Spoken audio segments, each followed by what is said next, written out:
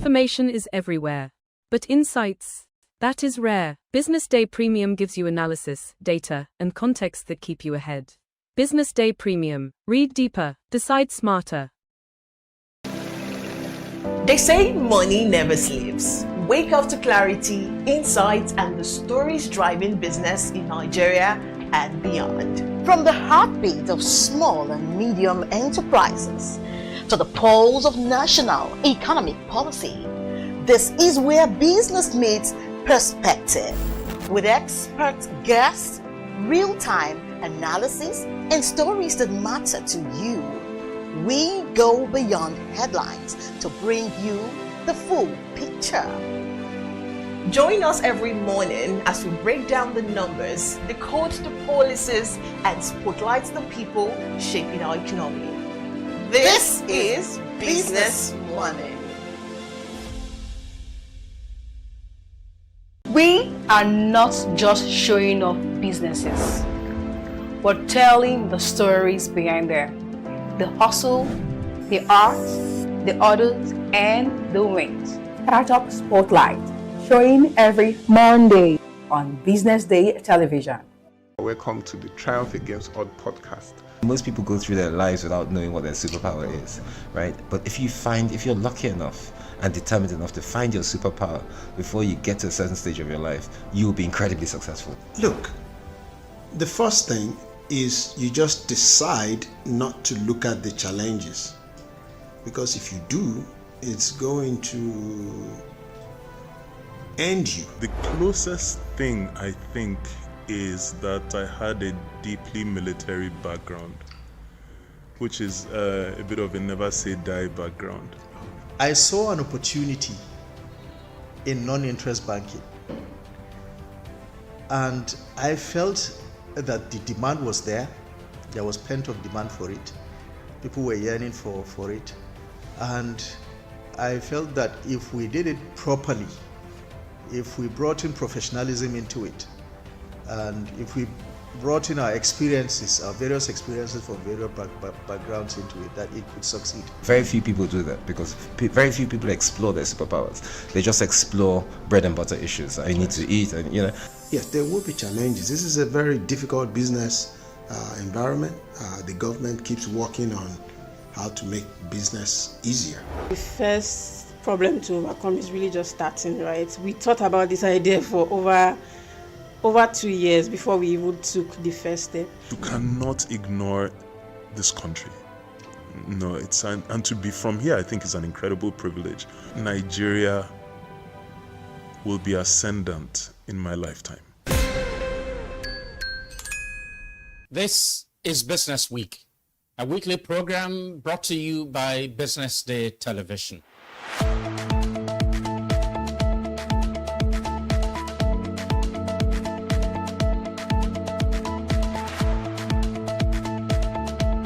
For many years, we've talked about the need to, essentially diversify our revenue stream away from, the huge dependence on oil revenues. It looks like that is happening now. So that means that we're better protected when, you have these wide fluctuations in oil prices and all of that. So but as you say, and I agree, that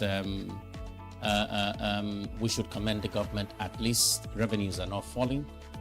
There have been times in the past when we recorded drops in revenue. That's not the case today. We're seeing revenues actually going up. Increasingly, we can see the developed countries focusing on renewable energy and so on and so forth, which means that in the long run, we must look for alternative sources to funding. So the government says that crude oil theft has essentially come to an end. We need to do more to ensure that we totally eliminate crude oil theft and start to think of how to boost production. But it's a good first step. By eliminating crude oil theft, it also creates an incentive for international oil companies to probably return and start to take up more projects in the upstream industries. Stay ahead with Business Day Mobile, your gateway to Nigeria's most trusted business news, market insights, and expert analysis. With a Business Day Mobile app, you enjoy more than just news. You gain a seamless, intuitive platform designed to keep you informed and empowered. From exclusive articles to in-depth market trends, the app delivers the stories that matter most. Why Business Day Mobile? For premium access, for a clean, responsive design, for a smarter navigation, for customizable allow, and for all-in-one business hub. Whether you're a business leader, investor, policymaker, or enthusiast, Business Day Mobile brings you closer to the insights shaping Nigeria's business landscape. Download today and put authoritative business journalism right at your fingertips, anytime, anywhere.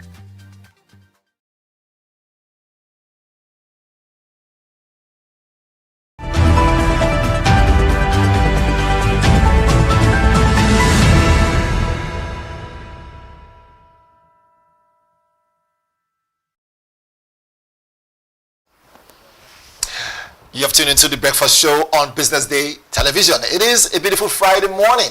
We have enough packed up for you to keep you going. So thank you for joining us this morning. I am Onyeka Valentine.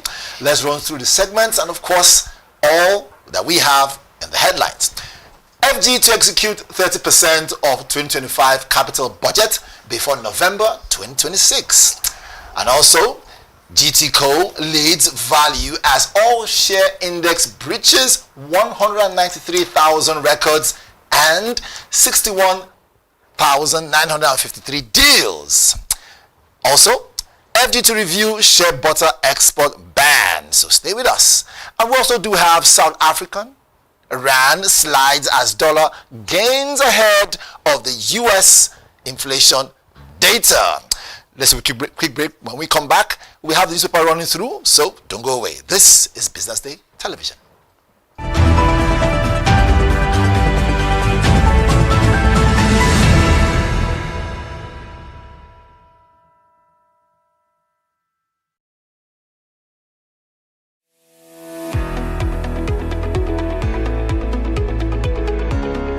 This is Business Week, a weekly program brought to you by Business Day Television.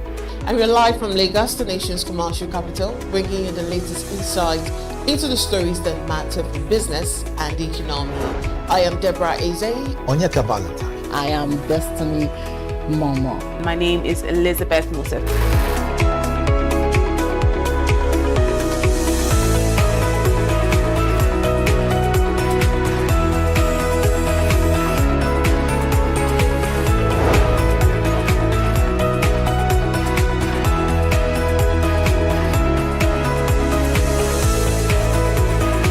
When you think of business, think no more, think Business Day. I know that Business Day Television will go places. It is the next big thing that will happen to the Nigerian media sector without a shade of doubt.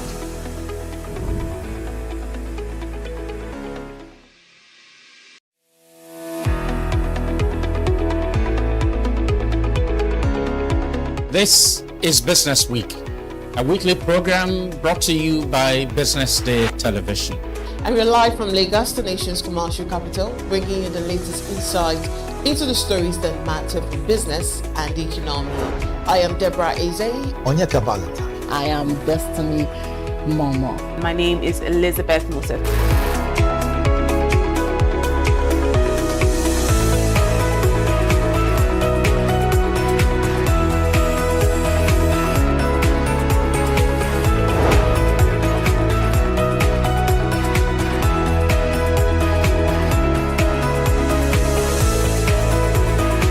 When you think of business, think no more, think Business Day.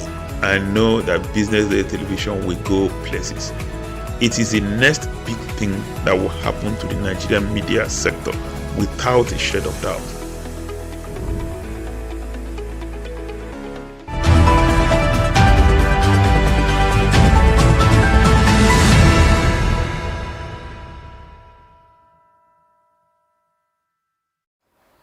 Welcome back. Before we jump into the newspaper, let us be able to touch one or two things in the headlines. I'm not alone. I've got Mohammed Akanji. Mohammed, welcome. Welcome. You know, very well. I kept on telling myself that if we must make headway, we must be able to pick out what we need today. No, of course. Mohammed, we have a lot lined up. Of course. I mean, to unpack. A lot to unpack. But thank you. I hope you had a good night. Well, we can't complain. I mean, you did a solo run today. Like they say. The ladies have actually left you today. It's fine. I'm sure you are more than capable to be able to handle this. Thank you very much for having me. Most definitely. I think just as usual, the news world is actually full pack of stories. Maybe if I actually be able to jump to this, I should be able to mention two important things that happened yesterday. And there was reports now that the build-up of military bases around Iran is unbelievable. It's the largest world has ever seen in record. We don't know what's going to happen now. Remember, Donald Trump set up the Institute for Peace, where he brought in some countries to be able to solve the crisis in the Middle East. Right. But now, with the way it is going, it appears that the tension has actually hit the boiling point. And report emerged yesterday from open sources is that there is a big build-up of U.S. military, foot soldiers ready to attack Iran. Maybe only God knows what you want to do. Ready to attack Iran at any order they actually be able to get from the U.S. I mean, that news filtered in early this morning when I was actually having our early morning. We're fasting, of course. So I was just watching BBC at home, and I saw that. Yeah, it's not confirmed yet, but there is actually a likelihood that such a thing will happen. And the other thing I had yesterday, Valentine, was that somebody told me about the Park View place yesterday. I'm sure you know Park View in Ikoyi. A 2-bedroom flat there for rent. Guess how much it's going for? Just guess, my guy. I would not be shocked if it's not more than 500 million. Actually, it's a 50 million naira. Just a room and parlor. 50 million naira. It's not the 500 million. Maybe because of course. Can you imagine that? I was looking at that picture yesterday from the friend, and I was aghast. I was hungry. What is happening in Lagos? Where are they pushing us to? It's rental. Please mark my word. Rent. You're not buying. You're not buying it. You are renting it is 50 million per annum. All these developers, I don't know what they actually, I'm sorry for using the word, they are smoking. They must actually be taking something that make them believe that people will pay for that. And I'm sure that there must have been a precedent. Maybe somebody has built something like that for someone. I'm talking about just one room parlor. Okay, so it's 2-bedroom flat. It's a bit there are several buildings there, so just one of them is 50 million. One very small cubicle like that. That is not even up to a typical home on the mainland that was just divided. I'm talking about that. 50 million. I think it is high time the government intervened and regulators. Because come on, look at the income level. Right. And somebody actually say, oh, because I'm staying in Ikoyi, it's an highbrow area. Because does that mean Banana Island or Iko Atlantic? Does that mean you should squeeze people dry? I think it was really unbelievable. I couldn't be able to imagine. I'm sure you have other tales to tell as well. But I saw that myself, a friend was telling me about, was showing me, I thought it was a joke until I confirmed it, and they're saying, this is what is there, these are the facilities, and it's 50 million naira rent per annum. Rent is something outrageous, my brother. Yes, and then these real estate agents sometimes, right? They might they might come together and they want to hide things up. But again, deliberately. Yeah, but again, it's a choice area. Okay. And they say location doesn't matter. But speaking about location, let us jump into the location regarding what FG is saying. It says FG to execute 30% of 2025. In fact, was a big back yesterday. Oh, sorry, 2 days ago, at the national. Yesterday, of course, yesterday was Thursday. I'm sorry. So the Ministry of Finance, the economic team of the president, went for the budget defense, and that was where we get a clear picture of what is happening. Now, if I'm telling you now, Valentine, 2024 budget. Now, what we've won now in Nigeria is 70 to 30%. When we do budget, 70% is for recurrent, paying salaries, doing all the basic personnel things. 30% is for capital expenditure, bridges, roads, infrastructure. Now 2025, can you imagine, 2025 budget was passed March last year. We have not executed even 30% of that. And now we're even pushing it now to November this year. Don't forget, this 30% is 2025 budget. 2026 has not even been passed yet. The debate is still on. They still set aside March 17 for the passage of the budget. So we are likely going to be able to have 3 budgets running concurrently. There is at the same time, 2024 supplementary budget will just expire in April. 2024, please mark my word, Valentine.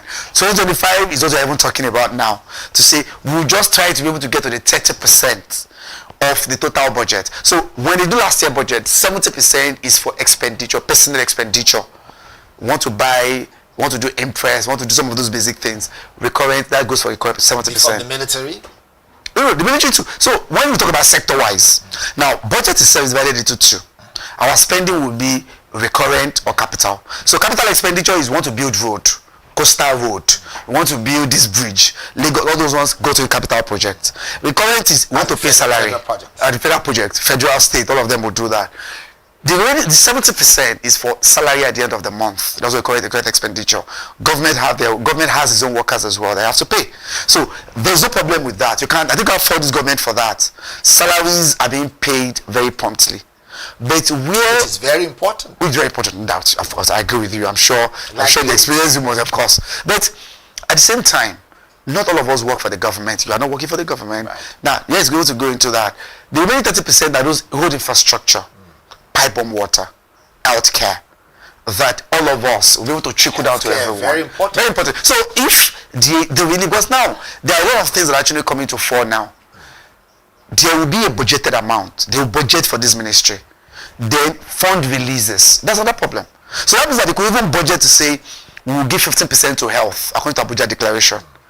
Are the funds even released? That's the question. We must be released. That's what has been the problem since Monday. Can we track what is being used for what? Yeah, because the question all of the ministry was talking about is the funds are not released to them. They are budgeted. They are there in the document. We might say these billions of naira is to the health sector, but are they being released for them to execute it? I think that created a problem with the 2025 budget, and that's why there is a consensus that there is a problem with implementation. I'm talking about 2025 because an implementation was as a result of non-release of funds. Right. The promise yesterday, all of them were there. The Minister of Finance himself, the Minister of Budget, the Chairman of NRS, former FIRS, Mr. Zakadidiji, that there will be changes this year. That budget assumption in the budget, maybe there are a lot of things we want to talk about that created that problem. But now, initially, we shift the goalpost to March. With the discussion yesterday, the Senate, the joint session of the Senate has agreed to be able to push it to November. Don't forget, it's a part of 2025 budget. 2026 budget has not even come to fruition yet. They push March 17 as the terminal date to finish the bill. But these are the questions we are talking about. And then we need to be able to put the government to account, especially the fourth estate of the realm, the media houses. Now we have seen it. They've allocated this money. 51 trillion for last year. That's 30%. That's it. This year is 58 trillion. They want us to be passed this year that we are still anticipating. The passage time is on the 17th. That's for the National Assembly. Before it is then sent to the President for his assent. If it will get the accelerated, the swift passage, like the electoral bill, that would be good as well. Politics don't jump into it as well. Thank you. Something into the wrench into it. Another thing. Don't throw the wrench. That's another bit. We expect that the joint house, the House, National Assembly, will finish their own vetting and everything by 17th of March. For 2026, mind you, but 2025 now, the recurrent expenditure part has been executed. No problem with the recurrent. The problem is not recurrent expenditure. Salaries are being paid promptly. Most of all those things are being done, but the problem there is capital expenditure. And that's what we want to mention now. Capital expenditure is a big deal. Yeah, it is. Now, that's what everybody feels. All of us that are working for the government, if you think about recurrent expenditure, we may not feel that direct impact. The direct impact we feel are from capital expenditure. Your road that is good, you're from, maybe there's a federal road, for example, that leads to the main, I know you stay on the mainland, sorry. Those roads there, if it is motorable and accessible, that's how you benefit. But you're also paying tax, don't forget. So you may not get salary directly from the government, maybe federal, state, or local, to be able to get that. But if the road to your house is good, if you have good healthcare facilities at the primary healthcare or federal health medical centers, if you're able to have access to good infrastructure, we're talking about technology, internet access is solid. We have been battling with that now. Look at the issue about e-transmission that have generated issues. These are where Nigerians can indirectly benefit from budget. I mean, I'm talking about Nigerians that are not civil servants. Right. So if they are not there, that is actually wobbling. On that note, let's talk about a part that's not wobbling at all. We hear GTCO leads, value as all share index breaches 193,000 records. And of course, there's more they did that. I think I'm sure you get that in the papers, maybe. But this is my question now. Haven't seen this now. Those other competitors in that market, that ecosystem, do you think they'll be breaking a sweat with this, or it is in their favor? No. So if you remember on Monday, I think I'm here with you and Liz, or Deb. Remember we mentioned about... Because this is the banking sector we're talking about. Yes, that banking, all of them are in the market. Remember, we're talking about the stock, is LASI just reached, you just mentioned now, all share index. That's like a record they've broken. But MTN too did that last week. It appears that the market is seriously liquid. Right. A lot of money is flowing. So this is the best time for me to go buy shares? Oh my God, it's the best time. Advise me, because I need those shares. I can tell you. So MTN now, I know I'm marketing for them. The record yesterday was amazing. People that invested in it, they really cashed it. A lot of bargain hunters, people that are looking for short gains, they invested in it 2 weeks ago. The money more than triple yesterday.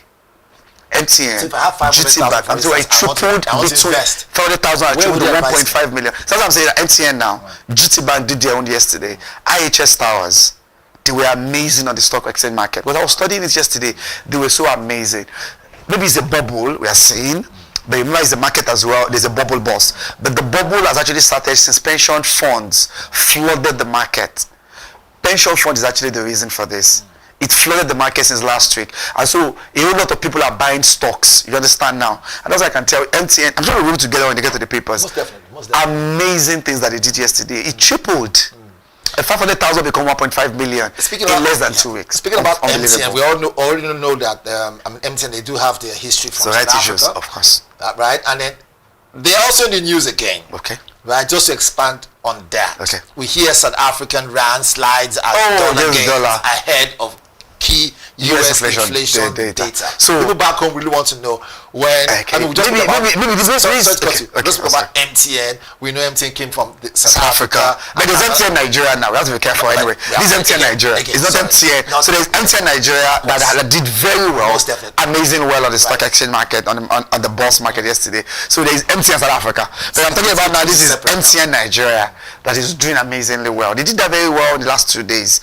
They've been hitching up higher, and people, especially those that do buy tissue, they are not doing IPO now. Otherwise, I would have told you to buy into it. But if you have had the stock already, people that double their holdings really smile to the bank. So the US figure, South Africa, maybe this will not directly impact us. Maybe we're expecting US figures today, inflation figure.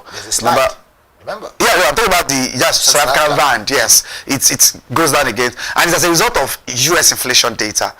What is that telling us? It's still saying that if US sneezes, the whole world catches a cold. That's what's happening to South African rand. Right. That's what is actually happening to them. So this will not impact us, Nigeria, directly. It will impact their own economy. But it's simply like the rand depreciated against the dollar. And the reason is not far-fetched. There are the issue I mentioned at the beginning about Iran. South Africa is actually trying to be able to take a side with Iran. And they're having some issues with Donald Trump already. But apart from that, the US inflation data that came on board, we're expecting it today. Don't forget, our own data came on Monday. Our own inflation data, at least our inflation slide to about 15.1%, 15.15 that recorded in December.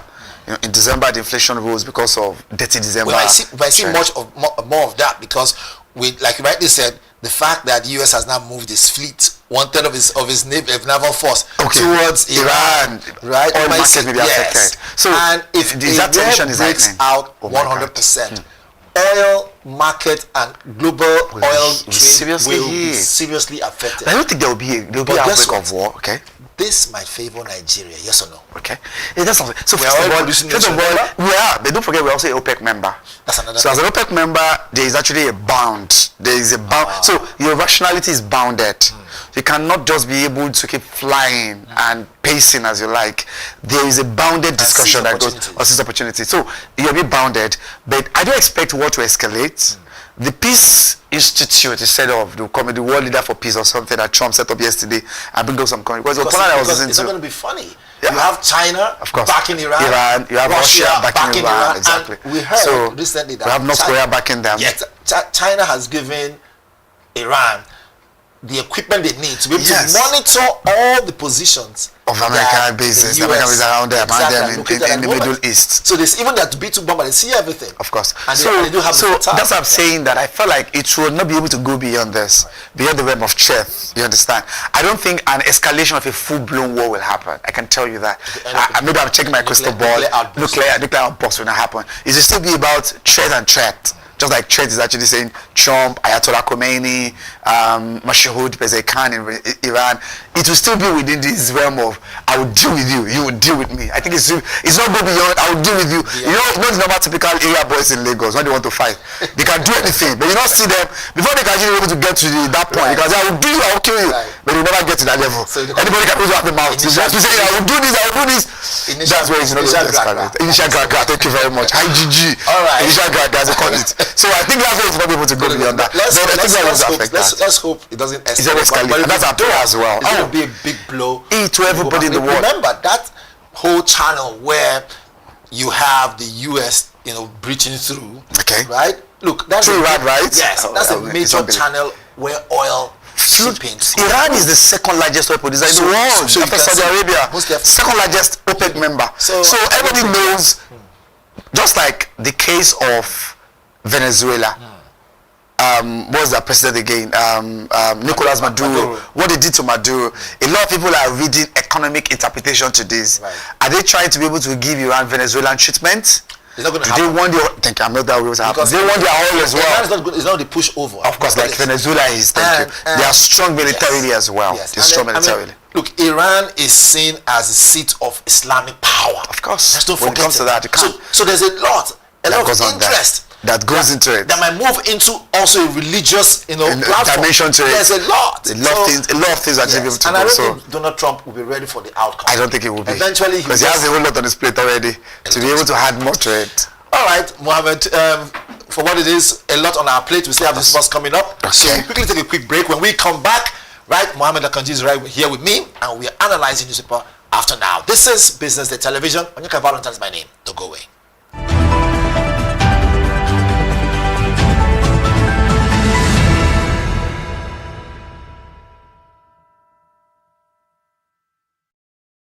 Entrepreneurship is for everybody, but not everybody is for entrepreneurship.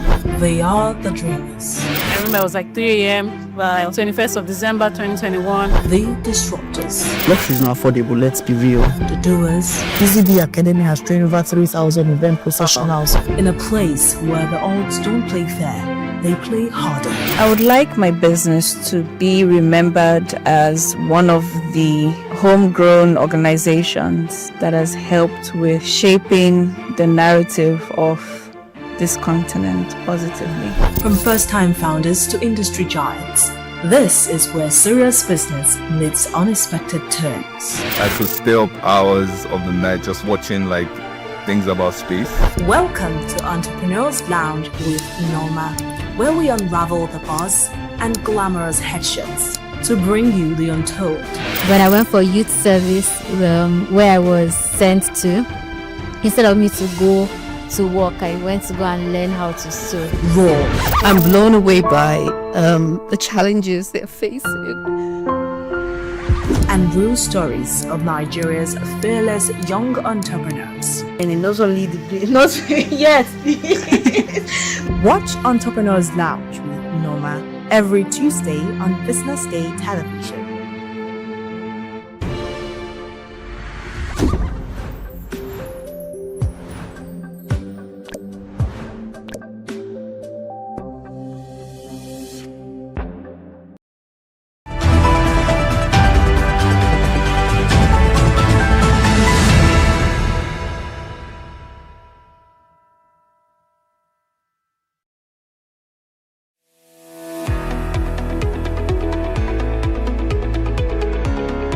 This is Business Week, a weekly program brought to you by Business Day Television. And we're live from Lagos, the nation's commercial capital, bringing you the latest insight into the stories that matter for business and the economy. I am Deborah Eze. Onyeka Valentine. I am Destiny Momo. My name is Elizabeth Moses.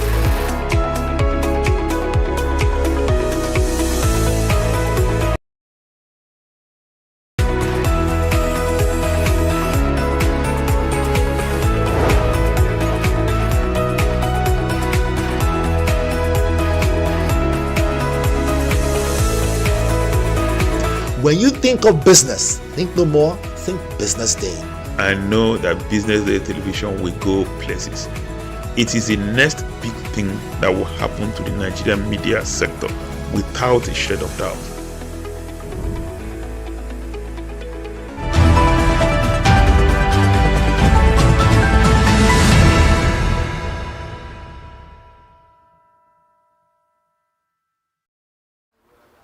Welcome back. This is the newspaper review segment. Let's make it happen. I've got Mohammed Akanji in the building with me. Thank you for still having me. Mohammed. My pleasure, Valentine. Newspapers are all loaded with something. I can say that. And juicy, juicy package for you. Of course. But let's jump straight up to our, our own newspaper. Very important. It says here, flush with oil revenues. Tinubu faces physical discipline tests. Flush with oil revenues. Tinubu faces physical discipline test. That's one's on the major headlines for Business Day, right there on TV. Now, right here, even though we touched it before, let's talk about it again. It says MTN stock hits all high, right? I told you earlier. As investor price in IHS deal. That's not a deal. It's not IHS Towers. And this one right here says 17 parties ramp up last-minute campaigns at FCT polls. Ahead of Saturday. And there's more, even though for me, I think the major one here, which is, flush with oil revenues, Tinubu faces physical discipline test. Is he really ready for this? Yes, it is. Remember, the executive order that was signed on the 13th of February. Today is 20th, right? Exactly a week ago, exactly. Right. So, mandating henceforth the NNPC, the 30% deduction they made from source should be stopped henceforth, and rather be funneled into the federation account. Okay. We'll flush a lot of government with a lot of funds right now. Don't forget that NPC is the power. Yesterday, I think I was talking to Liz, Global Liz, and we're talking about this because it was in the news and everyone was talking about it. I'm not expert, only very few, because of maybe the legal implication. Because if you remember the PIA of 2021 signed by President Muhammadu Buhari, it allowed this. So rest in peace. Thank you very much for that. Thank you, for calling that. It signed that, and that gives NNPC the power that when they make their money every year, 30% of it must be retained back into their own purse. Now, an executive 30%. That was the PIA 2021. So that's like a remittance or to. A remittance to them.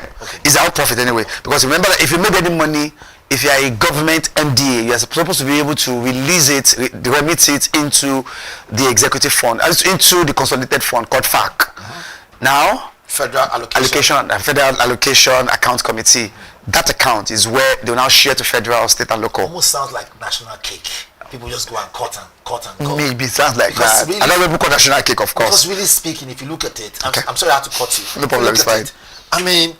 We all hear, national allocation going to federal, state, and and local government. When as it trickles down, it loses weight. Of course, to people. I mean to say it gets, it of course, thinner and thinner. And then you wonder, where's the money going to? So that's why I agree. We need to be able to put them to account very well, because FAC is your money and my money. Don't forget, tax goes into it as well. The oil, which is the major chunk that goes into.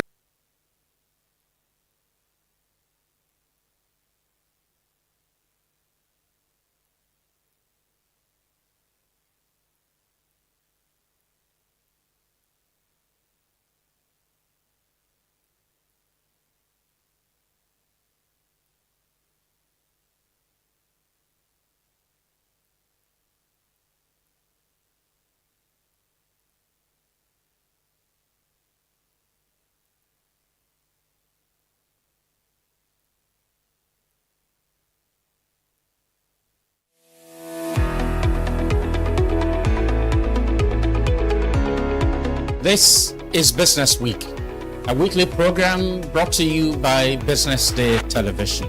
And we're live from Lagos, the nation's commercial capital, bringing you the latest insight into the stories that matter for business and the economy. I am Deborah Eze. Onyeka Valentine. I am Destiny Momo. My name is Elizabeth Moses.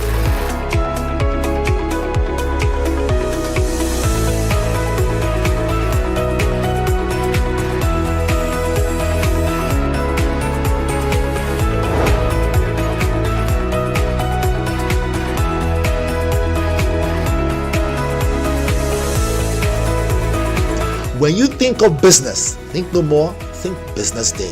I know that Business Day television will go places. It is the next big thing that will happen to the Nigerian media sector without a shade of doubt.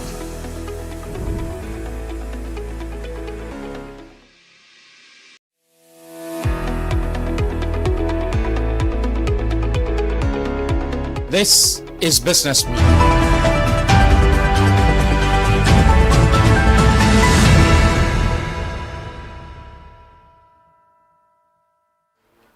Welcome back. It is still the morning show right here, Business Day Television. I still got our man Mohammed Akanji. We're still here. I always like to shake it. Thank you very much. What can we say? Thank you very much for that. You know, can never ever depreciate, only appreciate. Of course, especially with one me. again. Thank you. Thank you very much for having me. All right, Mohammed. Yeah. Let's wrap this up. We see that the cartoon of the day is going to be quite interesting. Speaking about I Pass My Neighbor, I begin to wonder, whoever came up with that name was quite ingenious. So I Pass My Neighbor. It goes to show you that, look, for what it is, right? Everybody, you know, is looking over their shoulder, wondering who is competing with who. You know, we all see that in the newspapers, we see that in the news, we see that internationally, globally. We see Donald Trump trying to compete and fight people who and flex muscles. Exactly. Say, I'm in trouble.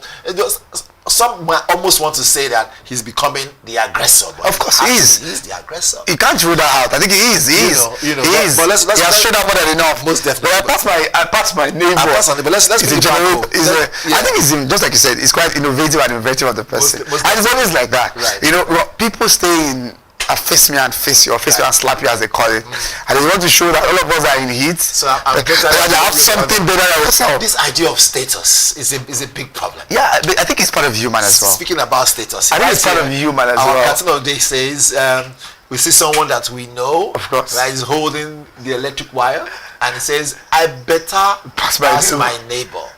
I begin to wonder. Right. So that's national grid. You see, like thunder every now and then pulling down the national grid, and then we have the one in charge of the power. Maybe the way they be able to have it. And I think it is by March. Don't forget, Aso Rock is going on solar. And that's what they are trying to talk about. Aso Rock goes on solar, and that means I pass my neighbor. I mean, eventually, anybody. Well, I think I pass my neighbor is not about generator. What makes you pass your neighbor now is solar installations. All right, so another I think Aso Rock is trying to be able to do, and if Aso Rock should go there, what's the message to all of us? You should be able to be thinking, because this national, especially in the last few days anyway, the grid has not collapsed, but the gas supply has been seriously limited and seriously damaged. I don't know what happened to lights in your area. They just started recovering it back yesterday. The light started stabilizing. In the last 1 week, since last Thursday, gas supply to funnel the gas plant has actually been very, very problematic, has been seriously problematic, and that's what affected a lot of power distribution, has been heavily reduced. But the question simply is, if Aso Rock goes on solar, I think it's high time Valentine too decided to think of his own way too. Speaking of, with solar, we know it's not cheap. Of course, and that's it the is problem. For the blue bloods. But ironically now, I mean, if federal government can find a way to subsidize it for call people, all private sectors to look, what can we help? do? But we will not do that. No, to ensure electrify Nigeria. Themselves in the food. They are the ones in charge of our grid. So my question now is, if they now move ahead to, you know, begin to push the agenda of solar installations, become solar enabled. Okay. Then which means they are telling us that they failed. No, I don't think so. I think it's actually a sign of saying, is a sign of the modern times. Backup one. And two is the world. Electoral wahala. So the electoral. You know, I mean, a transmission thing, real time. Of course. But the question here is, so the backup for the real time. The backup for real time, as the backup that you have. So, but I think it is important we go there now. It's still, I agree with the costly nature. Gas is still there, yes. So I think it's just a barrier, like you said. It's gonna be energy transition. It will be a mix. Okay. Energy mix. As a backup, just like you said, you have the NEPA or the Eco Disco. Don't forget, all these are privately owned. The government still control the national grid, no doubt. Through the Transcos, Transmission Company of Nigeria. The generation and distribution, to generate and distribute, is still in the private hands. And it appears that they are not reliable. So what do we have to do? A backup of solar, I think will actually be good. I use that in my house, and I can actually be able to attest to it. That it is actually what is important to be able to go for. Mama, you must be a big man. You have solar in your house. I don't think so. I think I started in 2021. Well, thank you for joining us. Thank you very much for having me. Mohammed Akanji, always with us in the weekdays to help us analyze and break down our stories. And as they break, he comes forth with the right analysis. Onyeka Valentine's my name. It's still Business Day. Coming up next, Business Morning. Don't go away.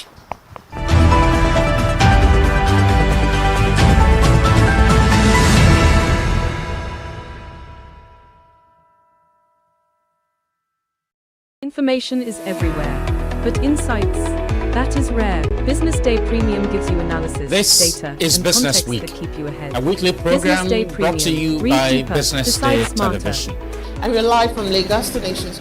They say money never sleeps. Wake up to clarity, insights, and the stories driving business in Nigeria and beyond. From the heartbeat of small and medium enterprises to the pulse of national economic policy, this is where business meets perspective.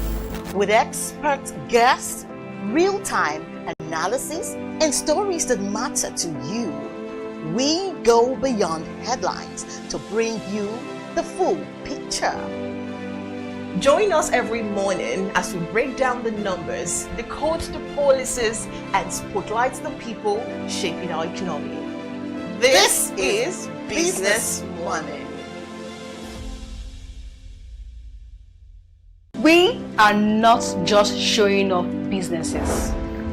We're telling the stories behind them. The hustle, the art, the orders, and the wins. Startup Spotlight, showing every Monday on Business Day television.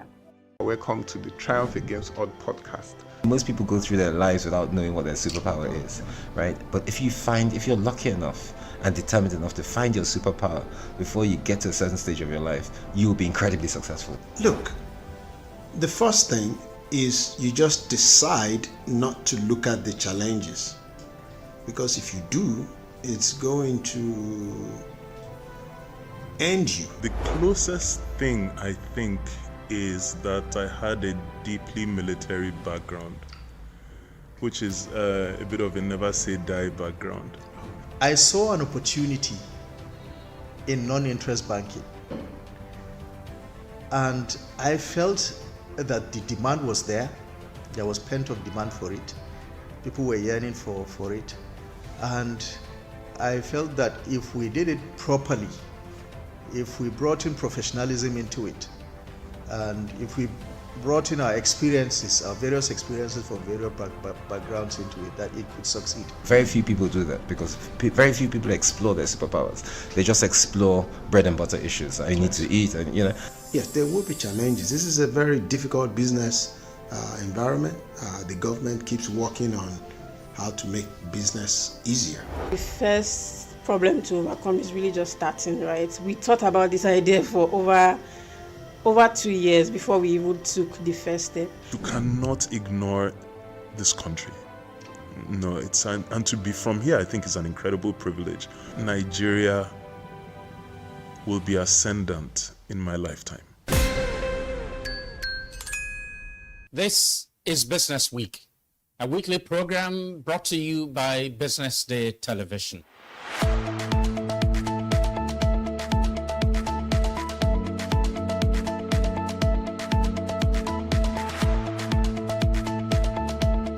For many years, we've talked about the need to, essentially diversify our revenue stream away from, the huge dependence on oil revenues. It looks like that is happening now. So that means that we're better protected when, you have these wide fluctuations in oil prices and all of that. So it's as you say, and I agree, that we should commend the government. At least revenues are not falling. There have been times in the past when we recorded drops in revenue. That's not the case today. We're seeing revenues actually going up. Increasingly, we can see the developed countries focusing on renewable energy and so on and so forth, which means that in the long run, we must look for alternative sources to funding. So the government says that crude oil theft has essentially come to an end. We need to do more to ensure that we totally eliminate crude oil theft and start to think of how to boost production. But it's a good first step. By eliminating crude oil theft, it also creates an incentive for international oil companies to probably return and start to take up more projects in the upstream industries. Stay ahead with Business Day Mobile, your gateway to Nigeria's most trusted business news, market insights, and expert analysis. With a Business Day Mobile app, you enjoy more than just news. You gain a seamless, intuitive platform designed to keep you informed and empowered. From exclusive articles to in-depth market trends, the app delivers the stories that matter most. Why Business Day Mobile? For premium access, for a clean, responsive design, for smarter navigation, for customizable layout, and for all-in-one business hub. Whether you're a business leader, investor, policymaker, or enthusiast, BusinessDay Mobile brings you closer to the insights shaping Nigeria's business landscape. Download today and put authoritative business journalism right at your fingertips, anytime, anywhere. Welcome. Let's discuss leading through AI and technological disruption. Technology has always changed how organizations operate, but the current wave, led by AI and automation, is changing something deeper: how leaders must think. The temptation is to treat AI as a technical project, something for IT or a task force or a vendor. But the most important questions are not technical. They are leadership questions. What work will still require distinctly human judgment? How will we redesign roles so that people are not competing with technology, but amplified by it? What ethical lines will we not cross, even if crossing them appears profitable? How will we prepare our teams, not just with skills, but with the mindset required for constant change? You can delegate tools and implementation. You cannot delegate the values, the boundaries, and the direction.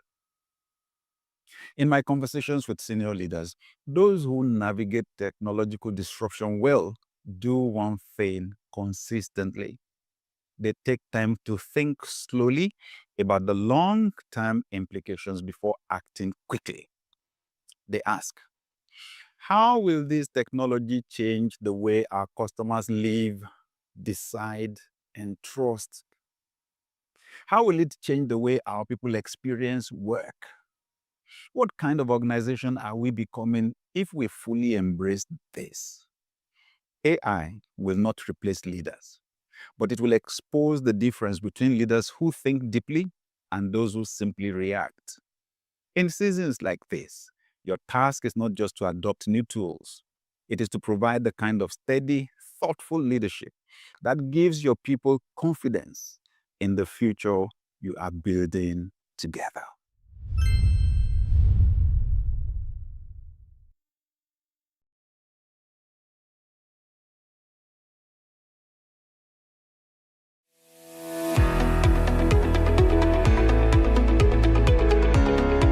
This is Business Week, a weekly program brought to you by BusinessDay Television. And we're live from Lagos, the nation's commercial capital, bringing you the latest insight into the stories that matter for business and the economy. I am Deborah Eze. Onyeka Valentine. I am Destiny Momo. My name is Elizabeth Moses.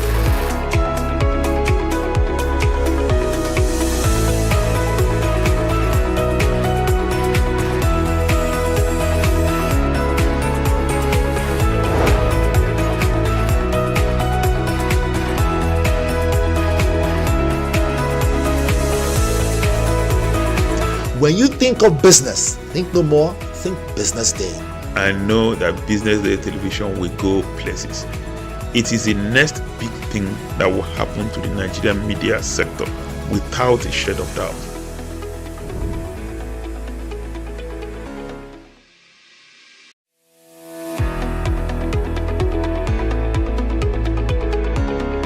This is Business Week, a weekly program brought to you by BusinessDay Television. And we're live from Lagos, the nation's commercial capital, bringing you the latest insight into the stories that matter for business and the economy. I am Deborah Eze. Onyeka Valentine. I am Destiny Momo. My name is Elizabeth Moses.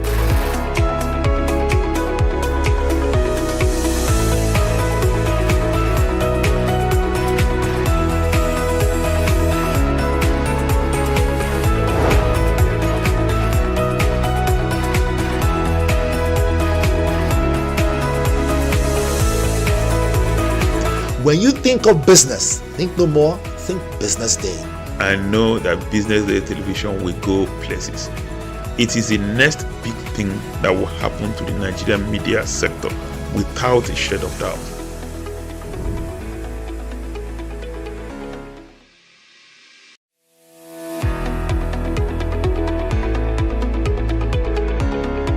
This is Business Week, a weekly program brought to you by BusinessDay Television. And we're live from Lagos, the nation's commercial capital, bringing you the latest insight into the stories that matter for business and the economy. I am Deborah Eze. Onyeka Valentine. I am Destiny Momo. My name is Elizabeth Musef.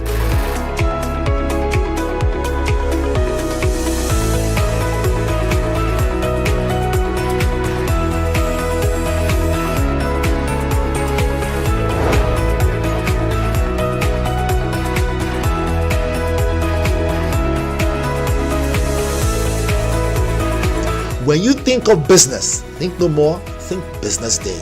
I know that Business Day television will go places. It is the next big thing that will happen to the Nigerian media sector without a shade of doubt.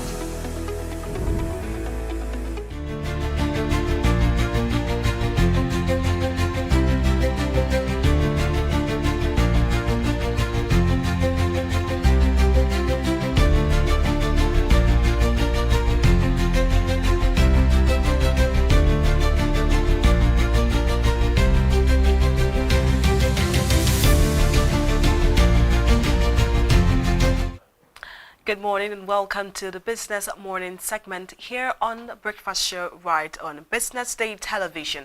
We're live from Lagos, the nation's commercial capital, bringing you the latest insights into the stories that matter for business and the economy.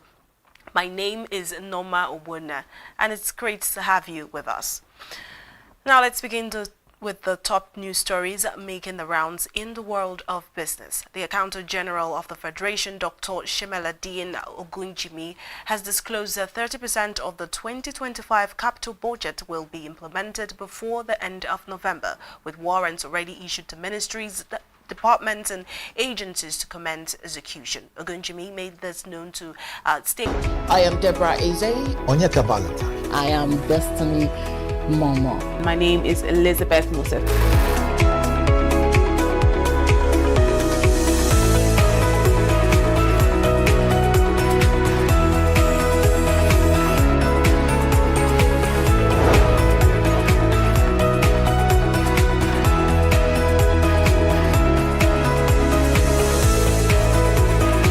When you think of business, think no more, think Business Day. I know that Business Day television will go places. It is the next big thing that will happen to the Nigerian media sector without a shade of doubt.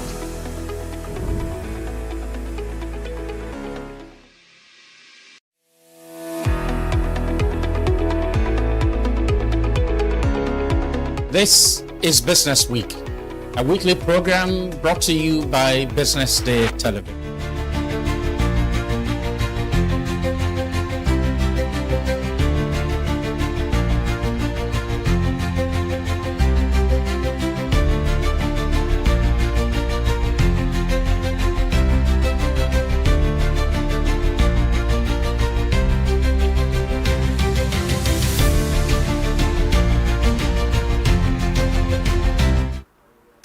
Apologies for that brief break in transmission and thank you for staying with us.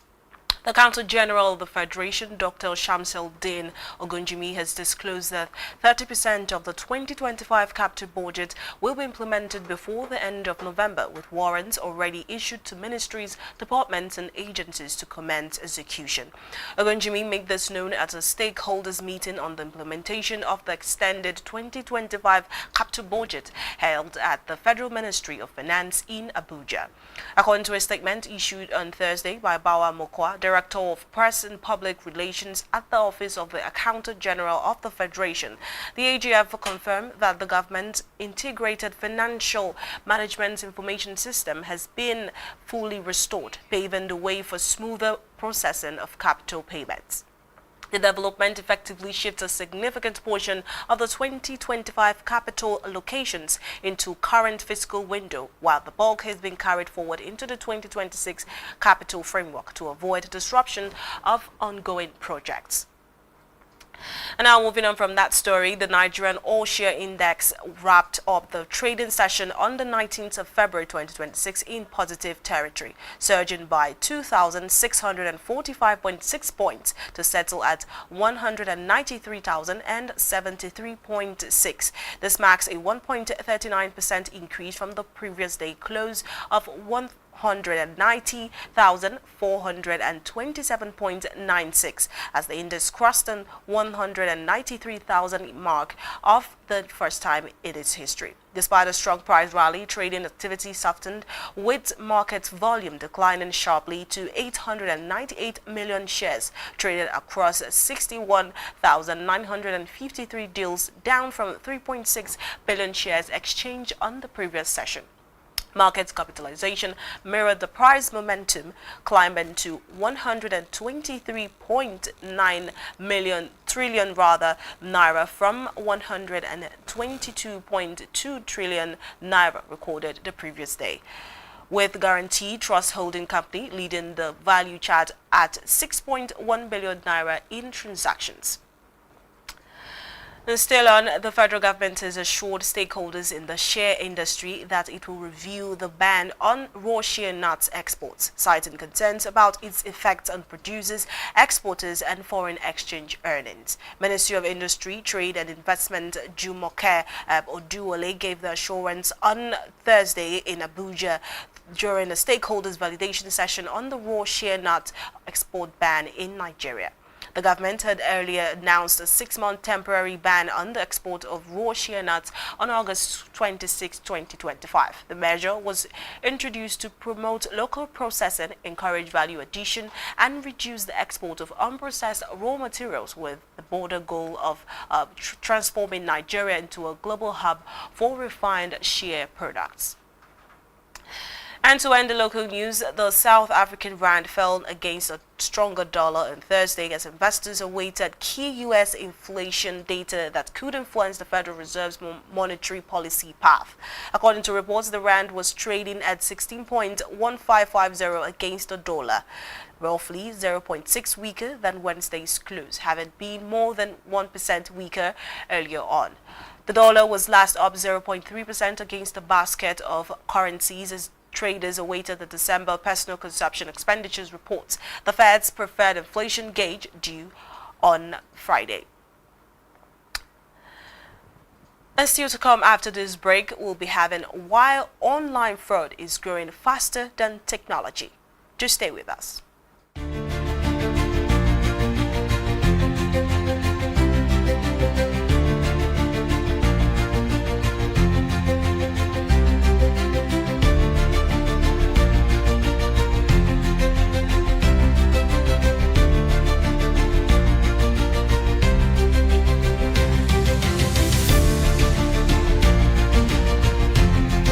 Information is everywhere, but insights, that is rare. Business Day Premium gives you analysis, data, and context that keep you ahead. Business Day Premium. Read deeper, decide smarter. They say money never sleeps. Wake up to clarity, insights, and the stories driving business in Nigeria and beyond. From the heartbeat of small and medium enterprises to the pulse of national economic policy, this is where business meets perspective. With expert guests, real-time analysis, and stories that matter to you, we go beyond headlines to bring you the full picture. Join us every morning as we break down the numbers, decode the policies, and spotlight the people shaping our economy. This is Business Money. We are not just showing off businesses, but telling the stories behind them. The hustle, the art, the orders, and the wins. Startup Spotlight, showing every Monday on Business Day television. Welcome to the Triumph Against Odd podcast. Most people go through their lives without knowing what their superpower is, right? But if you're lucky enough and determined enough to find your superpower before you get to a certain stage of your life, you will be incredibly successful. Look, the first thing is you just decide not to look at the challenges. Because if you do, it's going to end you. The closest thing I think is that I had a deeply military background, which is a bit of a never say die background. I saw an opportunity in non-interest banking, and I felt that the demand was there. There was pent-up demand for it. People were yearning for it, and I felt that if we did it properly, if we brought in professionalism into it, and if we brought in our experiences, our various experiences from various backgrounds into it, that it could succeed. Very few people do that because very few people explore their superpowers. They just explore bread and butter issues. I need to eat, and you know. Yes, there will be challenges. This is a very difficult business environment. The government keeps working on how to make business easier. The first problem to overcome is really just starting, right? We thought about this idea for over 2 years before we even took the first step. You cannot ignore this country. No, and to be from here, I think is an incredible privilege. Nigeria will be ascendant in my lifetime. This is Business Week, a weekly program brought to you by Business Day Television.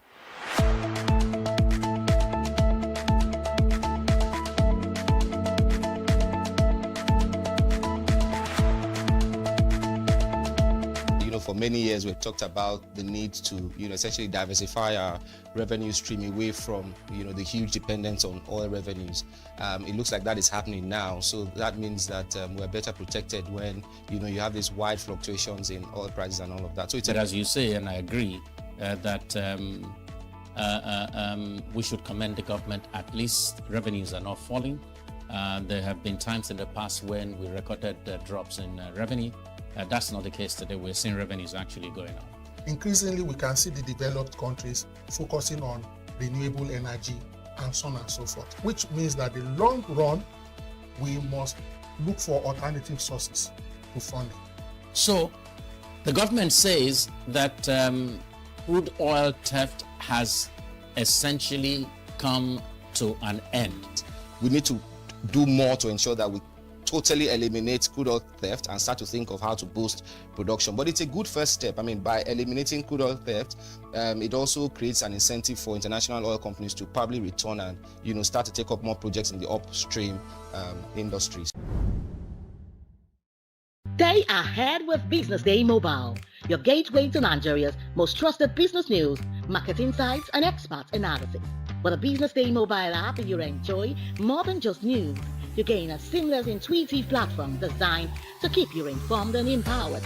From exclusive articles to in-depth market trends, the app delivers the stories that matter most.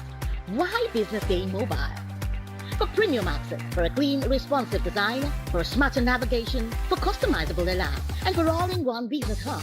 Whether you're a business leader, investor, policymaker, or enthusiast, Business Day Mobile brings you closer to the insights shaping Nigeria's business landscape.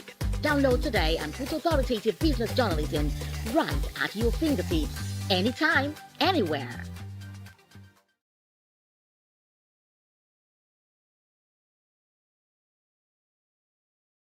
Entrepreneurship is for everybody, but not everybody is for entrepreneurship. They are the dreamers. I remember it was like 3 a.m. by 21st of December 2021. The disruptors. Flex is not affordable, let's be real. The doers. BCB Academy has trained over 3,000 event professionals. In a place where the odds don't play fair, they play harder. I would like my business to be remembered as one of the homegrown organizations that has helped with shaping the narrative of this continent positively. From first-time founders to industry giants, this is where serious business meets unexpected turns. I could stay up hours of the night just watching things about space. Welcome to Entrepreneurs Lounge with Norma, where we unravel the buzz and glamorous headshots to bring you the untold. When I went for youth service, where I was sent to, instead of me to go to work, I went to go and learn how to sew. Raw. I'm blown away by the challenges they're facing. And real stories of Nigeria's fearless young entrepreneurs. And not only not yes. Watch Entrepreneurs Lounge with Norma every Tuesday on Business Day television.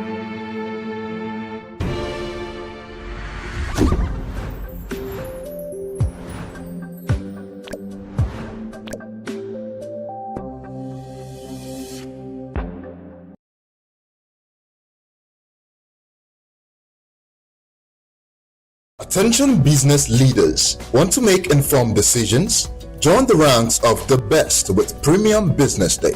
Access in-depth analysis and expert opinions to stay ahead. Subscribe now at premium.businessday.ng and unlock premium content. Plus, you get 50% off your first subscription. Don't miss out. Make smarter choices and seize new opportunities. Sign up now and elevate your business game. Visit premium.businessday.ng today.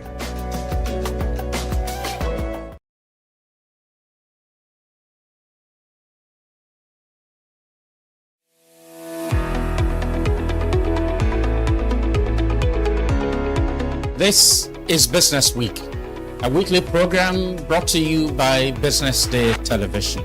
And we're live from Lagos, the nation's commercial capital, bringing you the latest insight into the stories that matter for business and the economy. I am Deborah Eze. Onyeka Balata. I am Destiny Momo. My name is Elizabeth Musef.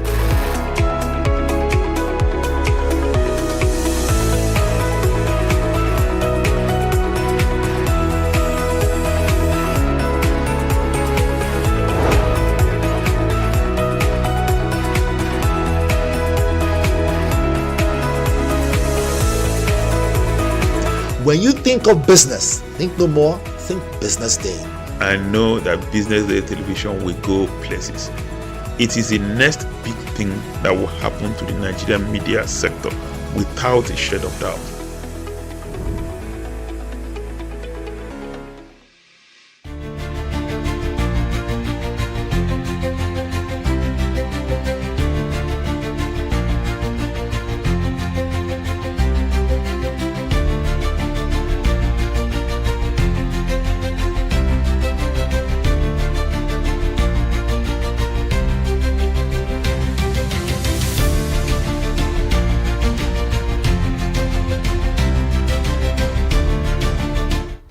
Welcome back. You're still watching Business Morning. Let's take a look at the conversation for this morning, which is a question that has been on so many minds, and that is, will artificial intelligence take our jobs or simply change the way we work? From automated customer service to AI-generated content and smart data analysis, technology is advancing at a pace that feels both exciting and unsettling. For many workers, the fear is real, not just about job security, but about relevance in a rapidly shifting world. But AI is here to replace human beings, or is it here to redefine the way humans work? Joining us this morning is Harrison Okoma, who is a product growth and success expert, to help us unpack what AI is truly changing and how individuals and leaders can respond with clarity rather than panic. Good morning, Mr. Harrison. Can you turn on your camera so we can see you? Okay. Can you see me now? Good morning. So let's start with the questions for today, which is AI actually taking our jobs, or is it transforming them? I know a lot of people are really worried about that. What do you think? Is this fear around AI, is it going to be widespread, or is it just personal for some people? To be honest, I don't think AI is taking our jobs. AI is just making things very easy for us. So AI is making sure that repetitive tasks are being done very diligently and very quickly. So AI is not taking our jobs, but AI is making things easy for us. And it's always very nice to key into the space where it's early for us to understand what AI is. Okay, so you made mention of tax that and support that AI is given. What type of tax is AI mostly likely to replace? Yeah. So if you do have repetitive tasks in your organization, say you need to automate moving from one customer to another customer, sending documentations, um, sending post notes, doing those repetitive tasks within your organization, or looking at past historical data, AI could do the machine learning for you, could run all those repetitive tasks within your business. So it's an enabler for your business. Okay, so in your own opinion, do you think it's simply support, or do you think it's enhancing rather than eliminating, human effort? They really work together. AI cannot work without human effort. At the moment, at the current stage we are right now, AI cannot work without human effort. So it's working together. We work together with AI to make sure that our tasks are being done diligently and eloquently. And also we work with AI to understand how we can move very quickly from one situation to another. Okay, so for some people, they are really concerned about job loss. I would like you to touch a bit on that. If we are, talking about job loss or tax evolution within like existing roles. In fact, it's funny when I say this, but in fact, AI gives more jobs than lose jobs. So the kind of jobs that AI is going to eliminate, of course, we need to be realistic about this. The kind of jobs AI is going to eliminate is those jobs that have repetitive tasks, like if you go into a mall and you have someone repeating doing something over and over again, AI would replace that, no jokes, right?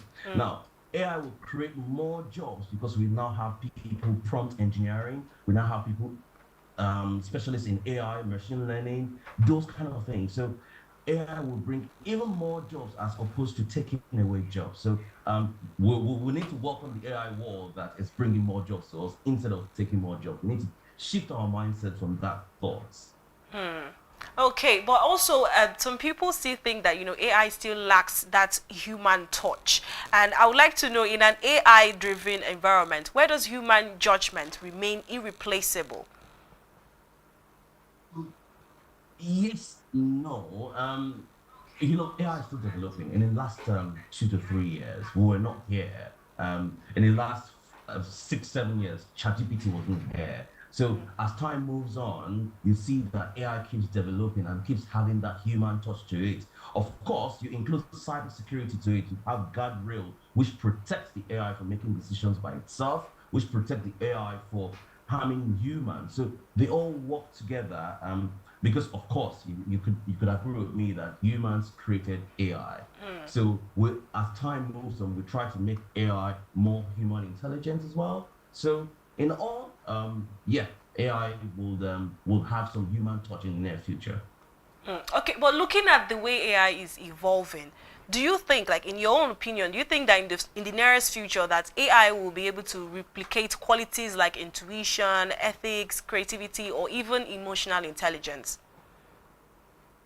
I'm sorry, I didn't get the question. You Okay, might so want I to was repeat. saying that, with the way AI is going really fast, in evolving, do you think that in the nearest future that we're going to have a situation where AI can, produce those human qualities like intuition, ethics, creativity, or even emotional intelligence?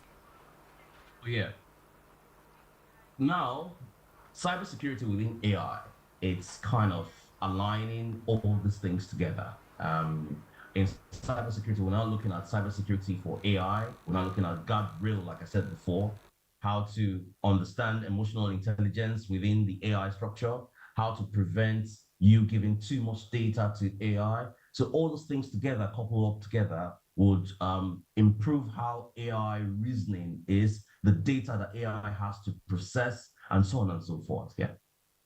Okay, so what about people who are, trying to adapt and not panic? What advice would you give for professionals feeling uncertain? What practical steps should they be taking right now?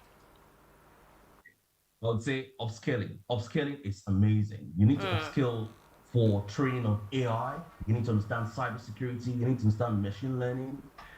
understanding these different parts, you need to understand the different parts first, and then learn them and start using them in your day-to-day activity little by little. If you spend about 1 hour a day learning AI, but in the next 6 months you'll be really conversant in AI. So I would say upscaling and actually using the AI capability to automate your day-to-day activities. Okay, so what about young professionals? How can they position themselves for long-term relevance? Because, AI is coming in, phasing out a lot of roles that we have and bringing in new ones. What advice would you give to young professionals?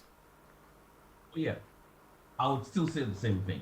Upskilling is very amazing, because nowadays you get free AI tools that you could use to skill yourself. You could learn those AI tools. So for young professionals, this is the time for you. In my time, many years ago, I didn't have the capability to have access to AI. Now, young professionals do have access to AI, and they could use it to their high capability. So I would say upskill within generative AI, upskill within machine learning, and this will improve them drastically in the next coming years. Okay, let's go to business leaders who, they're in charge of teams and leading people. What do you think they should go about with their employers who are still, trying to adapt to AI without creating fear or resistance in their organizations? I would say awareness is key. Some people do not like, some people just feel AI would hack. They think AI, they think hack, they think different things. So awareness is key. Employers to have awareness of what AI is all about. Just the way I said, young professionals or professionals to upskill in their learning. I think professionals, organizations should also create awareness of AI, pass it on to their employees, and let's see how that improves in the future. Okay, so what does good leadership look like in times of technological uncertainty? What does it look like to you? Yeah, the awareness to accept and improve your followers, your employees, your mentorship, the ability to move that, to drive that further is a good leadership. You need to be able to acknowledge first that there's an AI capability, and you also need to acknowledge that you need to do awareness training for your followers or people you're mentoring. So driving awareness and mentorship is very important for leaders. Okay, thank you so much, Harrison. Now, looking ahead to 5 to 10 years, how do you see the relationship between humans and AI evolving? I'm really excited to see what will happen in the next few years, because it would then be humans and AI becoming very, very normal. The things we think, oh, this is AI today, will be so normal tomorrow. In the next 5 to 10 years, you would see AI cars, you see loads of AI inventions will come in the next 5 to 10 years. Is even too much. In the next 2 years, loads of AI inventions will come in. So wow. This is best for us to start thinking about how to protect ourselves, start thinking about how to use AI, and now start thinking about how to make decisions with the help of AI. Okay, so we're coming to the end of the show now. I would like to also know if you were to leave our viewers with one balanced perspective about AI and jobs, what would it be? I would say AI is not going to replace humans. Okay. Rather, AI will improve the way of life of humans.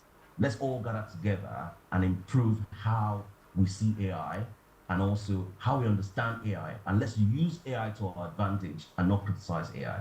That's what I would say. Thank you. Okay, thank you so much for your time on the Business Morning Show, Harrison Okoma, who is a product growth and success expert. Thank you for coming. Okay, we'll go on a short break and we'll return with the rest of the morning show to you.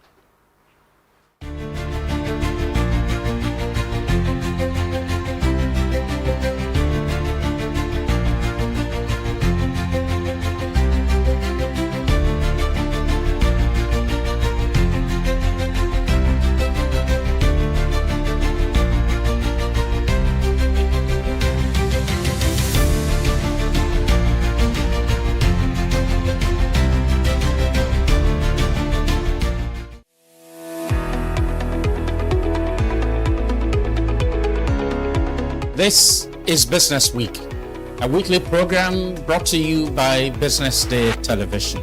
And we're live from Lagos, the nation's commercial capital, bringing you the latest insight into the stories that matter for business and the economy. I am Deborah Eze. Onyeka Valentine. I am Destiny Momo. My name is This is Business Week, a weekly program brought to you by BusinessDay Television. And we're live from Lagos, the nation's commercial capital, bringing you the latest insight into the stories that matter for business and the economy. I am Deborah Eze. Onyeka Valentine. I am Destiny Momo. My name is Elizabeth Moses.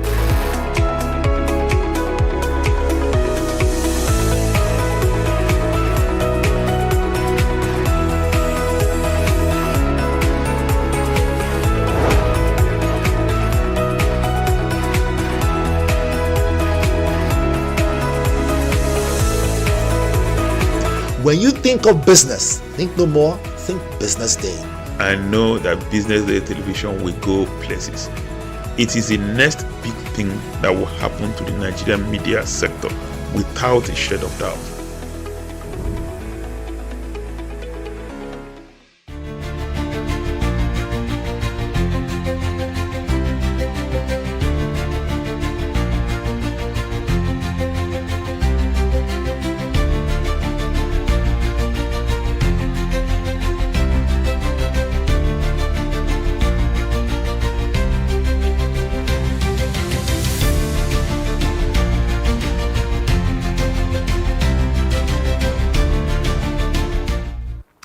Welcome back. You're still watching Business Morning. Now let's move to our second conversation for the morning. So online fraud is no longer a distant headline. It is now personal. It's drained bank accounts, the fake investment link in family WhatsApp group, the hacked social media page, the urgent please send money message that turns out to be a scam. Despite smarter devices, stronger passwords and more advanced software, fraud seems to be growing even faster than technology itself. And joining us this morning to dissect this topic is Abu Rashid Koti, Senior Cybersecurity and Software Engineer, to help us understand why criminals appear to be one step ahead and what we all can do about it. Welcome to the show, Mr. Abu Rashid.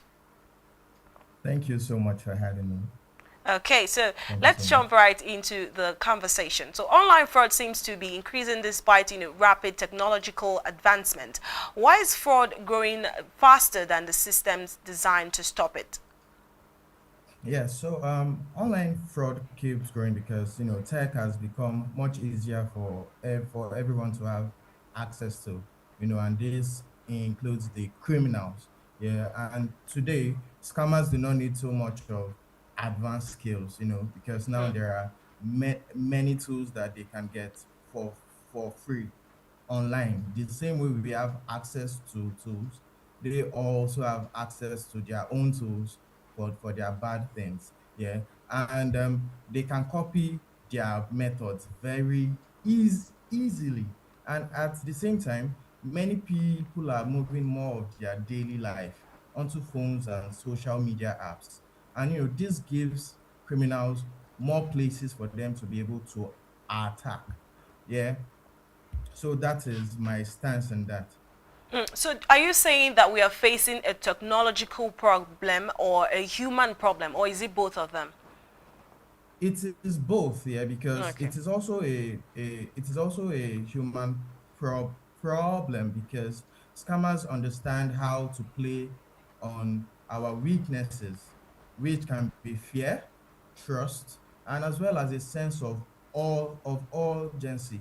And even people who went to school and are well learned, they can sometimes fall when they get a text that sounds emotional or urgent.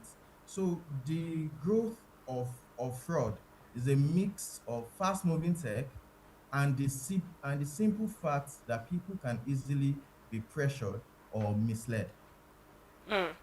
So you will agree with me that these cyber criminals appear to be highly agile with everything you've said. What makes them so quick to adapt compared to financial institutions and tech companies?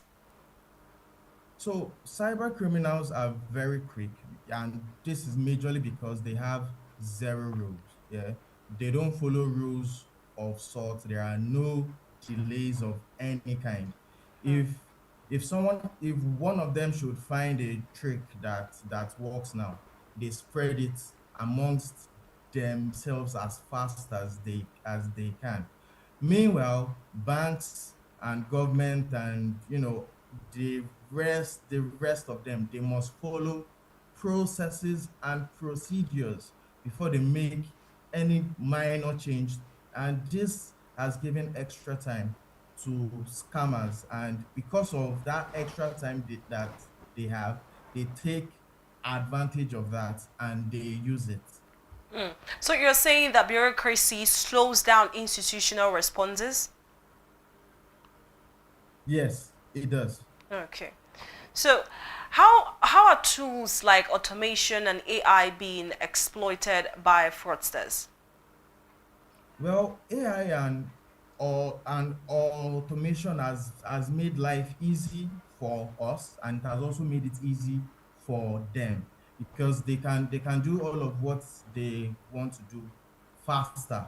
Yeah, because prior to now, I'm sure that most of us have gotten some kind of phishing text that we were sure that this one, it was either that it was spelled wrongly. Yeah, you can see some clear signs that it's either that this one did not go to school well, or he is not learned. But because of the use of AI now, they can generate fake text now that is going to be so easy and no one would know. And aside fake fake tests and fake text, they have gone as far as fake voices and as well as videos too. So it now begs the question that what would you be able to trust? So with the little things that they might do with just basic prompts, they can run multiple scams all at the same time and adjust their approach automatically when they notice what the victims have responded to. And this is why it sometimes feels like they can be everywhere all at the same time. Okay, so I want us to look at the role of social media and messaging apps. Earlier you had mentioned how social media makes it even much more easier. So why are these platforms attractive to criminals? Okay, so social media, it has particularly become a gold mine for scammers or criminals because that is where people take time off to relax, to get rid of all of the stress that they go through. And on a normal, we would trust posts that we see from friends, celebrities, or even brands. And scammers definitely try to take advantage of that trust. Yeah. So that is why it is now so easy for them now. Okay, so what about tech companies? Do you think they're doing enough to detect and shut down fraudulent accounts? Well, yes, I would say that they are actually trying because from what I do know, they block accounts. They try as much as possible to make it easy for their users to report to. Yeah, and they also make use of AI in order to scan for what might be considered as harmful activities. But because of they might do so much, but scammers just open new accounts or move to other apps. Yeah, so the volume is just too large for one platform to handle it perfectly. So what are the common scam patterns that you're currently seeing from your own end, or like in platforms like WhatsApp, Instagram, or Facebook? Okay, so the most common one is the attempts to take over people's accounts. Hmm. Yeah, and we've had quite a lot of cases where one might call you and say that we are meant to have like a meeting soon, and a code is going to be sent to your phone. Hmm. Yeah, and most of those times, because they have put you under from some sort of pressure, you fall for that without thinking twice. Yeah, Yeah. so aside that, they are they also have fake job offers. Yeah, because they take advantage of the fact that a lot of us now are out there looking for greener pastures, better jobs, and high paying roles. Hmm. So there are fake job offers that they send that they can promise you high income with little effort. And for cases like that, they can now ask for fees of this or fees of that, and before you know it, you have sent them quite a lot of money because you are trying to get a well-paying job. Then there is also fake investment groups. Hmm. Like I had said, everyone is trying to make as much money as they can now, based on how things have become hard. Yeah, and there is always a promise of quick returns. If you drop 5,000 naira now, you can get 50,000 naira by the end of the day. That sounds too good to be true, but a lot of people still fall for this because of how desperate they get. Hmm. Okay, so it seems that in awareness is as important as technology as well. So what do you think that we should do about this? And from your own end, do you think that awareness is being spread properly about these scams? Well, it is being spread. It is being spread, but the human factor in all of this is because what people do not know is most scams do not break the systems. What they break is people. Yeah, because most scams they start via that, and even with strong tools, a scammer can still get you if they make you have some kind of panic, or they make you feel rushed. The fact is, when your emotions rise, your judgment drops.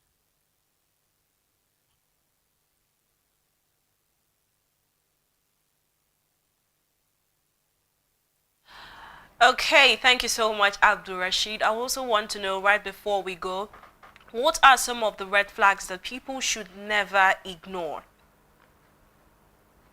So some of the red flags that people should never ignore, like I had said before, is that they always try to create a sense of urgency, telling you that you need to act now in order to solve this, or your account is going to be blocked.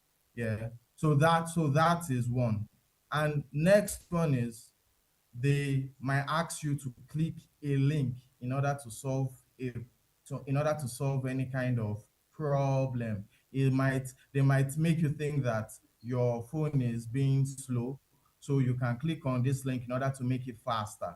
Yeah, so there are things like that, and also codes that they can call you for to ask, because our 2FA codes as an extra layer to protect us from things like this. But still, in some cases, people still give this a away. So those are the three red flags that you should never ignore.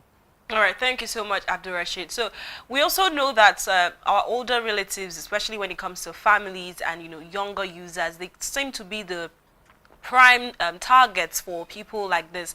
What is something that we can do as people who are much more aware more than them, to protect them from being targets of these scammers? Okay, so we need to train them in such a way that they know that in such cases, the first thing that they should do is to stop responding immediately. Yeah. Do not click on anything. And once they know to call us that are more inclined, the first things that we should do is change their passwords.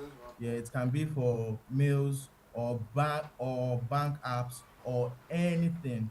And if 2FA was not turned on before, we should ensure that we turn it on. Then they have if they have shared any kind of money or personal info, what they should do is also to contact the bank right away. Okay, thank you so much, Abdulrashid. Unfortunately, we would love to have more of this conversation, but we have far spent our time. So Yes. I would like to say thank you, Mr. Abdulrashid Koti, who is a senior cybersecurity and software engineer, for joining us this morning on Business Morning. And to our viewers, we also want to say thank you so much for joining us and staying with us. Thank you so much. Do have a wonderful day. Okay, so this has been our focus today on Business Morning, why online fraud is growing faster than technology, and also, will AI take our jobs or replace them? And thank you so much for your time. And the breakfast show on Business Television continues with the big story after this break. My name is Norma Ubona. Just stay with us.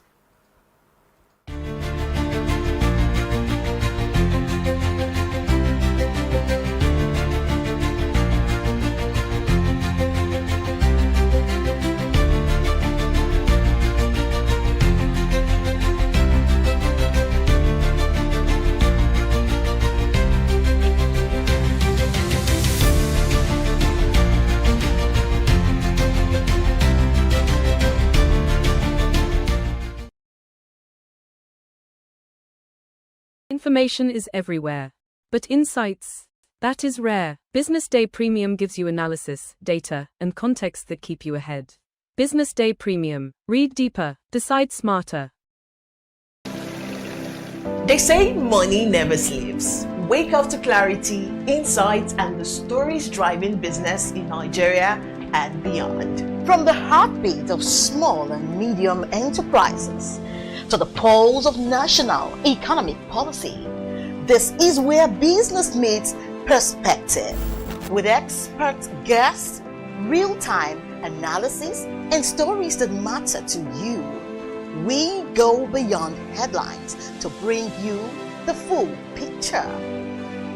Join us every morning as we break down the numbers, decode the policies, and spotlight the people shaping our economy. This is Business Morning.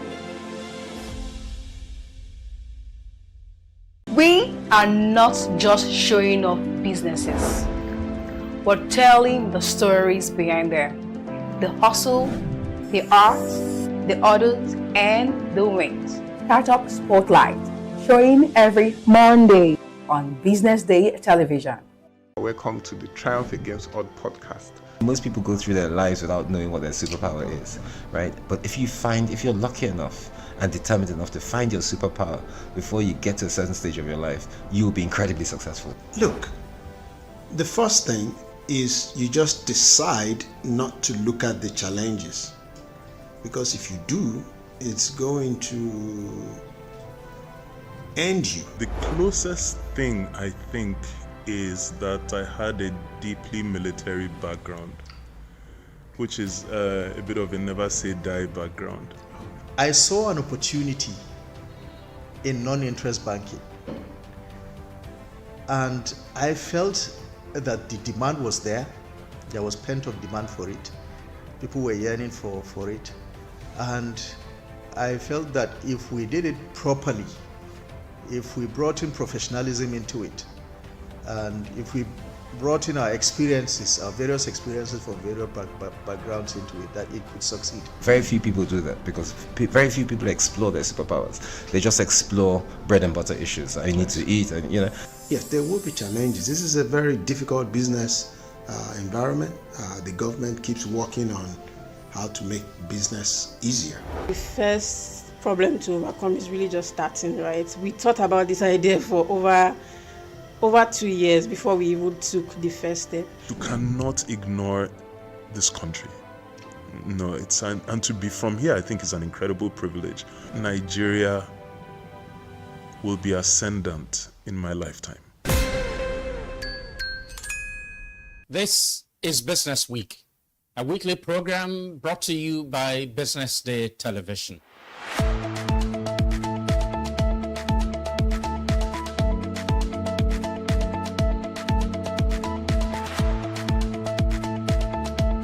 For many years, we've talked about the need to, essentially diversify our revenue stream away from, the huge dependence on oil revenues.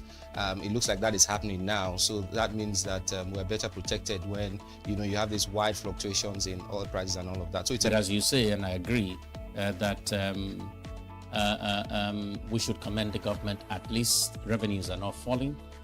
There have been times in the past when we recorded drops in revenue. That's not the case today. We're seeing revenues actually going up. Increasingly, we can see the developed countries focusing on renewable energy and so on and so forth, which means that in the long run, we must look for alternative sources to funding. So, the government says that crude oil theft has essentially come to an end.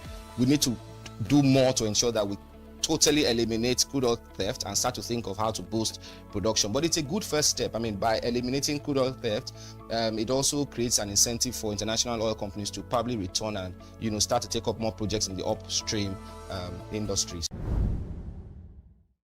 Stay ahead with Business Day Mobile, your gateway to Nigeria's most trusted business news, market insights, and expert analysis. With a Business Day Mobile app, you enjoy more than just news. You gain a seamless, intuitive platform designed to keep you informed and empowered. From exclusive articles to in-depth market trends, the app delivers the stories that matter most. Why Business Day Mobile? For premium access, for a clean, responsive design, for smarter navigation, for customizable alerts, and for all-in-one business hub. Whether you're a business leader, investor, policymaker, or enthusiast, Business Day Mobile brings you closer to the insights shaping Nigeria's business landscape.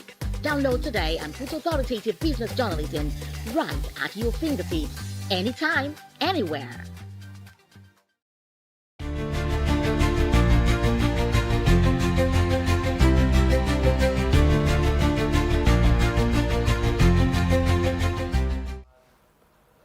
Good morning and welcome back. It is still Business Day Television.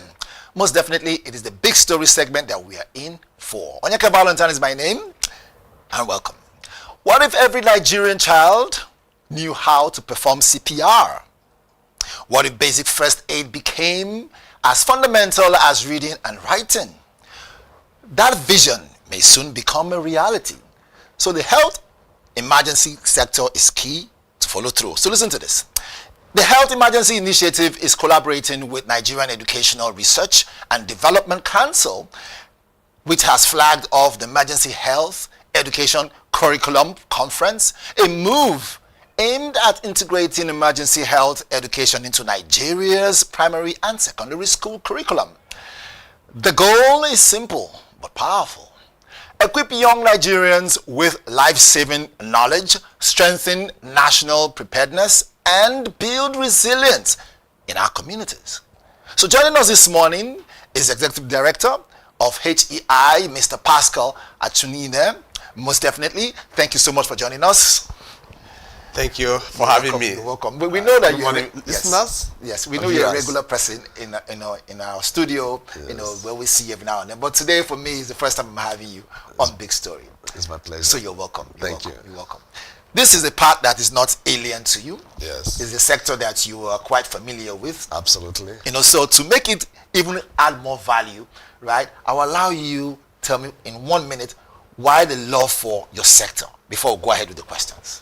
Okay. I am Pascal Achunine, as earlier introduced. I'm the executive director and founder of Health Emergency Initiative. Right. I'm also an Ashoka Fellow. Oh, fantastic. Yes, I was elected 3 years ago. And I love what I do because it creates a beacon of hope. Right. For situations that would have led to death, situations that would have had unpleasant outcome. In the last 11 years, we provided extensive support to children that are malnourished. We paid hospital bills of indigent patients. When you hear 133 million Nigerians are multidimensionally poor, the health space is affected.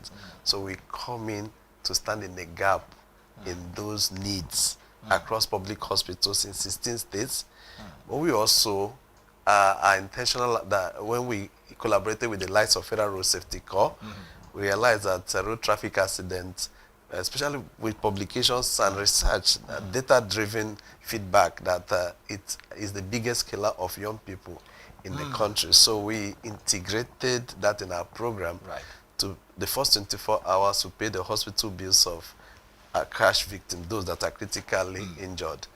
But we realized that the root cause of most deaths in Nigeria is in the pre-hospital space. Pre-hospital relates to trauma, it relates to accident cases, it relates to cardiovascular related emergencies, environmental emergencies, snake bite, as we recently heard. Which was just a tragedy. So we started a journey back in 2017, training Nigerians on what to do during emergency, what we call first responders training. From the police to LASAMBOS, LASMA, VIO, Federal Road Safety. We expanded it to everyday persons who typically are found at the roads. The likes of vulcanizers, keke, Uber, taxi, truck drivers, filling station attendants, those whose daily work put them at the scene, including dispatch riders. So we trained them extensively across Lagos. And then over time, we realized that systemic change can only happen when we take it to schools, catch them young.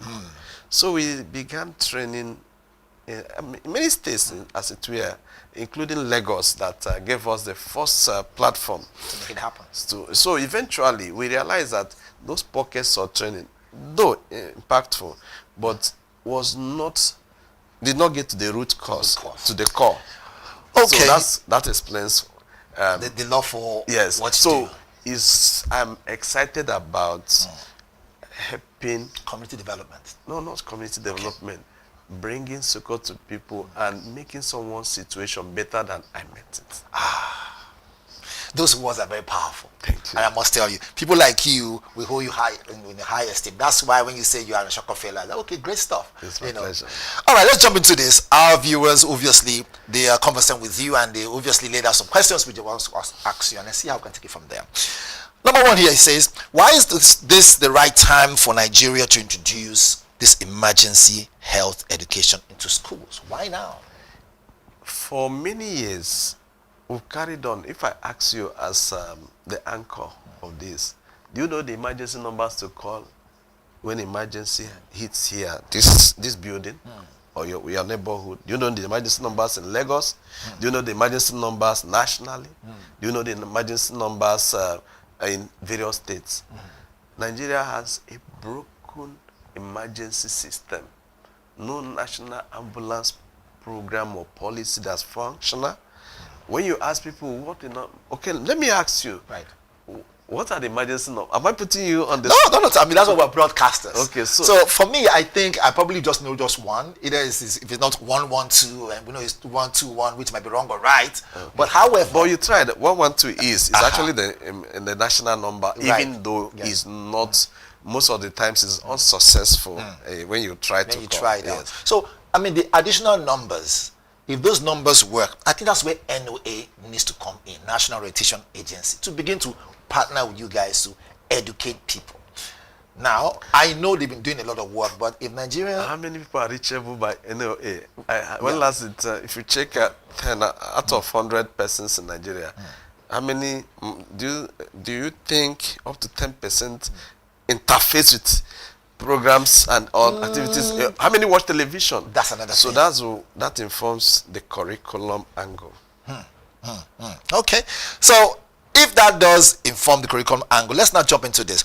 What gaps currently exist, the problems, challenges that we have that you can say, look, Nigeria needs response in this area, especially in this health emergency issue? So first is that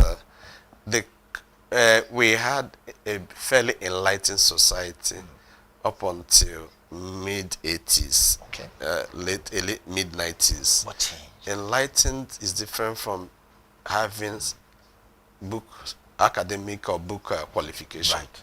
So people knew 911 with 911. But we don't have it active here. It's active in most Western societies. Then people, when the smartphone came, everybody wants to gain followers, and rather than pay attention to a victim, people take pictures and videos and put on social media. And when we carried out need assessment as an organization, we realized that there are people who are desirous of helping, but they lack the skill. There are emergency personnel, some of them trained by us, and law enforcement agents trained by us. And in the process of exposing them to these skills, they said, oh, I feel so pained because many died under my watch. Some had spinal cord injury, some had this injury, but I did not know what to do. So skill was deficient. Knowledge was not there. So then the orientation that people were scared that if I assist someone, I might just be roped in. Be picked by law enforcement agents. Exactly, be roped in. If I assist someone, if I go to the hospital, they will say, now you kill him. You will allow you to go. So those were some blockers that made people hesitant. Right. One, they didn't have the knowledge. Two, they were not aware that they can help. And two, that there was no backup system. So what we did, all the people we trained over these years, we communicate to relevant agencies. For instance, in Lagos State, they have Lagos State Safety Commission. We went into a collaboration that anyone trained by us will wear a reflective jacket that has their logo and our logo that affirms that you're legal, you have the legal local standing to assist during emergency. So those are the areas we've seen gaps. But more importantly, some people talk about first aid. So the scope of first aid does not cover extensively. So when you have spinal cord injury, when you have internal bleeding, when you have snake bite, when you have cardiovascular related cases, heart attack, cardiac arrest, when a child faints, most of them are not covered. And how many people are even trained first aiders? About 2% of the population. Information is key. So if people do not, information is key and knowledge is power. So if you lack knowledge, you lack power to help. And we lose a lot of loved ones. Senior, high, and mighty. We saw what happened with Anthony Joshua's friends. The lady that died of snake bite. Those are just the ones that we will know of. What about the ones that don't hit the media? And we recognize collaboration. Right. Government cannot fix all alone. In many societies outside there, more resources are allocated to addressing these social ills. We have not yet got there. And we don't want to, it's not a time to embark on blame game. It's a time for action. All hands on deck. Collaborative action, building coalition. And that's why I must especially commend, as you said earlier, the Nigeria Education Research and Development Council.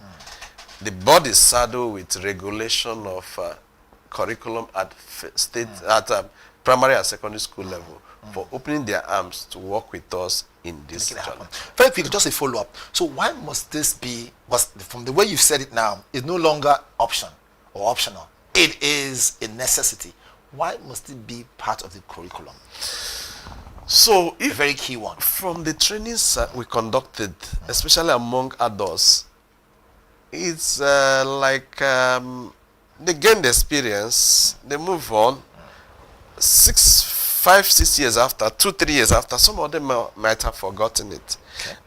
Because it's just a one-off session, maybe because it requires cost to put the logistics and everything together. But we recognize that when you cut them young from cradle, from primary one, some could be pictures, just even to know that when a building or there's an emergency, someone is facing emergency, that you can call 112, in Lagos 767, for federal road safety 122. So I got that one correctly. No, it's 121 you 121 mentioned. I Yes. mentioned, okay. So Hello, but you got 112. Okay. So you have to score me 100. Yes, at least you can. You got 55%. 55% is something. Is something. Yes.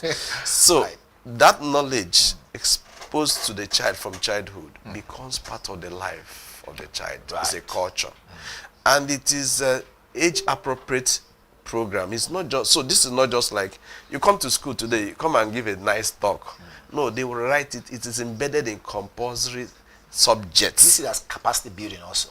It's beyond capacity. It's cultural transformation, because this every child in primary and secondary school, all the topics are infused in career subjects that every child, it's not an elective, must write or be exposed to, but it is condensed in such a way that it will fit into their age per time, and there will be practical demonstration extensively as such. So this is a must ingredient into that soup. Absolutely. All right, speaking about the right ingredients to the soup, for me, there is this part that always, kind of trickles down, but I'll take it this way.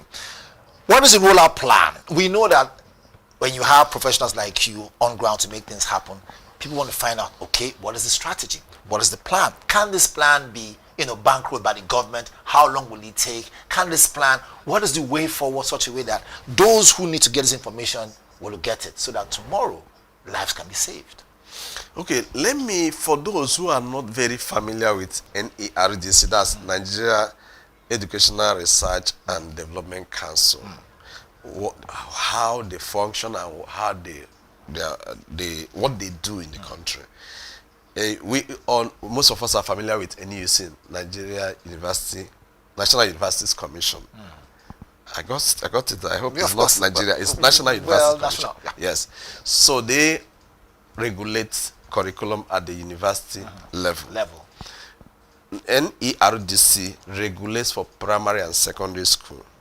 So upon final adoption of policy pronouncement, it is a large number of TOTs, trained trainers, that we have trained over the years, who would engage with the various institutions at state and local government and private and missionary school level to expose them to the skills.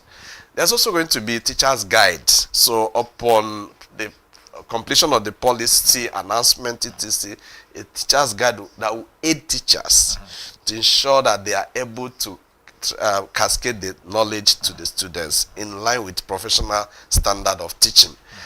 Of course, there will be textbooks that would go with this, that will be used not just only by teachers but also by students.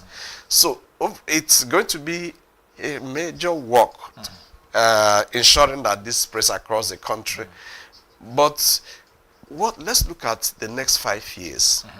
That's the best way to look at this. How many deaths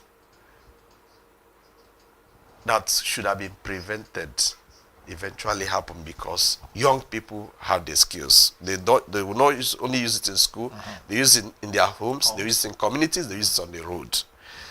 Teachers, interestingly, our organization also introduced a technology that runs on WhatsApp technology that would ensure teachers are able to utilize that to expand. Yes. Just before you continue, because my last question here, right, is in line with where you're heading to now. Yes. So let me just help bring out the cat of the bag, or put it this way now, let the bag open, which is this, and very important. We want to know about that health emergency rapid aid initiative, which is the one that you run. That's HERAI. Specifically, how would this actually support this whole program? How, at the end of the day, can we now say your initiative, what you're running, right, can in the next 5 years, see why I had to stop here because I knew you're heading there, next 5 years, 10 years, to now say that question mark about lack of information is now rubbed off. We now have proper education regarding emergency response and what to do. Where do we go from here? Let me start with, everyone talks, I have an app. It's very common. Banking app, many apps. Well, the difference with our app is that it runs on a democratic channel, WhatsApp. Right. More users of, there's no technology tool that is as extensively adopted in Nigeria as WhatsApp. So this is an open access. It's accessible to everyone.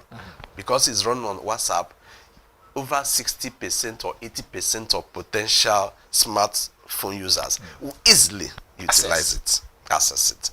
2, this app has some amazing features. Okay.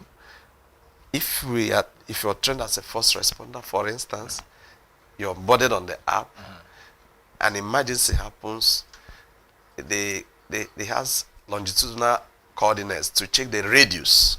Who are first responders in that radius? That area. You get an alert that X happened in so, and it guides you on how you get there, because you're the nearest, to reduce the arrival time when that victim or that situation needs attention. Before escalation. Yes, it also triggers an alert to the ambulance or emergency number that so happened here. So they are in contact with you. It also dimension the nearest health facility to alert them that this incident happened, this first responder is attending to it. So about 3 stakeholders are involved. But let's even look at a situation where you are not a first responder, but you were the first to get there. Because you are aware that this app exists, you go online.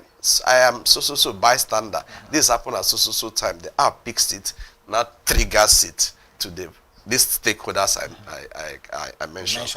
And then at the end of the month, it generates reports to say, because the area we have challenge, one of the areas is our data system is broken. So it's able to generate report, and that report shows number of beneficiaries, incidents, survival rate, and other details. But more importantly, even as a bystander or first responder, while you're there, you tell the app, I want to perform CPR. It walks you through what you're meant to do at that point. Right. I want to reach the emergency number. It tells you the emergency number to call. I want to assist somebody with fracture. It walks you through. All of those information are embedded in the app. Wow. It came courtesy of Ashoka. Ashoka midwifed the process of acquiring that app without a cost. Naira, no kobo was secured. It's tens of thousands of dollars that the app cost, but our organization paid no cost to acquire it. Ashoka midwifed it. Pro bono. Pro bono. So Ladies right and now we're gentlemen. deploying in Abuja and so many other places now. Fantastic, fantastic. You guys have heard it from Mr. Pascal himself. In case you were a bit unsure, I'll use that word, about quick response and emergency, but now, hopefully we're clearing your doubts. Learn more so you can be able to help those when it comes to emergency. And with the app, it will go places. It is a business day, right? Onyeka Valentine is my name. Wonderful. We've had Mr. Pascal right here on Big Story. Coming up next, or before I go, Mr. Pascal, thank you very much. Thank you, and thank you, viewers, for your amazing time. Most definitely. Most definitely. I want to see you again. Hopefully you give us more of this information. Absolutely. All right? As we go back on the journey, it's a marathon. It's a marathon. It's a marathon. Fantastic, fantastic. All right, so let's take a quick break. When we come back, remember, it still continues. We have social listening coming up next. Onyeka Valentine is my name. Bye-bye.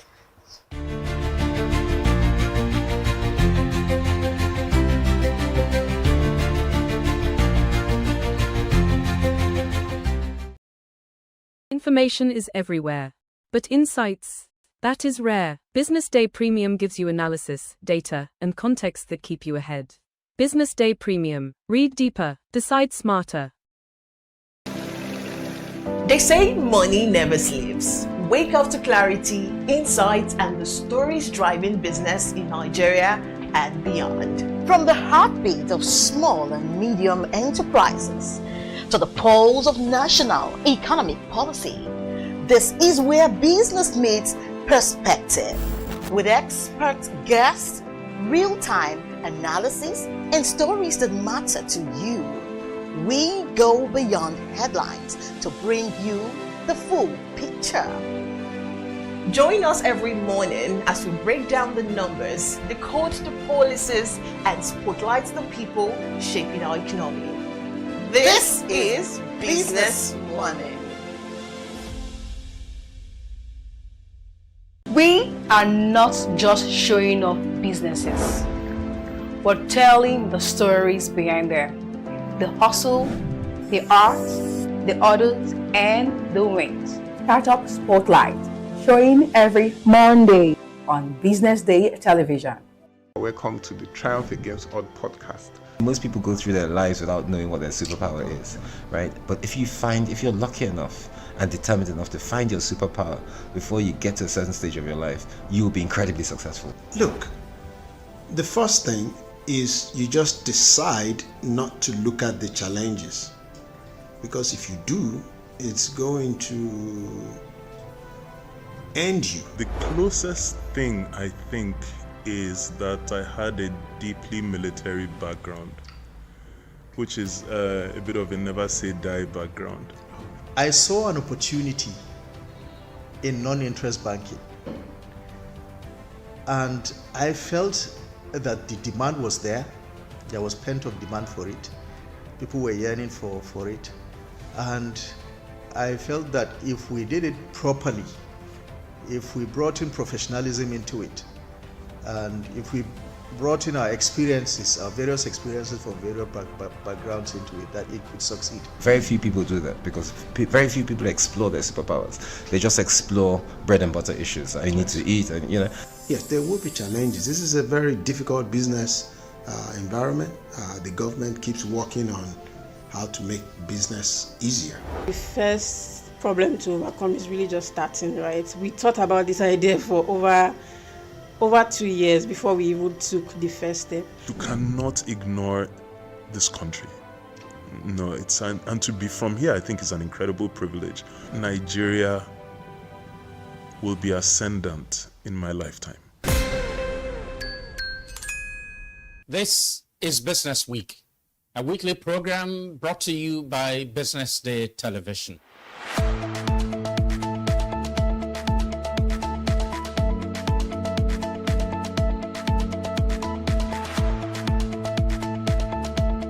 For many years, we've talked about the need to, essentially diversify our revenue stream away from, the huge dependence on oil revenues.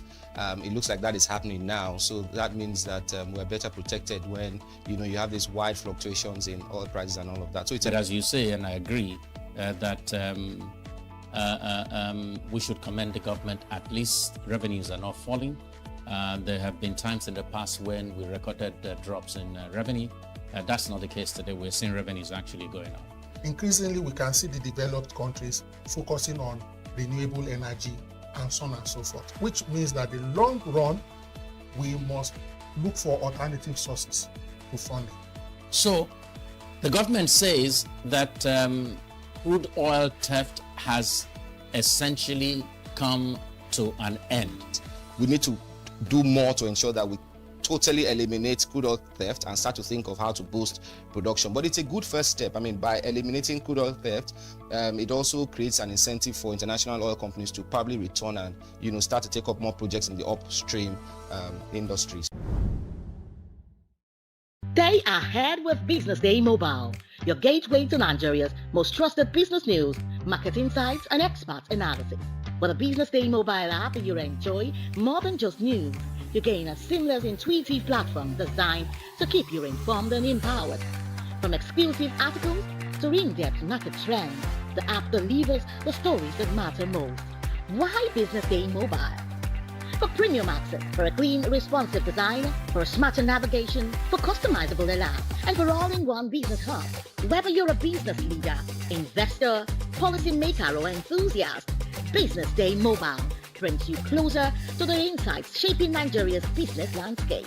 Download today and put authoritative business journalism right at your fingertips, anytime, anywhere. Entrepreneurship is for everybody, but not everybody is for entrepreneurship. They are the dreamers. I remember it was like 3 a.m. Well, 21st of December 2021. The disruptors. Luxury is not affordable, let's be real. The doers. BZD Academy has trained over 3,000 event professionals. In a place where the odds don't play fair, they play harder. I would like my business to be remembered as one of the homegrown organizations that has helped with shaping the narrative of this continent positively. From first-time founders to industry giants, this is where serious business meets unexpected terms. I could stay up hours of the night just watching things about space. Welcome to Entrepreneurs Lounge with Norma, where we unravel the buzz and glamorous headshots to bring you the untold. When I went for youth service, where I was sent to, instead of me to go to work, I went to go and learn how to sew. Raw. I'm blown away by the challenges they're facing. And real stories of Nigeria's fearless young entrepreneurs. And not only yes. Watch Entrepreneurs Lounge with Norma every Tuesday on Business Day television.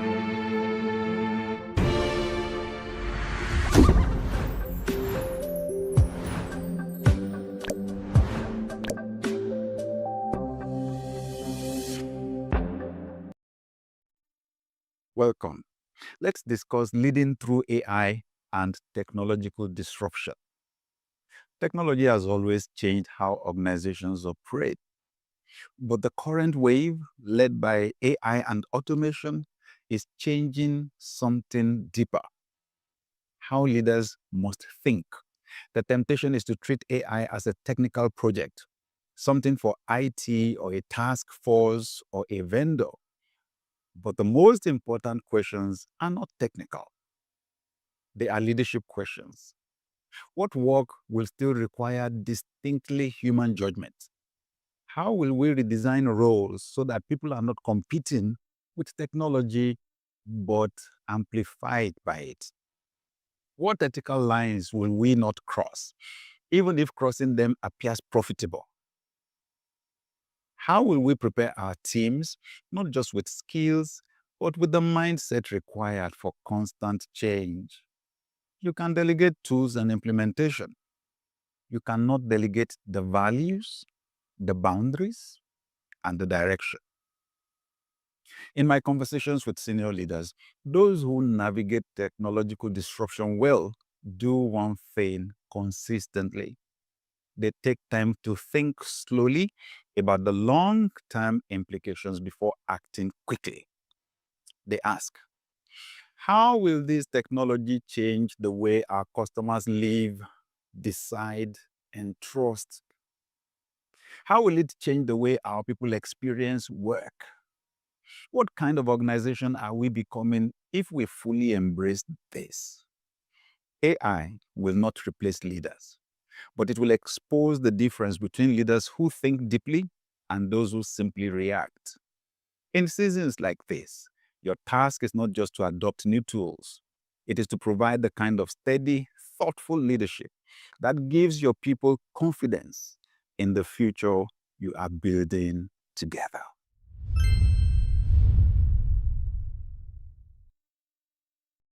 Attention business leaders. Want to make informed decisions? Join the ranks of the best with Premium Business Day. Access in-depth analysis and expert opinions to stay ahead. Subscribe now at premium.businessday.ng and unlock premium content. Plus, you get 50% off your first subscription. Don't miss out. Make smarter choices and seize new opportunities. Sign up now and elevate your business game.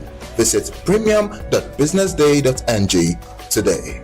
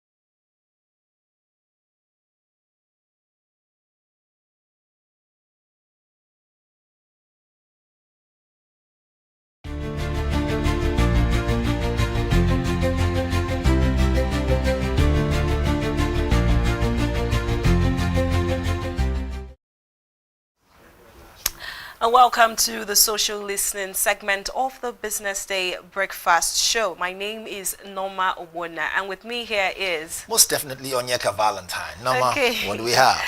We have a lot of things to talk about today, so we'll be getting straight into the conversations that Nigerians are engaging with online. And first on our story is that operatives of Lagos State Environmental Sanitation have arrested 17 individuals for serious, acts of open urination and defecation. Mr. Val, we are hearing that the Commissioner for Environment and Water Resources, Tokunbo Wahab, announced the convictions, stressing that such acts are serious public health risks, and I agree with that. So this enforcement is part of the state's broader effort to protect public health and maintain order by strictly enforcing sanitation laws, as residents are urged to use the available public sanitation facilities and comply with environmental regulations to avoid persecution. So before we get to Mr. Val, before we get to you to share your opinion on this, because I know that we have a lot to talk about today, I would like us to look at some of the tweets that people are dropping on the app of X. So Stop Construction says, construct additional clean public toilets and engage contractors to provide cleaning services, supplies and maintenance for these facilities. This exemplifies why the streets in the UK and US are consistently very clean during travels. Mr. Val, do you agree with this person? Well, it's good that we can have, we can come to a point where we can draw some form of comparison to say, well, Nigeria and UK, but let's call a spade, really. I mean, we are broadcasters. Most of us have been opportunity to have traveled, to have been to UK and other places. They also have dirty places there too. Of course. Right? You also have people who are unruly. Yeah. I think it is all in the mannerism, really. If a people don't have the right mindset, no matter where you take them to, they will still misbehave.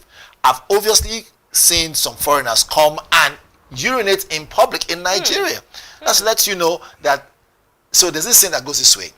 If someone comes to your home and sees you clean your shoe with your own shirt, if the person comes the next day, the person needs to clean his own shoe, what do you think he will use to clean his own shoe?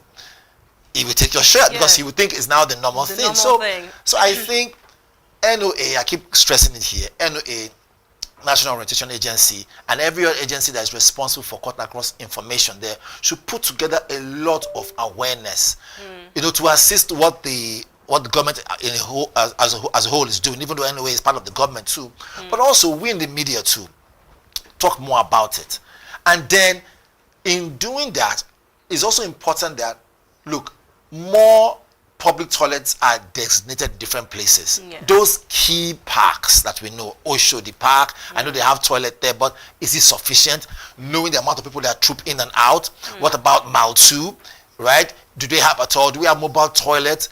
Look, we have more than, what the censor even say, more than 15 to 16 million in people in Lagos so far, and of course it's increasing, if not more than 20 million already. So there are more people in the metropolis, meaning to say that the more people come in, the more there will be need for this public toilet. It's good that we can now say, look, catch these people, right? Prosecute them, but have we as a people been educated enough about where those toilets are? You might be in a public place, right, in a park, and you feel pressed. You don't even know there's a public toilet around. But when we have consistent information flow, you know, if I'm in CMS right now, I know within these certain areas, there are public toilets there. Again, I'm not going to just fault the government. I'm also going to fault individuals too. Ask questions. Absolutely. You might just have it behind you. You don't know. Yes. And you feel pressed and you think, oh, it's a normal thing. Let me just go somewhere and then go and wee as a man or as a woman. But with this one now, it will teach people a lesson. Right? I mean, the most disgusting thing is when you see bus drivers in the middle of traffic. They are pressed. They will come down, open their door and pee on the floor. The other day, I was driving down from mainland to the island, and we got to CMS in traffic, just beside the rail track, right? The rail train station, just there. And a gentleman, well dressed, came down, opened his door, and started weeing on the floor. It was the most disgusting sight to to behold. But however, you could tell that even if he was pressed, no excuse at all. Why not just look for somewhere and park your vehicle? What am I getting to with this is that people have, over time, right, they think it's now a normal thing to just so win. normalized. Exactly. We in public and that's it. But there's something we're not seeing. The health implication. Open defecation and open urination is 100% not in favor of anybody. The diseases that, look, there are thousands of diseases that can spread just like that. Unfortunately, Nigerians just think, oh, if you're sick, malaria, maybe headache or typhoid fever, there are other complicated diseases that, look, before you know what's happening, the person is gone. Yeah. And most people carry it without even knowing it. And then the most annoying part is that when you ask someone, why you win there? Why you win in public? The next answer they'll tell you, they'll be Nigeria with day. Come on. So I think the mindset needs to change, really. And then for people watching back home, truth be told, we're doing our own part as broadcasters. I mean, Norma is doing her part, I'm doing my part. We're telling you, if you feel pressed, ask questions. Where is the next or closest, mobile toilet to ease yourself? And again, for the government, please provide more, mobile toilets, provide more public toilets so that people can actually go and ease themselves when they feel pressed. I mean, there's not just going to say more than that. And I really also say that maintenance as well, maintaining those public toilets should actually be implemented effectively. So we'll move to the next trending story, which is like the top on everybody's mouth this morning, which is the story of El Rufai's house being ransacked by the ICPC. Now, we hear the operatives of the Independent Corrupt Practices and Other Related Offences Commission have reportedly conducted a research at the Abuja residence of Nasir El Rufai, former governor of Kaduna State. Muyiwa Adeyeke, the media aide to El Rufai, said in a brief statement that agents of the Anti-Corruption Commission carried out the search on Thursday.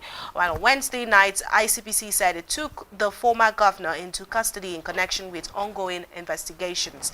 And before his arrest by the ICPC, El Rufai was reportedly in the custody of the DSS after spending 2 nights at the headquarters of the Economic and Financial Crimes Commission. Mr. Val, I'll say it's been a very busy week for Mr. El Rufai. What would you say on your own end? Well, so, like I always say, those in glass houses should not throw stones. When he was the governor, a lot of people had to chew their lip and chew their mouth. Those who were either found wanting, or those who were doing their jobs but probably were not doing it in favor of his own government at the time.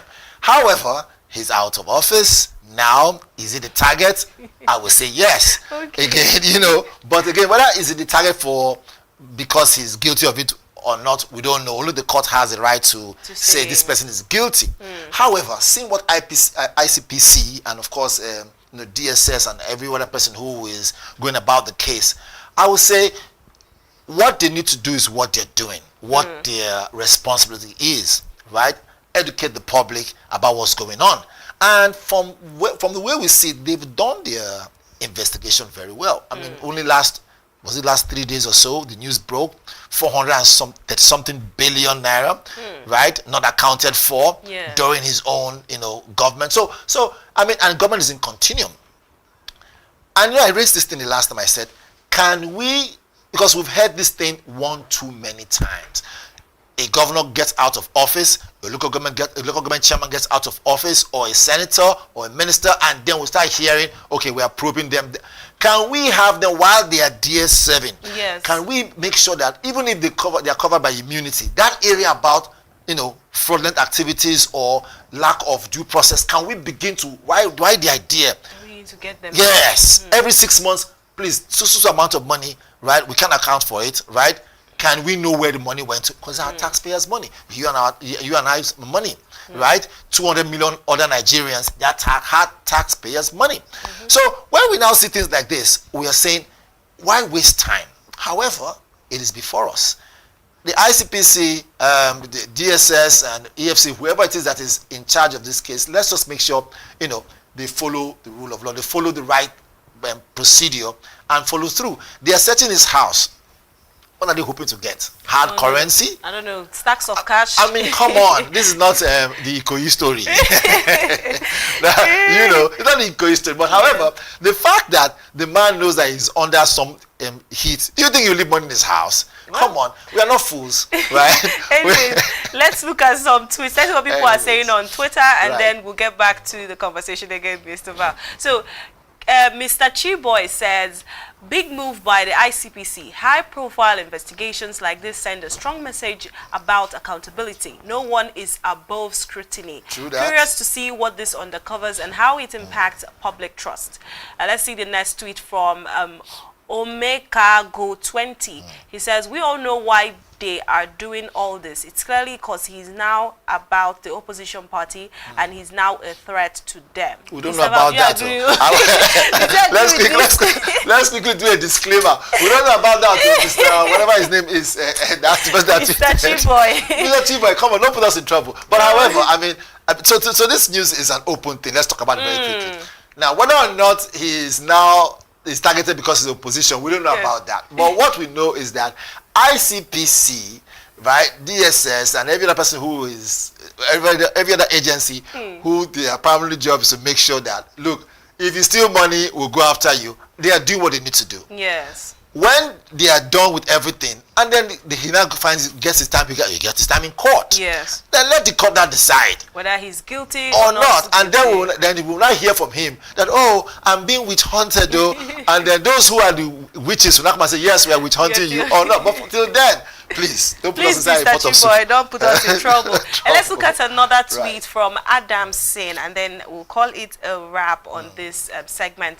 So he says, Adam Sin says, who would have thought the once all-powerful Nasir Nadir El-Rufai? Mr. Val, you just mentioned this early on in the show. So honestly, who would have thought? And I do agree with you when you say that they should be probed while they are still in office, not when they are out, so that we don't start having suspicions of people saying, oh, they are witch hunting them. You know what I'm saying? You know, and then the most interesting part is really at the end of the day, like that guy rightly says, who could have thought the almighty El-Rufai? I mean, we saw while he was governor doing all holier than thou, you know, saying, if you steal money, we'll come for you. This, that. We saw all what he did, you know, even the part where he helped to also get some other former people who have stolen money. Yeah. But you see the funny thing now, He's now the could one. have thought that his time will come like this? Anyways, it is what it is. People, you know, people back at home and then government officials. I'm almost stuttering now. When I hear the amount of money, 400 and something, I feel like it actually makes you to stutter. I feel like I feel like falling off my chair when I think about 400 and something billion. Billions. We're not talking millions or thousands here. What that could have done for the health sector? What about the educational sector?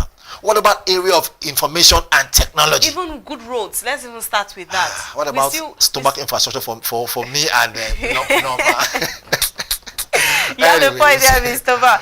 Anyways, that's the much we can take today on the social listening segment of the BDTV, Business Day rather, breakfast show. So those are the stories that Nigerians are talking about right now on X, and we want to say thank you for watching social listening on Business Day television. My name is Norma Obodna, and with me was most definitely Onyeka Valentine. Okay, thank you so much, and do well to stay with us for the next part of the breakfast show.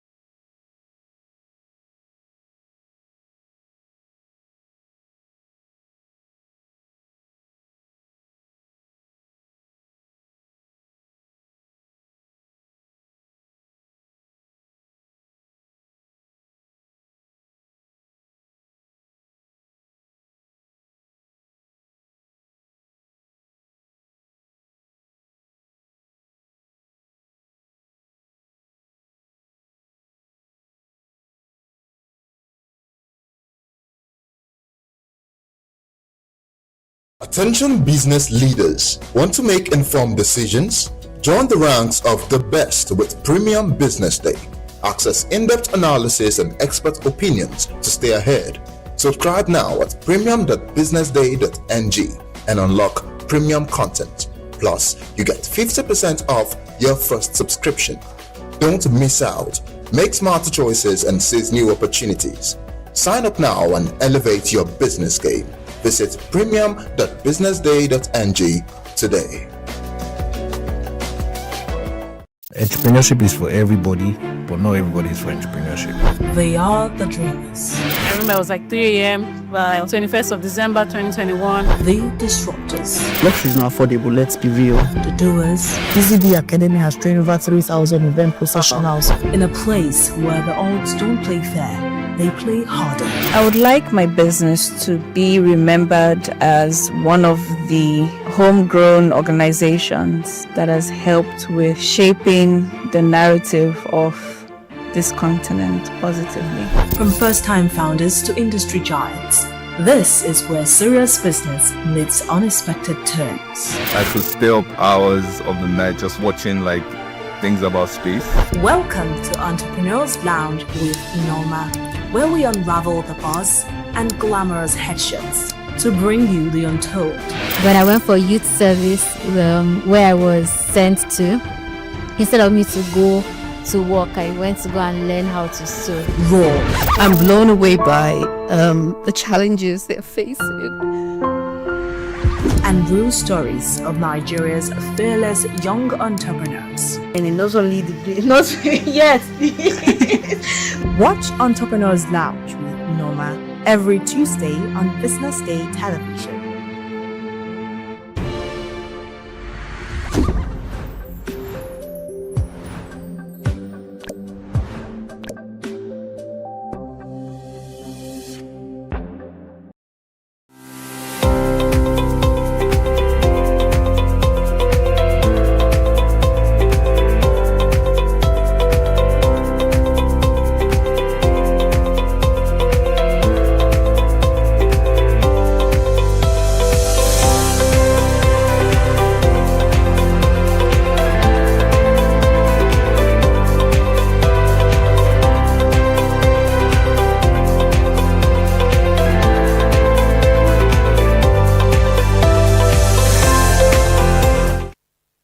Welcome to the Business News Hour, coming to you live from BusinessDay television. I am Glory Brown Odibu. Let's take a look at the major business headlines making headwaves today. Naira narrow gaps to 0.29% as speculators sell off dollars holdings. Investors gain 1.7 trillion naira as banking industrial shares surge. Pengasan rejects Tinubu oil revenue executive order. Banks, telecommunications, and 4-year 300 billion naira USSD debt dispute. Also, federal government target $1 billion investment, 500,000 jobs in mining push. Let's begin today's business news hour with development from Nigeria, where the Naira recorded its strongest convergence in 2 years on Thursday as the gap between the official and parallel markets narrowed to 0.29%. This followed a rally that pushed the local currency to a 3-year high of 1,345 naira per dollar in the black market. Data from street traders showed that the naira appreciated by 25 naira from 1,370 naira per dollar on Wednesday. At its intra-peak, the dollar traded at 1,345 naira, its firmest level since October 2023. At the Nigerian foreign exchange market, however, the currency weakened slightly and the dollar closed at 1,341.35 naira, reflecting a marginal depreciation of 0.24% compared to the previous day. Analysts linked the parallel market rally to increased dollar supply as speculators offloaded holdings following renewed access for bureau de change operators, while external reserves climbed to $48.50 billion. And meanwhile, investors gained approximately 1.70 trillion naira at the close of trading on Thursday as broad-based buying lifted equities on the Nigerian exchange market's capitalization rose to 123.93 trillion naira from 122.24 trillion naira, while the oil shares index advanced 1.39% to 193.57 points. Gains were largely driven by strong performance in banking, industrial, and consumer goods stocks. The banking index climbed to 1,852.15 naira, supported by notable advances in Stanbic, BTC, First Oatco, Access Corp, UBA, Zenith Bank, and GT Coal, although losses in Fidelity Bank and Wema Bank moderated the rally. The industrial index edged higher by 7,200.81, buoyed by gains in Julius Berger and Lafarge Africa. Insurance stock posted modest growth, while consumer goods countered advance on renewed buying interest. However, the oil and gas index slipped slightly, reflecting muted profit taking during the section.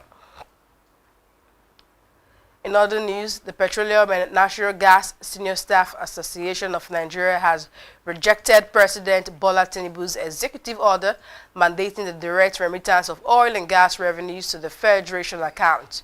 The union described the directive as a dangerous precedent that could undermine the Petroleum Industry Act and weaken investors' confidence. Pengasa President Festus Osifo argued that an executive order cannot override an existing law, insisting that the key provisions of PIA were being set aside. He called for the immediate withdrawal of the directive. The presidency maintains the order is necessary to curb revenue leakages and safeguard constitutional allocations, including scrapping certain deductions retained under the PRA framework. However, the union disputed claims regarding revenue allocations and warned of negative signals to international investors. Pengasa cautioned that continued uncertainty could threaten industry stability, investment inflows, and thousands of jobs.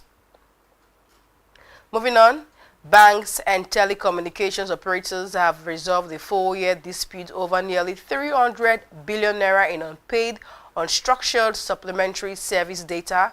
The Association of Licensed Telecommunication Operators of Nigeria confirmed that the debt has now been fully cleared, ending a prolonged standoff that threatened digital financial stability.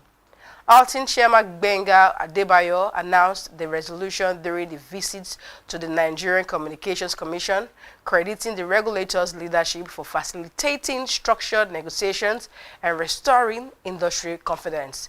The sector has now fully transitioned to an end-user billing model under which USSD charges are deducted directly from customers' mobile time rather than the bank's account.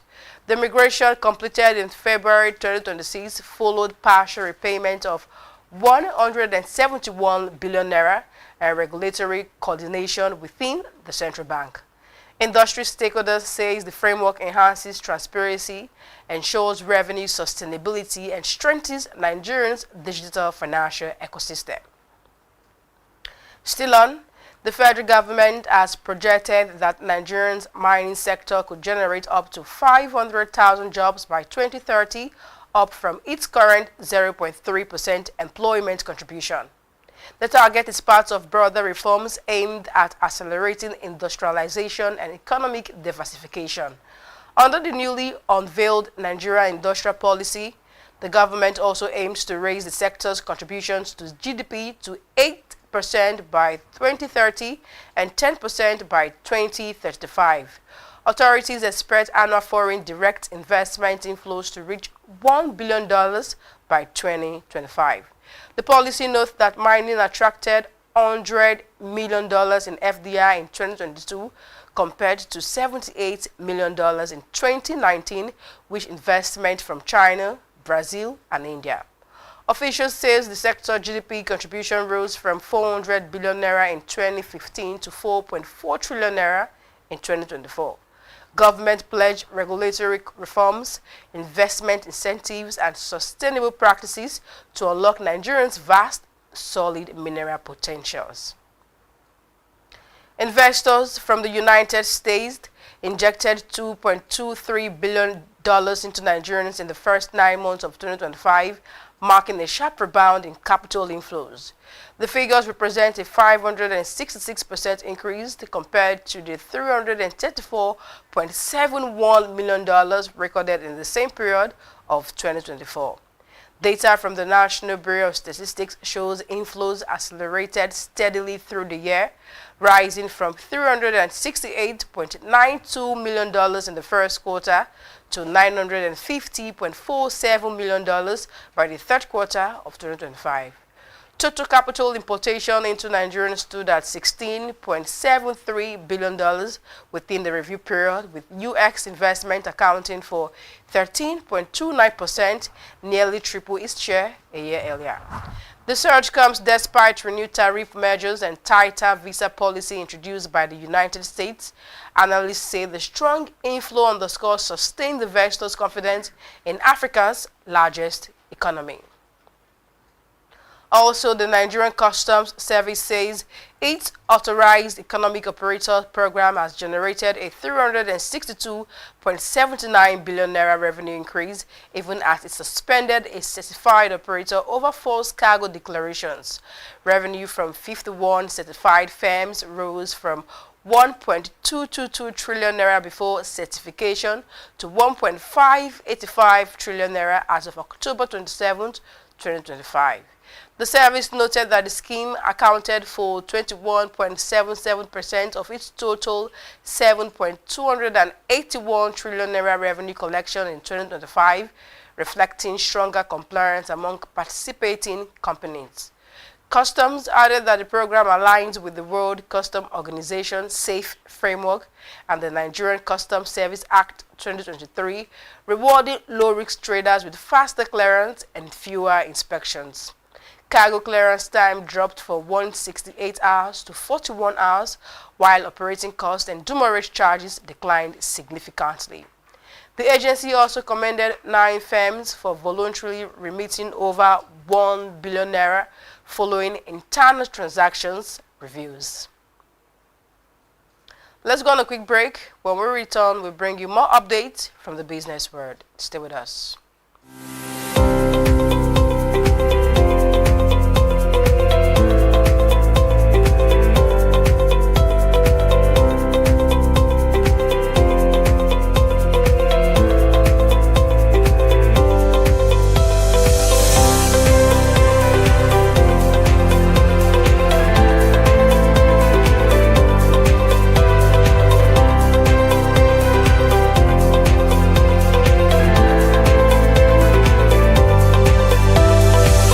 Entrepreneurship is for everybody, but not everybody is for entrepreneurship.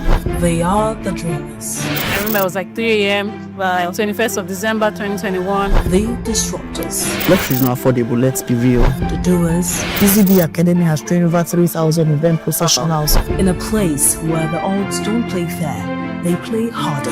I would like my business to be remembered as one of the homegrown organizations that has helped with shaping the narrative of this continent positively. From first-time founders to industry giants, this is where serious business meets unexpected turns. I could stay up hours of the night just watching things about space. Welcome to Entrepreneurs Lounge with Norma, where we unravel the buzz and glamorous headshots to bring you the untold. When I went for youth service, where I was sent to, instead of me to go to work, I went to go and learn how to sew. Raw. I'm blown away by the challenges they're facing. And real stories of Nigeria's fearless young entrepreneurs. And not only not yes. Watch Entrepreneurs Lounge with Norma every Tuesday on BusinessDay television.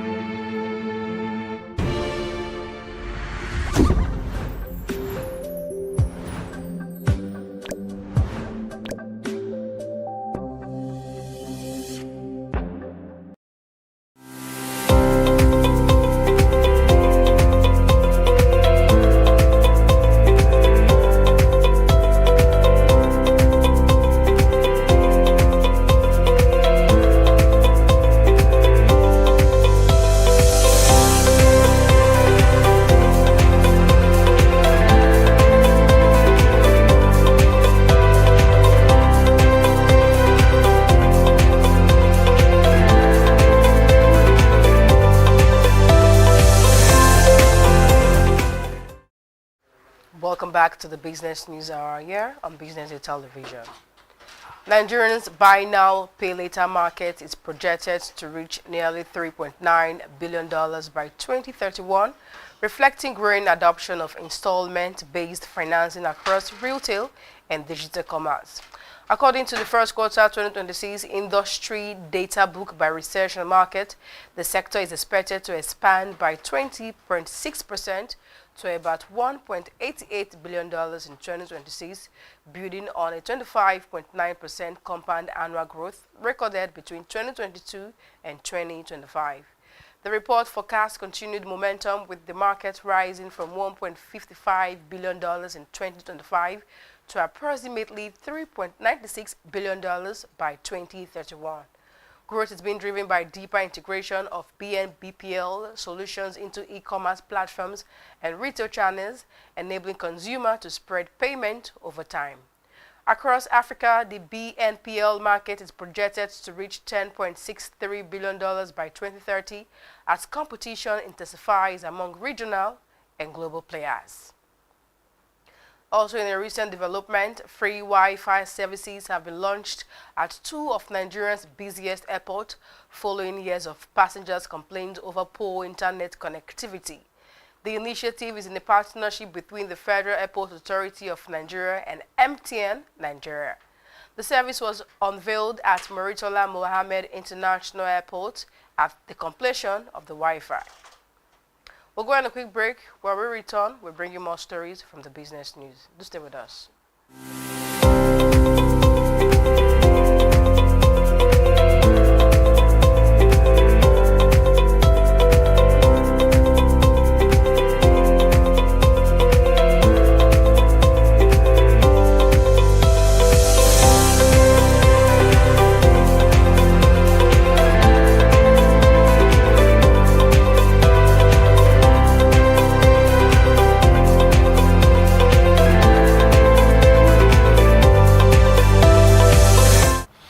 Welcome. This is Reflection Nigeria, where we reflect on issues around our country. Disruption.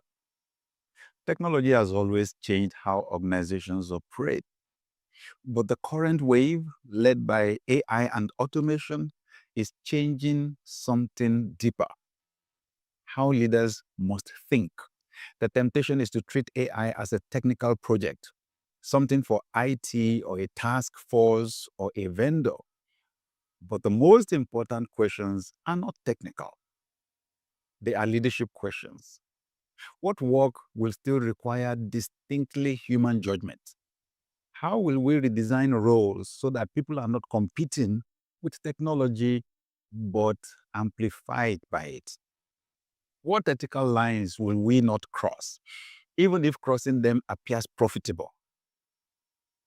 How will we prepare our teams, not just with skills, but with the mindset required for constant change? You can delegate tools and implementation. You cannot delegate the values, the boundaries, and the direction. In my conversations with senior leaders, those who navigate technological disruption well do one thing consistently. They take time to think slowly about the long-term implications before acting quickly. They ask, how will this technology change the way our customers live, decide, and trust? How will it change the way our people experience work? What kind of organization are we becoming if we fully embrace this? AI will not replace leaders, but it will expose the difference between leaders who think deeply and those who simply react. In seasons like this, your task is not just to adopt new tools.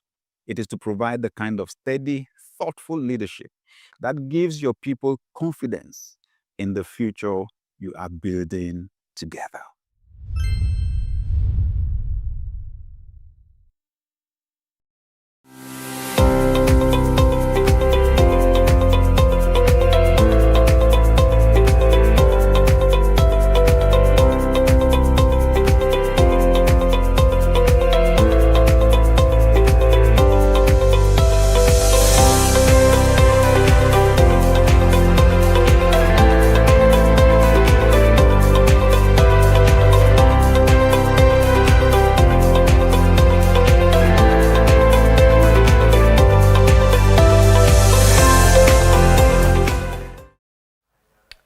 to the business news hour. Now, in a recent development, free Wi-Fi services have been launched at two of the Nigerian's busiest airports following years of passenger complaints over poor internet connectivity.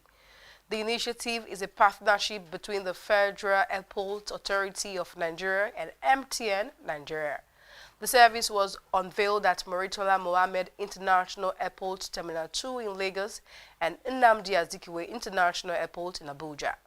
MTN is funding the installation while FAN is providing advertising space in return.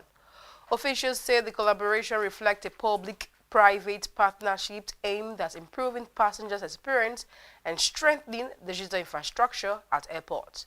The Ministry of Aviation has also proposed an 800 million naira allocation in the 2026 budget to upgrade internet services across additional terminals. FAN confirmed plans to extend the free Wi-Fi service to other international airports nationwide within the next 3 months. Moving on, organizers of Agro-Food Nigeria has urged urgent reforms to industrialize Nigeria's food system, reduce post-harvest losses, and strengthen processing capacity. The call comes ahead of the 11th edition of the exhibition scheduled for March 24th to 26, 2026 in Lagos.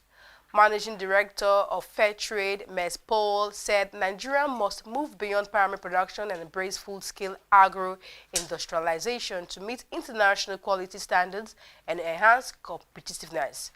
Agriculture contributes over 22% to Nigerians' GDP, but limited value addition continues to constrain growth, jobs, and foreign exchange earnings. The 2026 edition will spotlight practical solutions with the Netherlands headlining as guest of honor alongside exhibitors from Germany, China, and South Africa. Industry groups say the platform will connect policymakers, investors, and manufacturers to accelerate technology adoption and strengthening Nigeria's agro-industrial transformation. Meanwhile, Governor Umar Bago of Niger State has pledged full support of the establishment of a multi-million-dollar sugar project in the state. The assurance was given during a meeting with officials of the National Sugar Development Council and representatives of the Lee Group in Mina. The delegation led by NSDC Executive Secretary Kamal Bakri visited the government house to advance plans for expanded investment in Nigeria's sugar industry. Lee Group of the promoter says the governor said Niger State is open to credible investors, highlighting its vast arable land, water resources, and enabling policy environment. He assured that suitable land will be made available to facilitate the proposed project. According to the governor, he described the engagement as part of efforts to drive sugar self-sufficiency through strategic partnership. He also added that attracting experienced investors remains critical to building a sustainable and competitive sugar industry in Nigeria.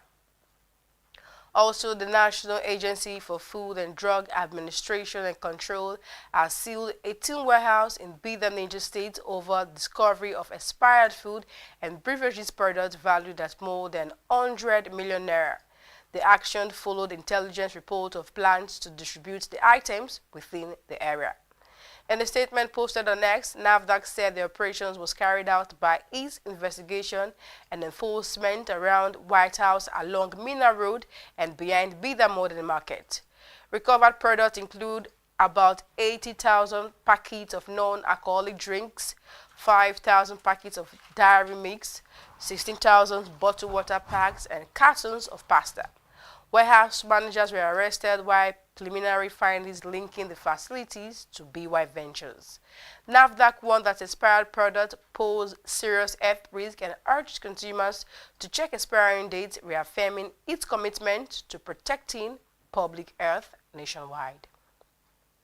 To wrap up the business news hour, borrowing cost eased across Nigeria's fixed income market on Thursday, February 19, 2026, as yields on treasury bills and the FGN bonds declined on the back of strong investors' demand.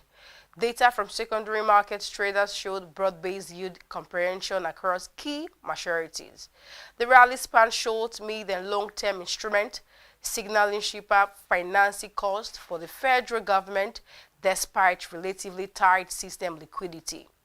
Domestic institutional investors continue to dominate market activities and sustaining buying momentum. Treasury bills led to decline, with the average NTB yields falling 14 basis points to 17.33%. Yields on the 1-month, 3-month, and 12-month papers eased, while the 6-month tenor edged higher. Notably, the 77-day, 105-day, and 273-day instruments recorded sharp yield drop, reflecting concentrated demand at specific maturity. Lower stop rate at the central bank's auction earlier in the week further reinforced improved sentiment and the broader downward trend in yields. And with that, we've come to the end of the Business News Hour this morning. I am Glory Brown Odibo. Thank you so much for joining us, and continue staying with BusinessDay Television for the latest updates, in-depth analysis, and insight shaping the business world.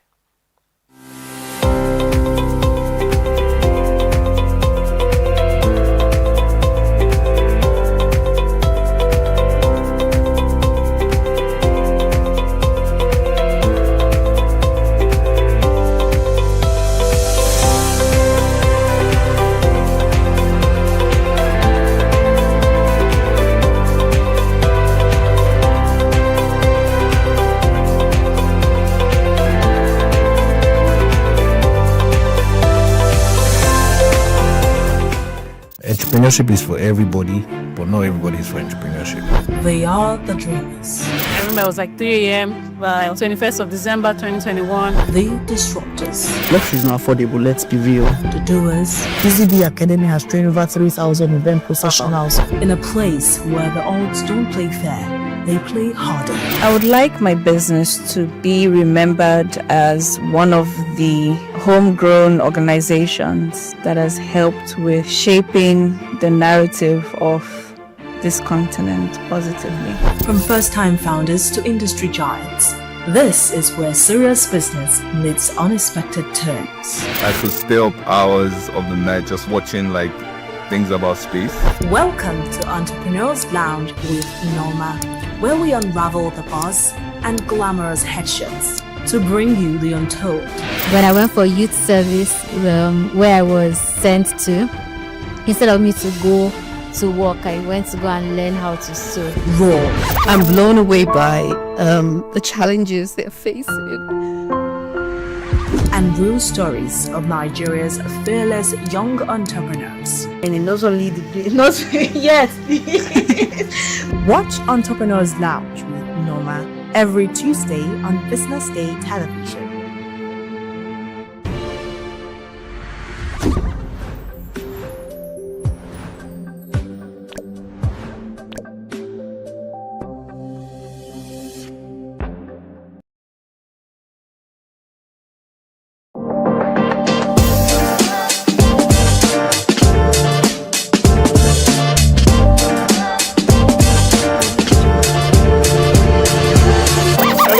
Welcome to another exciting edition of BD Extra on BusinessDay TV. My name is Anthony Uduba.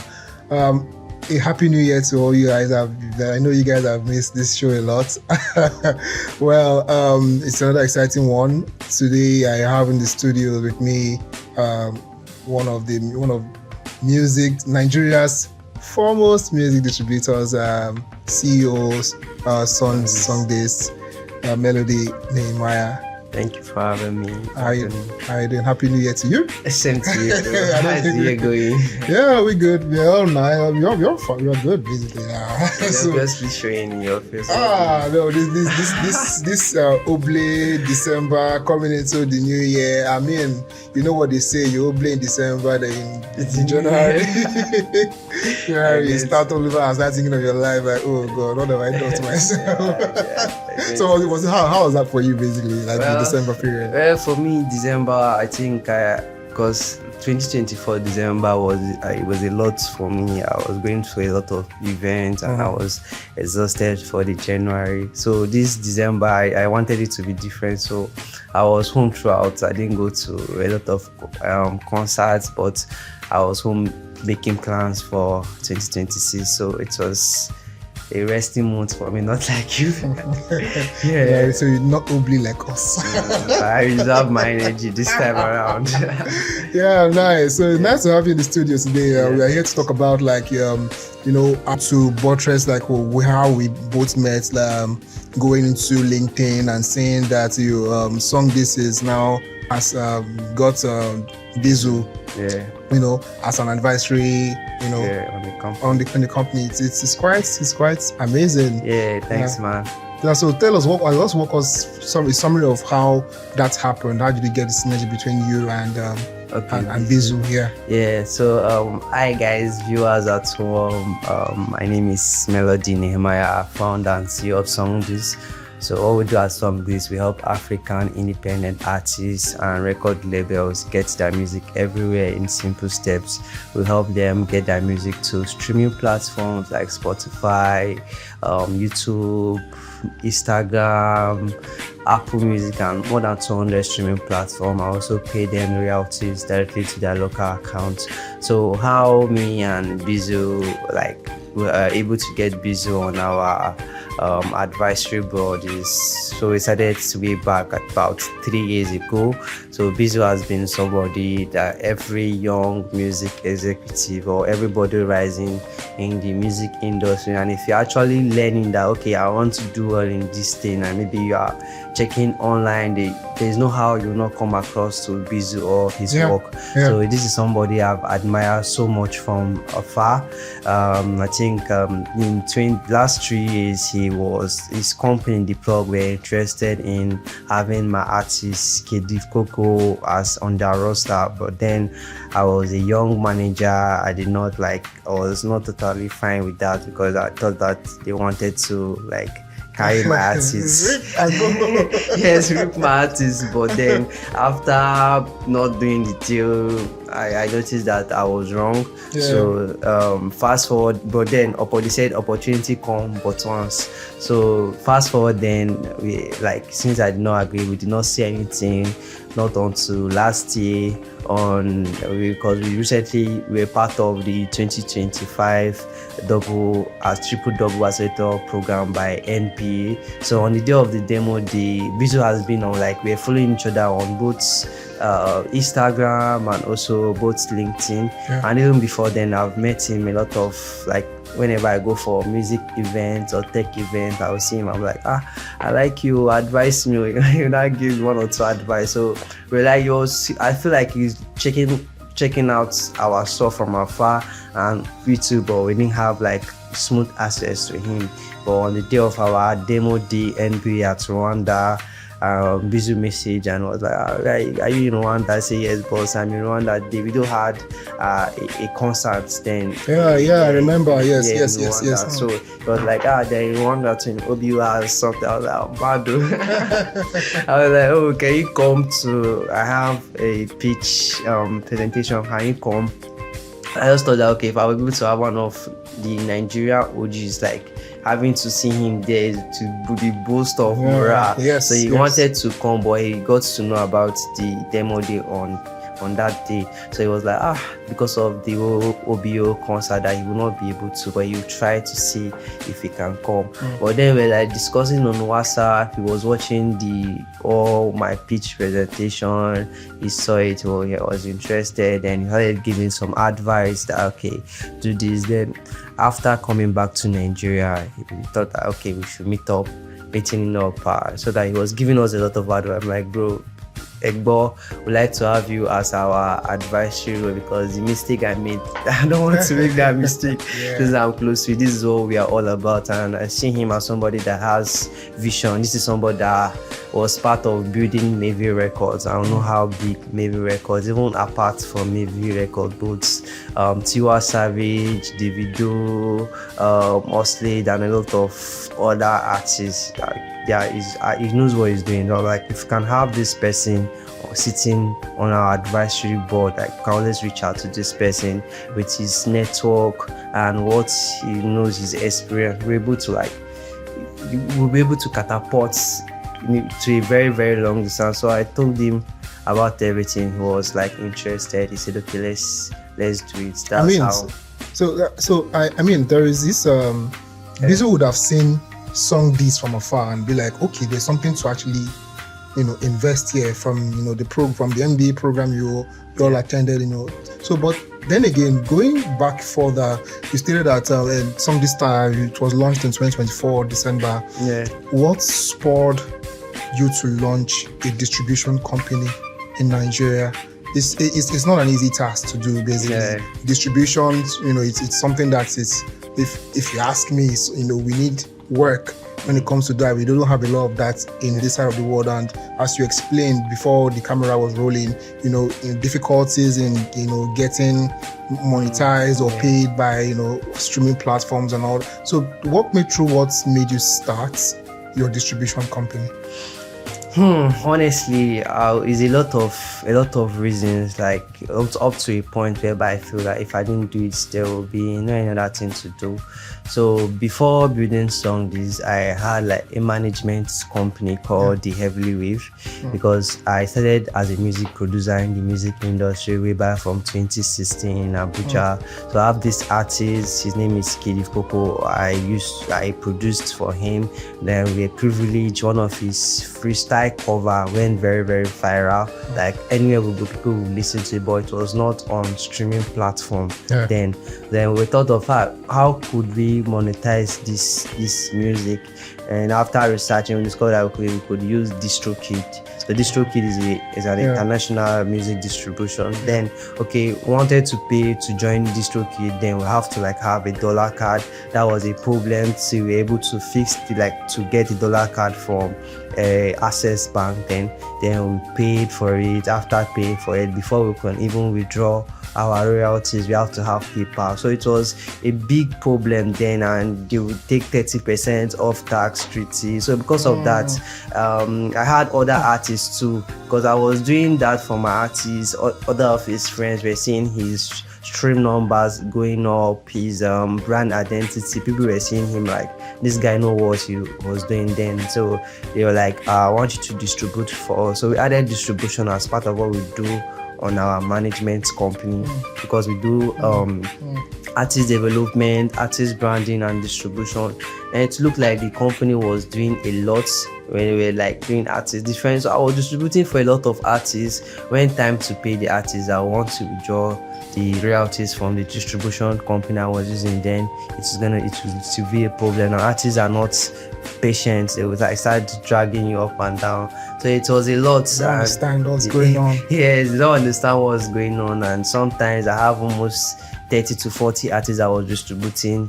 For instance, if you distribute a song now and the song is dropping on Friday, you have to wait 12 o'clock. And when you wait to that 12 o'clock, you have to generate your release link. I don't know if you know release link. Release link is that link you get to see Apple Music, Spotify. So I have to wait till 12 o'clock and send it to the artist. So I was not having time for myself. I was doing a lot of work, but I was not having money and I was not having time for myself.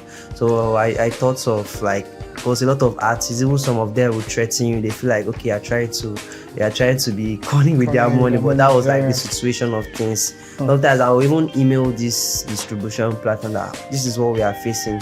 If you can put this solution then together, this is what they were not responding. I wanted to still travel out because I was just tired of making beats and I also thought that this thing I was doing is not giving me to sustain my life. I wanted to travel abroad to I think this was the UK then. And what I wanted to do there is all this healthcare, social care work. I take care of old people. I was very, very depressed at that point that I want to live this my vision, this my dream right from childhood. I want to go and do that kind of work because of survival.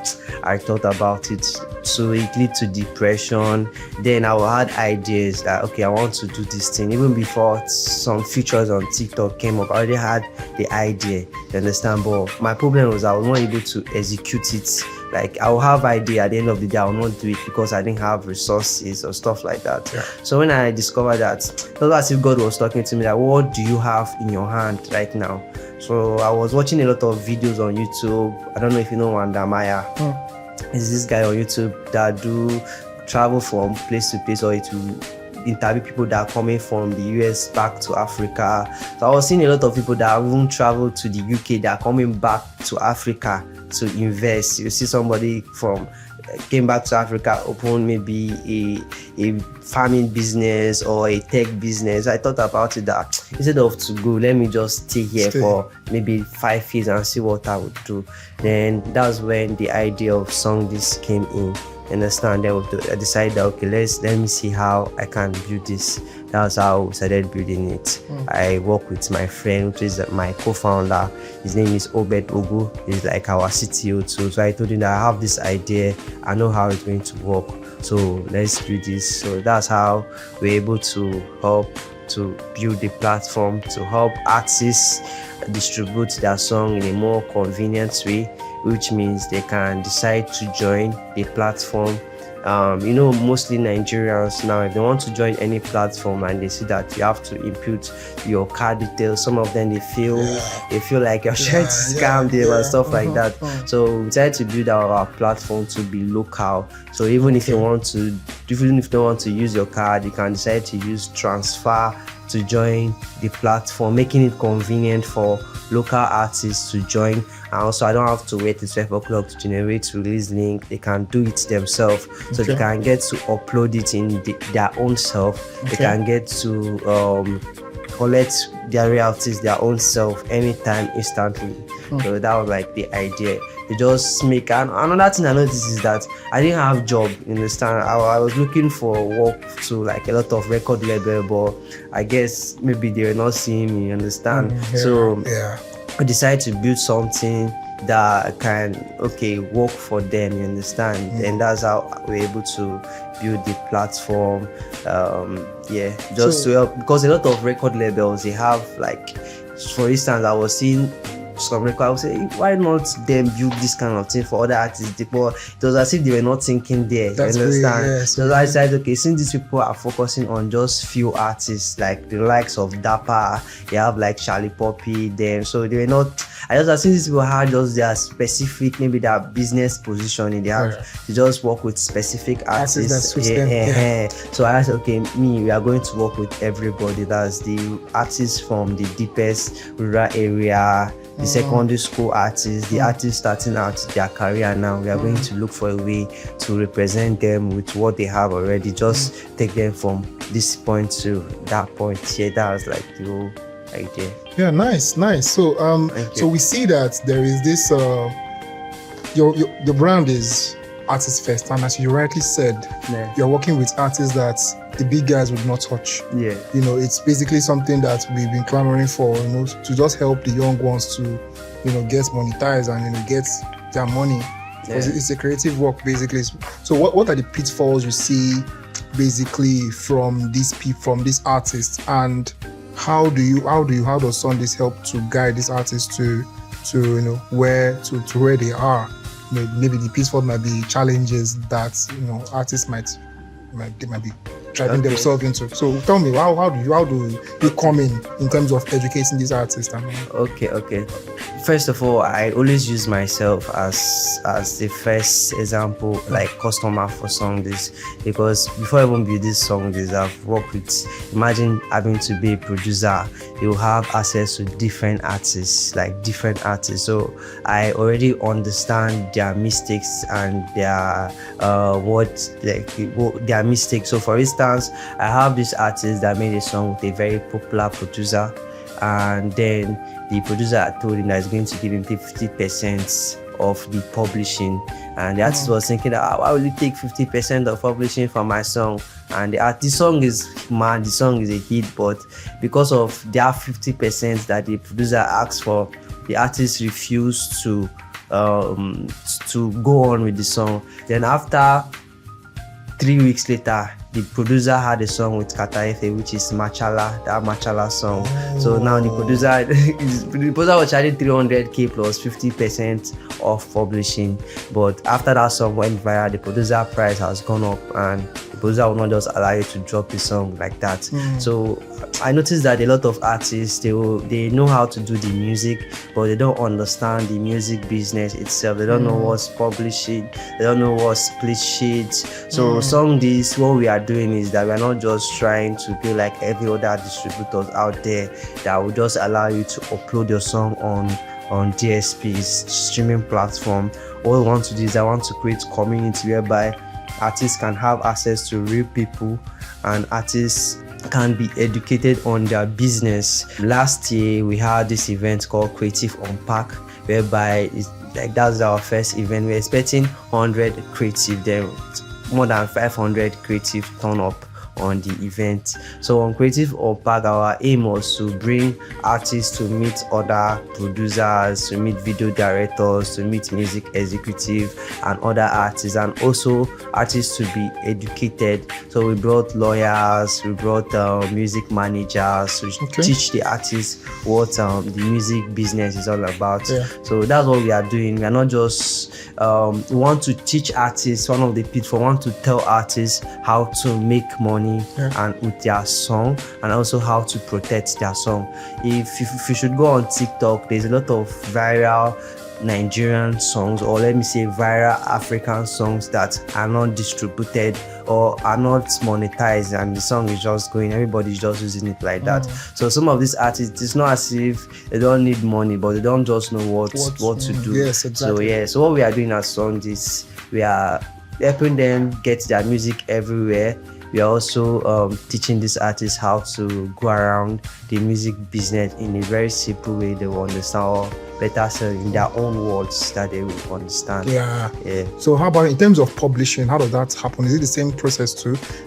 Distribution, there's publishing, and also do you guys dabble into publishing too? Yes. Publishing is basically helping right holders like composers and songwriters exploit their work. So what we do is that we unsung this, because publishing is another industry in the music industry. We have the recording industry, also have the publishing industry. So we are infusing both the publishing industry. So we'll have what we call publishing admin. So publishing administration is whereby you give a publisher or a publishing admin company to help you administer your publishing. When you produce a song for somebody, or you write a song for somebody, you can just like give us the right to help you collect your publishing royalties. So we do that, but not just for every artist, understand? So basically, let's go through the Nigerian artists. Most of them don't know stuff about copyrights or trademark and all that. Is that something that? So what's your advice when you meet Nigerian artists who do not necessarily know about these things? What are the steps you take to enlighten them about things like this? And in your own opinion, what do you even think about how the ecosystem handles copyright, publishing, basically, artists leaving money on the table? What's your take on that?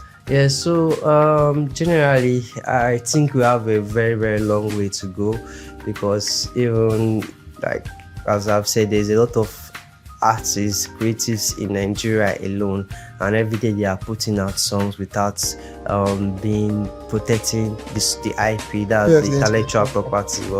So what we do is that we try to educate these artists. Like, we try as much as we can tell them, okay, this is what copyright means. It's not that they don't want to do it. Sometimes they don't just understand the concept of what to do. So we try to educate them. We also have we try to do webinars like every month. We educate them about the music publishing side of things. So that's what we basically do. We try to tell them, okay, this is it, trademark. You need to trademark your name. If not, another person will do. Even not just trademark. Sometimes our advice artists that this is your name. If I'm you, I'll go and buy a domain because in the future now, you want to, maybe you are very popular like Omali now and somebody else is already using your name as their domain, it's going to be a problem. So try to write even from just casual conversations, because artists, they don't like, from their own psychology or how they live their life, they don't like too much talking. Like if you want to be telling them, they might feel it's only their managers that, but how me personally or my team try to do it, we try to do it like in a conversational way. If you don't protect this thing, there's no how we are going to make money from it. Any other person can just exploit it. Then we tell them that if you protect it, it equals to more revenue to yourself. So let's talk about you. As research says, or as you go to your profile, you see you attended the Music Business Academy for Africa, by Godwin GT. GT. So basically, I feel like with that you got extra knowledge of the industry, basically. So how did that transform you from just a producer, management to harnessing your skills to the utmost, like so how did that happen? Like who did you meet? How was the process? Basically, while studying that, a lot of things go. I know I have a brother who attended the classes, and I also wanted to do something like that because I felt like I needed to get myself into the music business to understand it more by classes and maybe time. Well, for you, you went there, you understood it, and you came out, and here you are. So how did you handle that, and what was the process about? Okay, so I know I made mention that my artist went viral by privilege because we were just passionate about the music. So and I needed to, since my artist is now very, I needed to step in as his manager. And the mistake I made with the plug wanting to have my artist as the artist, so because of that, I didn't want to continue making mistakes, so I have to educate myself. I was always checking online. Most of the videos I used to see is from people from the West, that is America, that are making music business courses. So I actually understand it, but I needed somebody that understand the Africa, because I'm not in America, I'm in Africa, understand? That was how I was able to get to know about Godwin Tom, because he has so many videos. There's one of his book, Journey of a Learner, ebook like that. That was how I was able to get. I said, I like the way, I think I want this person to be my mentor. Sure. So I checked his Instagram, LinkedIn. I followed most of those people everywhere. I like anything they post, I know about it. So after following, I thought that okay, they are doing something called Music Business Academy of Africa. So this is nice. First of all, I did their boot camp. Then after doing that boot camp, I got to meet some of the staff at MBA, Music Business Academy for Africa. I met that staff. I told him that I think I want to do this thing, and he said he advised me to do it, right? Then when he advised me to do it, I was still very, very skeptical, because it was like, it was 250,000 naira then for registration, and it was a whole lot for me then. So to register, I wanted to be sure of the kind of value I would get. But what I noticed is that almost everybody that was following then in the music, they must have gone through NBA in a way or the other. Almost everybody that is doing well, especially in Lagos or Nigeria, they must have gone through MBA. And I know that for you to be something, you don't just need ideal experience. You need people to work with. You need people that are higher than you, people that are within your mates, and people that you are more than stuff, either in knowing the business. So I thought that this music business, I think it's going to be something good for me, and I applied for it. That was how I got into the Music Business Academy for Africa. After getting into there, at least they taught us a lot of things. Apart from the knowledge we got, I think we also got like some kind of habit. Unknowingly, you have the habit of showing up. They'll teach you a lot of things. You understand partnership. You understand how to call out like your colleague. For instance, if I have an issue, I can just talk to anybody in the industry. And once they see that, if you know anybody that has gone through MBA music, you always see it on either on their profile, MBA alumni or something like that. So that way, anybody you message in the industry, because you told me somebody that has done a lot of impact for the African. So if you just tell anybody I'm from MBA, they will want to hear what you have to say. Understand? So that was how I was able to get into the program, transform myself. I met other of my colleague then, even some of my team. I think everybody that's currently working at Song is my teammate. They are from MBA. Wow. You understand? So we already have that working skills. It's not as if you be calling somebody, don't do this one. They already understand. Yeah, they already understand. Music business in 2025, 2026 now, should be all about. Yeah, so that's how. And even the day, I think the first week I got into music business academy. They were doing this program with Sakem in Nigeria then. So because of them, I was able to I pitched for partnership with Sakem, and they allowed it. They were like, yeah, you can work with us. So it was they made me understand, okay, this is how partnership work. If you don't have this thing and this other person have it, they can be value exchange. It's not about money, stuff like that. Yeah. So it has been very, very, very helpful. Yeah. So with digital streaming and artists' own platforms on the rise, what do you predict for the infrastructure and basically the infrastructure and ownership in Nigerian music scene, basically, especially when the media ownerships and all that, the conversations around that. So what do you predict in terms of the infrastructure and how ownerships in music would look like in the next few years? Basically artist catalogs and all. Yeah. I know a lot of artists right now are beginning to be interested in the music industry, because the music business itself, because at the end of the day, you see an artist is very popular, or they will see other artists that are very, very popular, but they are not making revenue. It's more as if you just blow, you don't get anything, you understand? So because of that, a lot of artists are beginning to go and read the music business, understand what it entails. So because of that, they are beginning to understanding ownership, you understand? So now a lot of artists, they want to be independent. They want to they don't want to sign to any record label. They prefer to partner than to be signed completely. So a lot of artists now want to be independent, because they have control over their catalog.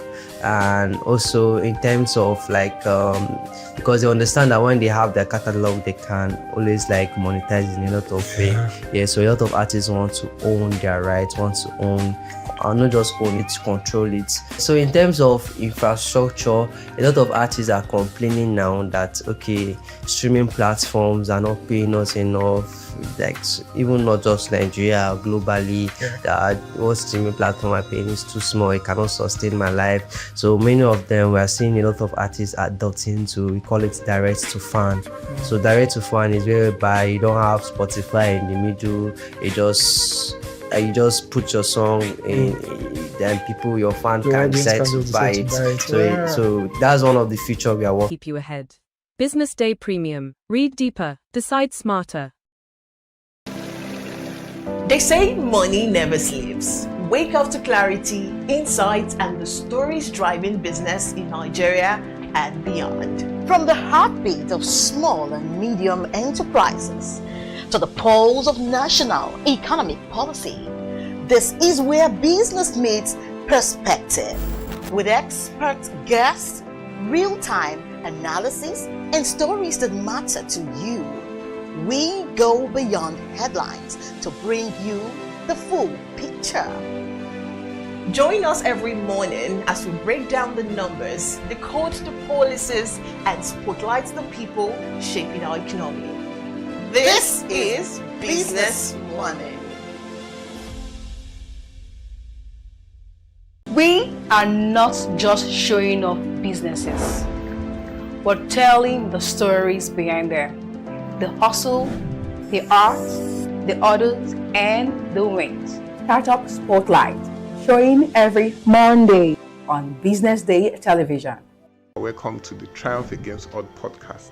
Most people go through their lives without knowing what their superpower is, right? But if you're lucky enough and determined enough to find your superpower before you get to a certain stage of your life, you will be incredibly successful. Look, the first thing is you just decide not to look at the challenges, because if you do, it's going to end you. The closest thing I think is that I had a deeply military background, which is a bit of a never say die background. I saw an opportunity in non-interest banking, and I felt that the demand was there. There was pent-up demand for it.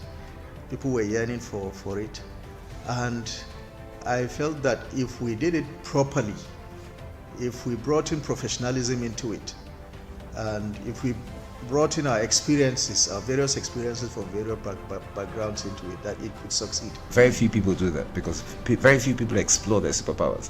They just explore bread and butter issues. I need to eat, and Yes, there will be challenges. This is a very difficult business environment.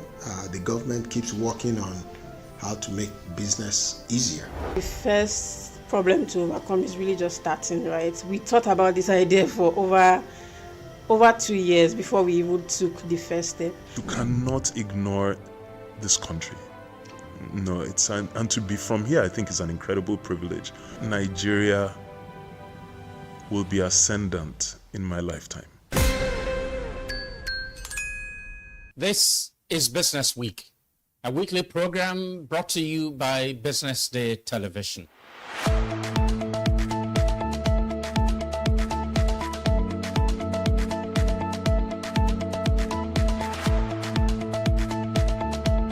For many years, we've talked about the need to, essentially diversify our revenue stream away from, the huge dependence on oil revenues. It looks like that is happening now. So that means that we're better protected when, you have these wide fluctuations in oil prices and all of that. So But as you say, and I agree, that we should commend the government. At least revenues are not falling. There have been times in the past when we recorded drops in revenue. That's not the case today. We're seeing revenues actually going up.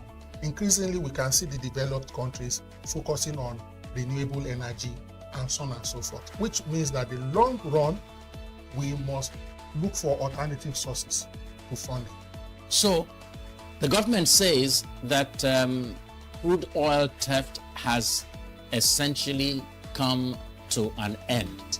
We need to do more to ensure that we totally eliminate crude oil theft and start to think of how to boost production. But it's a good first step. By eliminating crude oil theft, it also creates an incentive for international oil companies to probably return and start to take up more projects in the upstream industries. Stay ahead with Business Day Mobile, your gateway to Nigeria's most trusted business news, market insights, and expert analysis. With a Business Day Mobile app, you'll enjoy more than just news. You gain a seamless, intuitive platform designed to keep you informed and empowered.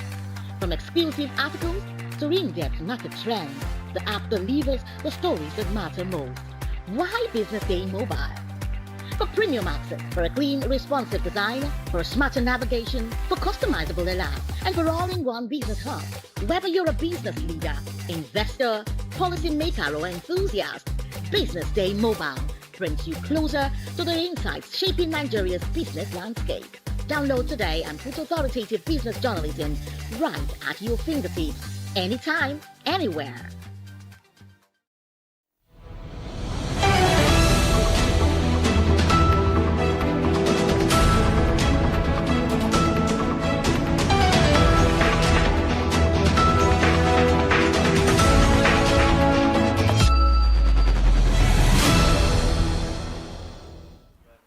Good afternoon. This is the Business Day TV Midday Bulletin coming to you live from our studio here in Lagos, Nigeria. And coming up,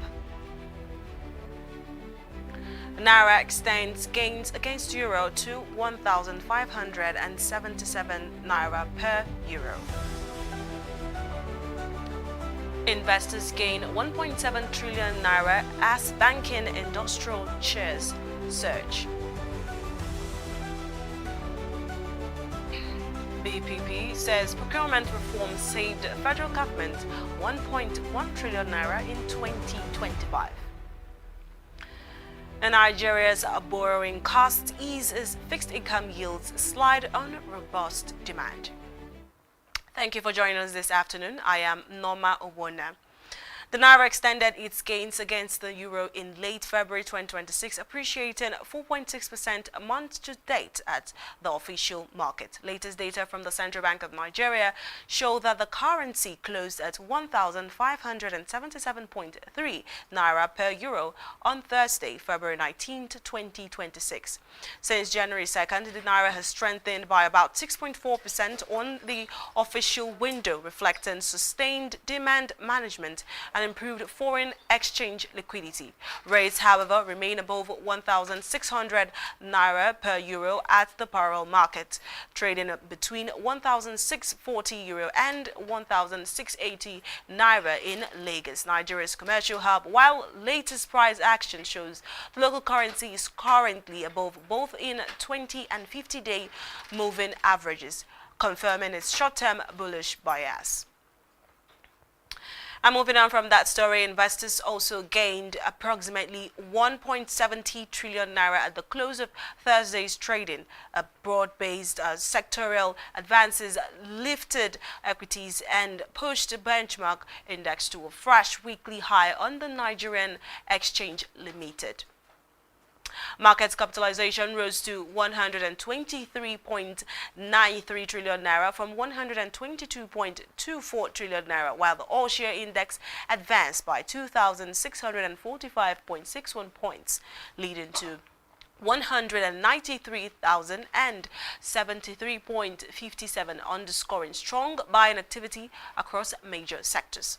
The session's performance was underpinned by advances across major sectoral gauges, particularly banking, industrial and consumer stocks. The NGX Industrial Index edged higher to 7,200.81 from 7,180.10, sustaining the sector's upward momentum, while performance was supported by gains in Julius Berger and Lafarge Africa. And still on, the Bureau of Public Procurement, also known as BPP, says the ongoing procurement reform saved the federal government over 1.1 trillion naira between January and December 2025. Director General of the Bureau, Adebowale Adedokun, revealed this on Thursday while defending the agency's 2026 budget before the Senate Committee on Public Procurement in Abuja. The Bureau also reported reduced contract approval timelines, additional cost savings, and tougher sanctions imposed on erring contractors and non-compliant government officials. Adedokun appealed for increased budgetary allocation in 2026 to enhance service delivery, create jobs, and strengthen institutional capacity for procurement oversight. The DG further revealed that the Bureau received 4.032 billion naira in 2025 and sought higher funding to reinforce anti-corruption efforts under the administration of President Bola Tinubu. And coming up, Nigeria's borrowing costs ease as fixed income yields slide on robust demand. We'll bring you this and more after this commercial break.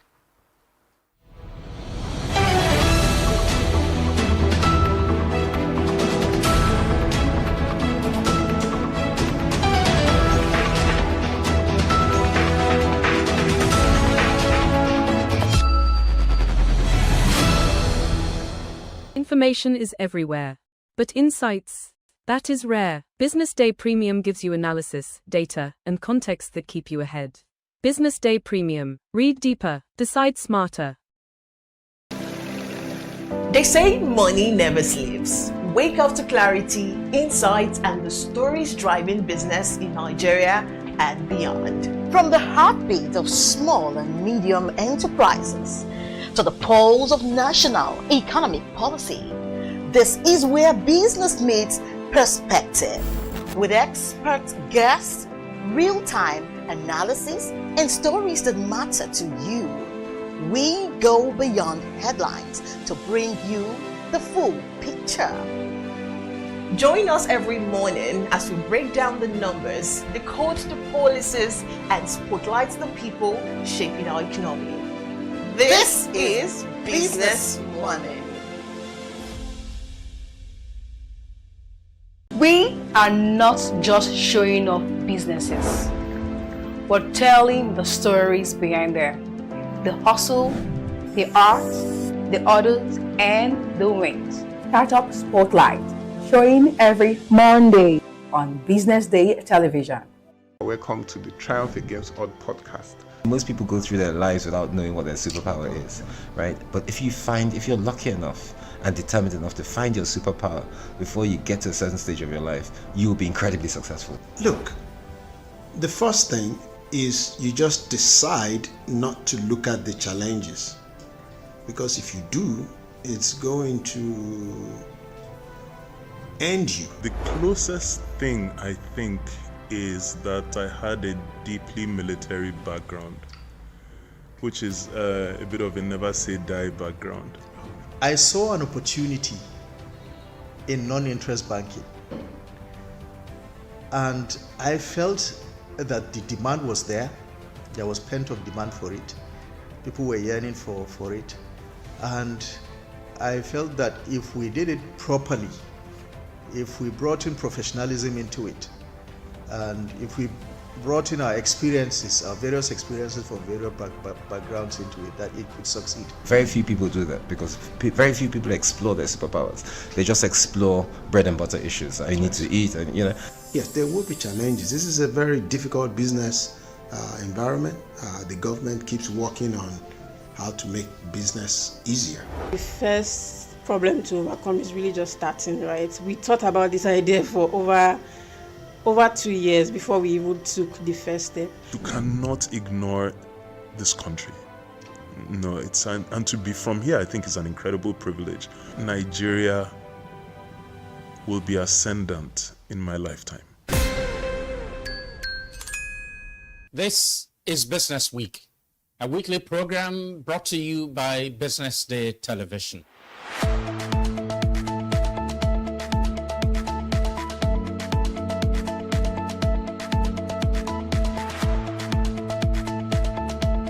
For many years, we've talked about the need to, essentially diversify our revenue stream away from, the huge dependence on oil revenues. It looks like that is happening now. So that means that we're better protected when, you have these wide fluctuations in oil prices and all of that. So it's as you say, and I agree, that we should commend the government. At least revenues are not falling. There have been times in the past when we recorded drops in revenue. That's not the case today. We're seeing revenues actually going up. Increasingly, we can see the developed countries focusing on renewable energy and so on and so forth, which means that in the long run, we must look for alternative sources to funding. So, the government says that crude oil theft has essentially come to an end. We need to do more to ensure that we totally eliminate crude oil theft and start to think of how to boost production. But it's a good first step. By eliminating crude oil theft, it also creates an incentive for international oil companies to probably return and start to take up more projects in the upstream industries. Stay ahead with Business Day Mobile, your gateway to Nigeria's most trusted business news, market insights, and expert analysis. With a Business Day Mobile app, you enjoy more than just news. You gain a seamless, intuitive platform designed to keep you informed and empowered. From exclusive articles to in-depth market trends, the app delivers the stories that matter most. Why Business Day Mobile? For premium access, for a clean, responsive design, for a smarter navigation, for customizable alarm, and for all-in-one business hub. Whether you're a business leader, investor, policymaker, or enthusiast, Business Day Mobile brings you closer to the insights shaping Nigeria's business landscape. Download today and put authoritative business journalism right at your fingertips, anytime, anywhere.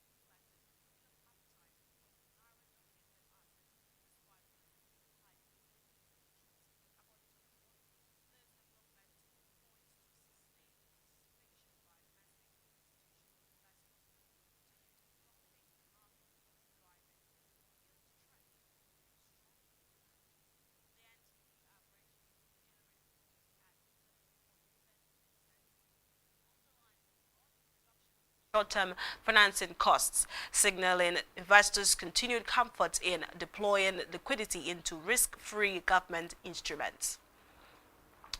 And away from that story, the Petroleum and Natural Gas Senior Staff Association of Nigeria on Thursday rejected President Bola Tinubu's newly signed executive order mandating the direct remittance of oil and gas revenues to the Federation account, describing the directive as a dangerous precedent capable of undermining the Petroleum Industry Act and eroding investor confidence in the sector.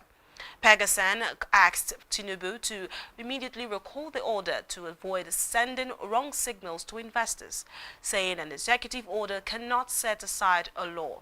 The president on Wednesday signed an executive order directing that royalty oil, tax oil, profit gas and other revenues due to the Federation under production sharing, profit sharing and risk service contracts be paid directly into the Federation account. The order also scrapped the 30% Frontier Exploration Fund under the PIA and stopped the 30% management fee on oil profit and profit gas retained by the Nigerian National Petroleum Company Limited. Reacting at a press conference in Lagos on Thursday, the president of Pegasan, Festus Osifo, says the union was troubled by the development and called for immediate withdrawal of the order. And also, the Central Bank of Nigeria has sterilized over 3.57 trillion naira within 3 days as deposit money banks parked surplus cash in the CBN's standing deposit facility. An analysis of the CBN's financial data between Tuesday, February 17th and Thursday, 2026 highlights the scale of liquidity management operations undertaken by the Apex Bank amid sustained high system balances and strong demand for government securities. The aggressive liquidity mop-up followed banking system liquidity of over 4 trillion naira, which an analyst at Coronation Research noted in their Nigeria Weekly Update released on Friday, February 13th. Despite the multi-trillion naira absorptions through open market operations and primary market issuances, banks continued to channel significant funds into the STF window. Combined direct market instruments accounted for about 1.57 trillion naira in withdrawals, while persistent STF usage reinforced the scale of effective sterilization across the system.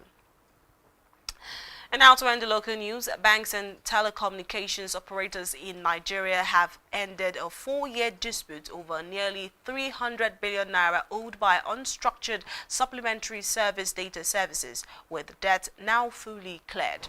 Alton's chairman, Benga Adebayo, announced the resolution on Thursday during an official visit to the chairman of the Nigerian Communications Commission, Idris Olorunibe. Crediting the intervention of the NCC, led by the Executive Vice Chairman Aminu Maida, with bringing the long-standing dispute to a close.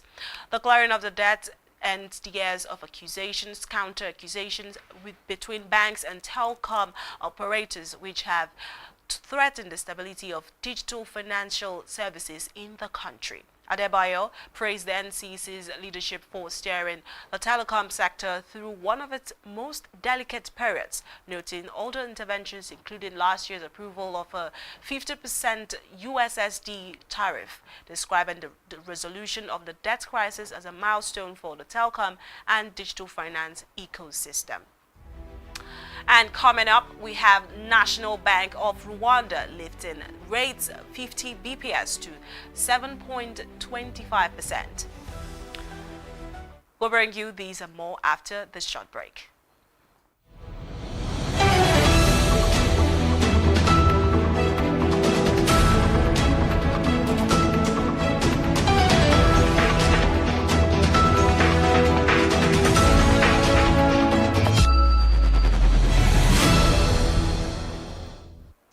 The National Bank of Rwanda has increased the interest rate by 50 basis points to 7.25% in the effort to curb inflation in the near term, bucking a broader easing trend across Africa.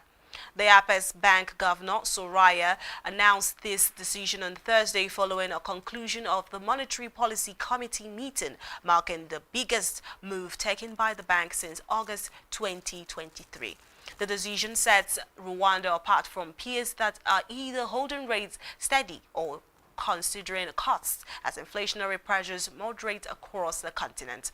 The bank added that further decisions will depend on its assessment of economic risk going forward. This suggests that while inflation remains high, policymakers are confident it will moderate through the year if certain measures are taken. And also, more than 1,000 Kenyans have been recruited to fight in Russia's side in the war in Ukraine, as seen in a Kenyan intelligence report presented to lawmakers this week, 5 times more than authorities had previously estimated. The Russian embassy in Nairobi denied on Thursday that Moscow was involved in illegally recruiting Kenyans to fight in Ukraine, saying foreign citizens could voluntarily join its armed forces. Written reports of the Kenya's National Intelligence Service to lawmakers on Wednesday, Parliament Majority Leader Kimani described a network of rogue state officials, it says, had colluded with human trafficking syndicates to recruit Kenyans to fight in Russia's war in Ukraine. The recruiters reportedly targeted former soldiers and police officers, as well as unemployed people, with promises that they would earn 350,000 shillings per month and get bonuses of up to 1.2 million shillings. And now we move to the foreign scene, where a federal grand jury indicted 3 Silicon Valley engineers on charges of stealing trade secrets from Google and other technology companies and transferring sensitive data to Iran. Semana Gandali, 41, and her sister Sorora Gandali, 32, and Mohammed, all residents of San Jose, were arrested on Thursday and appeared in a federal district court the same day. The indictment identified the defendants as Iranian nationals. Sorora was in the U.S. on a non-immigrant student visa, while Samana later became a U.S. citizen. And while Korsavi, with her husband, becoming a U.S. legal permanent resident. According to the U.S. Attorney's Office for Northern District of California, the trio faces charges of conspiracy to commit trade secrets theft and attempted theft of trade secrets and obstruction of justice. Still on, Trump says the world would find out over the next probably 10 days whether U.S. will reach a deal with Iran or take military action. And at the first meeting of his Board of Peace in Washington, D.C., Trump says of negotiations with the Islamic Republic about its nuclear program. In recent days, the U.S. has surged military forces to the Middle East, while progress was reported at talks between American and Iranian negotiators in Switzerland. The Iranian government has told the UN Secretary General that it will regard U.S. bases in the region as legitimate targets if used in any military aggression against Iran.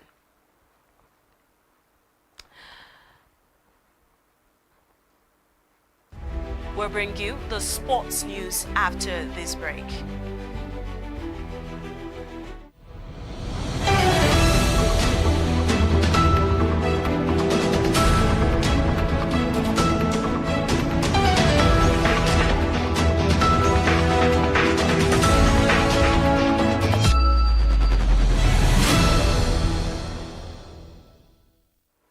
And now to sports. The World Football Governing Body, FIFA, has announced plans to mobilize $17 million to rebuild football facilities in Gaza destroyed during the war between Israel and Hamas. The announcement was made on Thursday at the inaugural meeting of the Board of Peace convened in Washington by U.S. President Donald Trump. FIFA President Gianni Infantino also attended the meeting, which focused primarily on reconstruction efforts in the Gaza Strip. Trump disclosed that FIFA would help raise a total of $75 million for projects in Gaza, noting that the initiative would include football-related investments such as playing fields and high-profile visits by global football stars. And now to end the news, the future of Super Eagles head coach Eric Schell remains uncertain following reports that Franco-Milan tactician has submitted a 19-point proposal to the Nigerian Football Federation seeking a significant review of his contractual terms. According to reports, Schell, currently earning $50,000 monthly, reportedly requested an upward adjustment to $130,000 per month, approximately 174 million naira, covering his salary, technical crew wages, and personal assistance.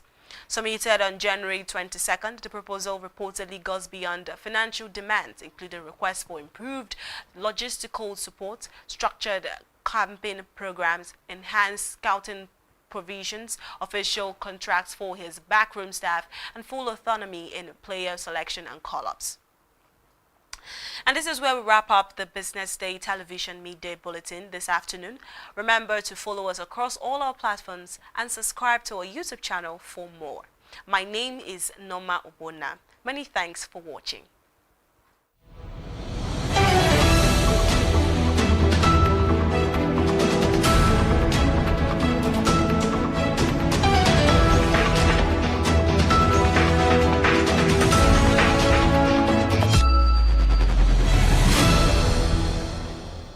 Information is everywhere, but insights, that is rare. Business Day Premium gives you analysis, data, and context that keep you ahead.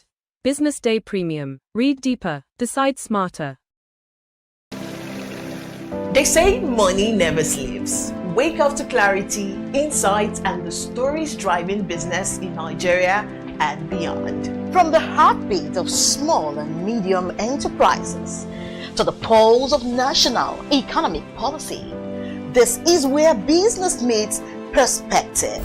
With expert guests, real-time analysis, and stories that matter to you, we go beyond headlines to bring you the full picture. Join us every morning as we break down the numbers, decode the policies, and spotlight the people shaping our economy. This is Business Money. We are not just showing off businesses, but telling the stories behind them. The hustle, the art, the orders, and the wins. Startup Spotlight, showing every Monday on Business Day television. Welcome to the Triumph Against Odd podcast. Most people go through their lives without knowing what their superpower is, right? But if you're lucky enough and determined enough to find your superpower before you get to a certain stage of your life, you will be incredibly successful. Look, the first thing is you just decide not to look at the challenges, because if you do, it's going to end you. The closest thing I think is that I had a deeply military background, which is a bit of a never say die background. I saw an opportunity in non-interest banking,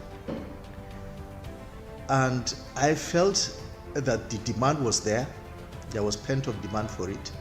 People were yearning for it, and I felt that if we did it properly, if we brought in professionalism into it, and if we brought in our experiences, our various experiences from various backgrounds into it, that it could succeed. Very few people do that because very few people explore their superpowers. They just explore bread and butter issues. I need to eat, and Yes, there will be challenges. This is a very difficult business environment. The government keeps working on how to make business easier. The first problem to overcome is really just starting, right? We thought about this idea for over 2 years before we even took the first step. You cannot ignore this country. No, and to be from here, I think is an incredible privilege. Nigeria will be ascendant in my lifetime. This is Business Week, a weekly program brought to you by Business Day Television.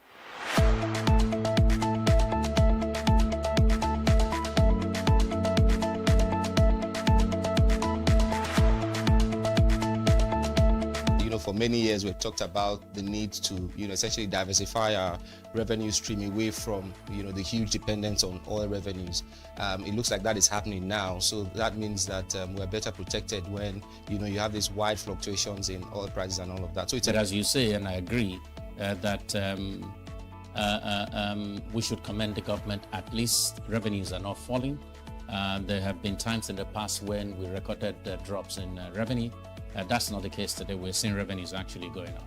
Increasingly, we can see the developed countries focusing on renewable energy and so on and so forth, which means that in the long run, we must look for alternative sources to funding. So the government says that crude oil theft has essentially come to an end. We need to do more to ensure that we totally eliminate crude oil theft and start to think of how to boost production. But it's a good first step. I mean, by eliminating crude oil theft, it also creates an incentive for international oil companies to probably return and, start to take up more projects in the upstream industries. Stay ahead with Business Day Mobile, your gateway to Nigeria's most trusted business news, market insights, and expert analysis. With a Business Day Mobile app, you enjoy more than just news. You gain a seamless, intuitive platform designed to keep you informed and empowered. From exclusive articles to in-depth market trends, the app delivers the stories that matter most. Why Business Day Mobile? For premium access, for a clean, responsive design, for a smarter navigation, for customizable alerts, and for all-in-one business hub. Whether you're a business leader, investor, policymaker, or enthusiast, Business Day Mobile brings you closer to the insights shaping Nigeria's business landscape. Download today and put authoritative business journalism right at your fingertips, anytime, anywhere. Attention business leaders. Want to make informed decisions? Join the ranks of the best with Premium Business Day. Access in-depth analysis and expert opinions to stay ahead. Subscribe now at premium.businessday.ng and unlock premium content. Plus, you get 50% off your first subscription. Don't miss out. Make smarter choices and seize new opportunities. Sign up now and elevate your business game. Visit premium.businessday.ng today. Entrepreneurship is for everybody, but not everybody is for entrepreneurship. They are the dreamers. I remember it was like 3 a.m. 21st of December 2021. The disruptors. Life is not affordable, let's be real. The doers. BusinessDay Academy has trained over 3,000 event professionals. In a place where the odds don't play fair, they play harder. I would like my business to be remembered as one of the homegrown organizations that has helped with shaping the narrative of this continent positively. From first-time founders to industry giants, this is where serious business meets unexpected turns. I could stay up hours of the night just watching things about space. Welcome to Entrepreneurs Lounge with Norma, where we unravel the buzz and glamorous headshots to bring you the untold. When I went for youth service, where I was sent to, instead of me to go to work, I went to go and learn how to sew. Raw. I'm blown away by the challenges they're facing. And real stories of Nigeria's fearless young entrepreneurs. And it not only yes. Watch Entrepreneurs Lounge with Norma every Tuesday on Business Day Television.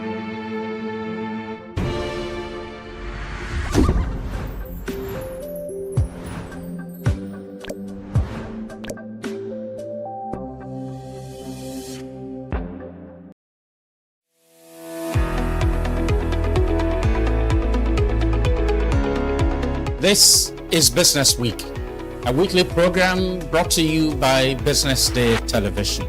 And we're live from Lagos, the nation's commercial capital, bringing you the latest insight into the stories that matter for business and the economy.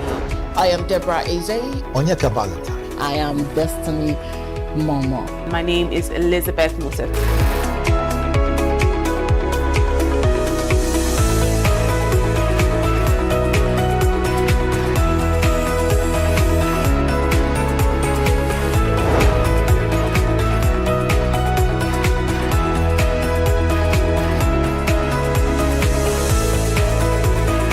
When you think of business, think no more, think Business Day.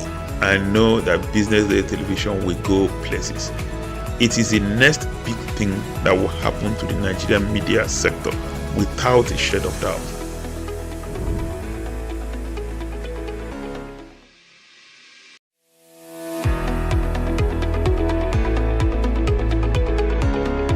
This is Business Week, a weekly program brought to you by BusinessDay Television. And we're live from Lagos, the nation's commercial capital, bringing you the latest insight into the stories that matter for business and the economy. I am Deborah Eze. Onyeka Valentine. I am Destiny Momo. My name is Elizabeth Moses.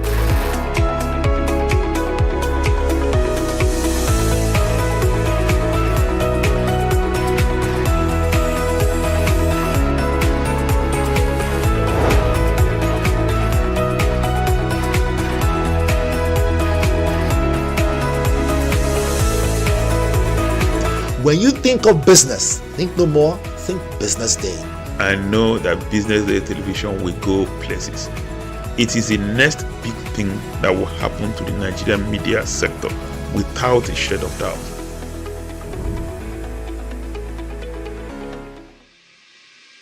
Attention business leaders. Want to make informed decisions? Join the ranks of the best with Premium Business Day. Access in-depth analysis and expert opinions to stay ahead. Subscribe now at premium.businessday.ng and unlock premium content. Plus, you get 50% off your first subscription. Don't miss out. Make smarter choices and seize new opportunities. Sign up now and elevate your business game. Visit premium.businessday.ng today. Entrepreneurship is for everybody, but not everybody is for entrepreneurship. They are the dreamers, I remember it was like 3 a.m. by 21st of December 2021. the disruptors, Luxury is not affordable, let's be real. the doers, BZD Academy has trained over 3,000 event professionals. in a place where the odds don't play fair, they play harder. I would like my business to be remembered as one of the homegrown organizations that has helped with shaping the narrative of this continent positively. From first-time founders to industry giants, this is where serious business meets unexpected turns. I could stay up hours of the night just watching things about space. Welcome to Entrepreneurs Lounge with Norma, where we unravel the buzz and glamorous headshots to bring you the untold. When I went for youth service, where I was sent to, instead of me to go to work, I went to go and learn how to sew. Raw. I'm blown away by the challenges they're facing. And real stories of Nigeria's fearless young entrepreneurs. And not only not yes. Watch Entrepreneurs Lounge with Norma every Tuesday on Business Day Television.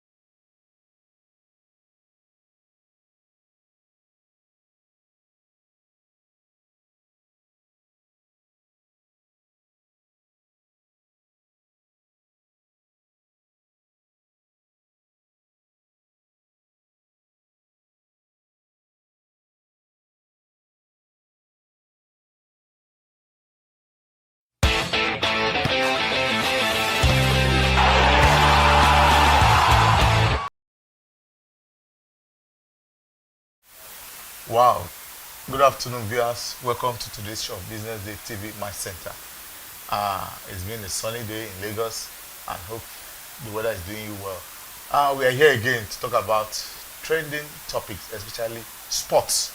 And one of the topics we have today is a topic that's kept many Nigerians. I remember on Monday, Tuesday, I couldn't sleep, and a lot of Nigerians are still anxious. And what that topic is about the World Cup, Nigeria's 2026 World Cup hope. And we had a report that FIFA was going to give a verdict at a particular day. Till date, the verdict has not come. Nigerians are still waiting. Now the question is, how long will Nigerians wait for FIFA verdict for their 2026 World Cup hopes? To discuss more on this with me is my regular host, Ibrahim Abubakar. It's good to be here once again. And Inobong, you are smiling already. How will I do that? Let me start with you, Inobong, because Nigerians till tomorrow, they are still anxious. They are still eager. They are still hoping that they'll get a lifeline.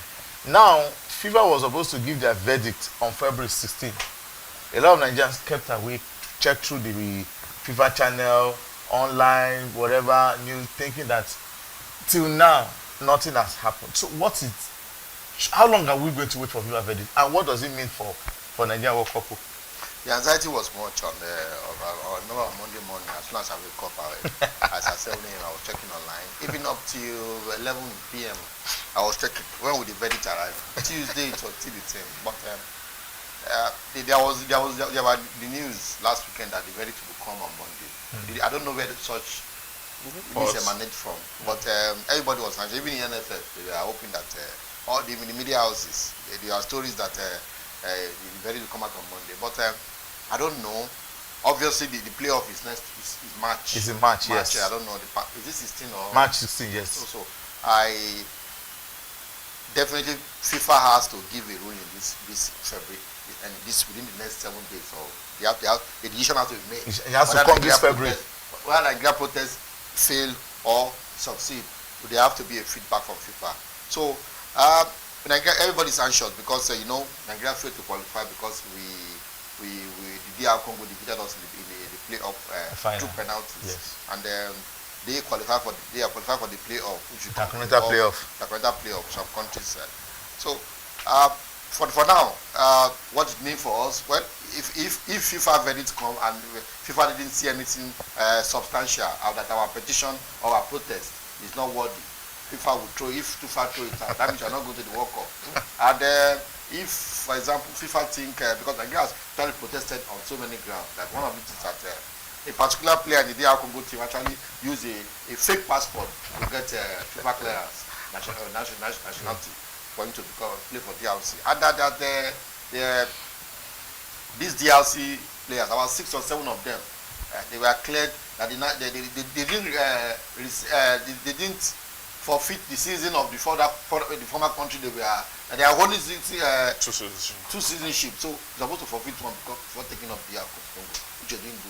So on that ground, NFF is saying that FIFA should award the match to them, sanction DRC Congo, and Nigeria should go and play the playoff. So the Nigerians are hopeful that NFF said FIFA was deceived and they have actually carved out a petition which they feel FIFA should be able to take action. The NFL president probably will be that are confident that FIFA will take action on it. So let's keep our fingers crossed. Ibrahim, for millions of Nigerians, so what that means now is that Nigerians World Cup hope lies in the hands of FIFA. Well, you said it. you saw I was kind of off, like, okay, yes, you've said it, because if you look at it, I think we have ourselves to blame. We put ourselves in this mess from the very beginning. Even without all of this petitioning, we should have been able to get the tickets for the Intercontinental playoff. But here we are looking for an escape route, like you said. And again, there is this saying that there is no ignorance is not an excuse. An excuse in the law. Yeah. So whether the RC did that knowingly or unknowingly, whether they did that intentionally or not, it is not to say they didn't do it. If FIFA found that they did it. So I think we have a case in our hand. I think we have the upper hand at this point.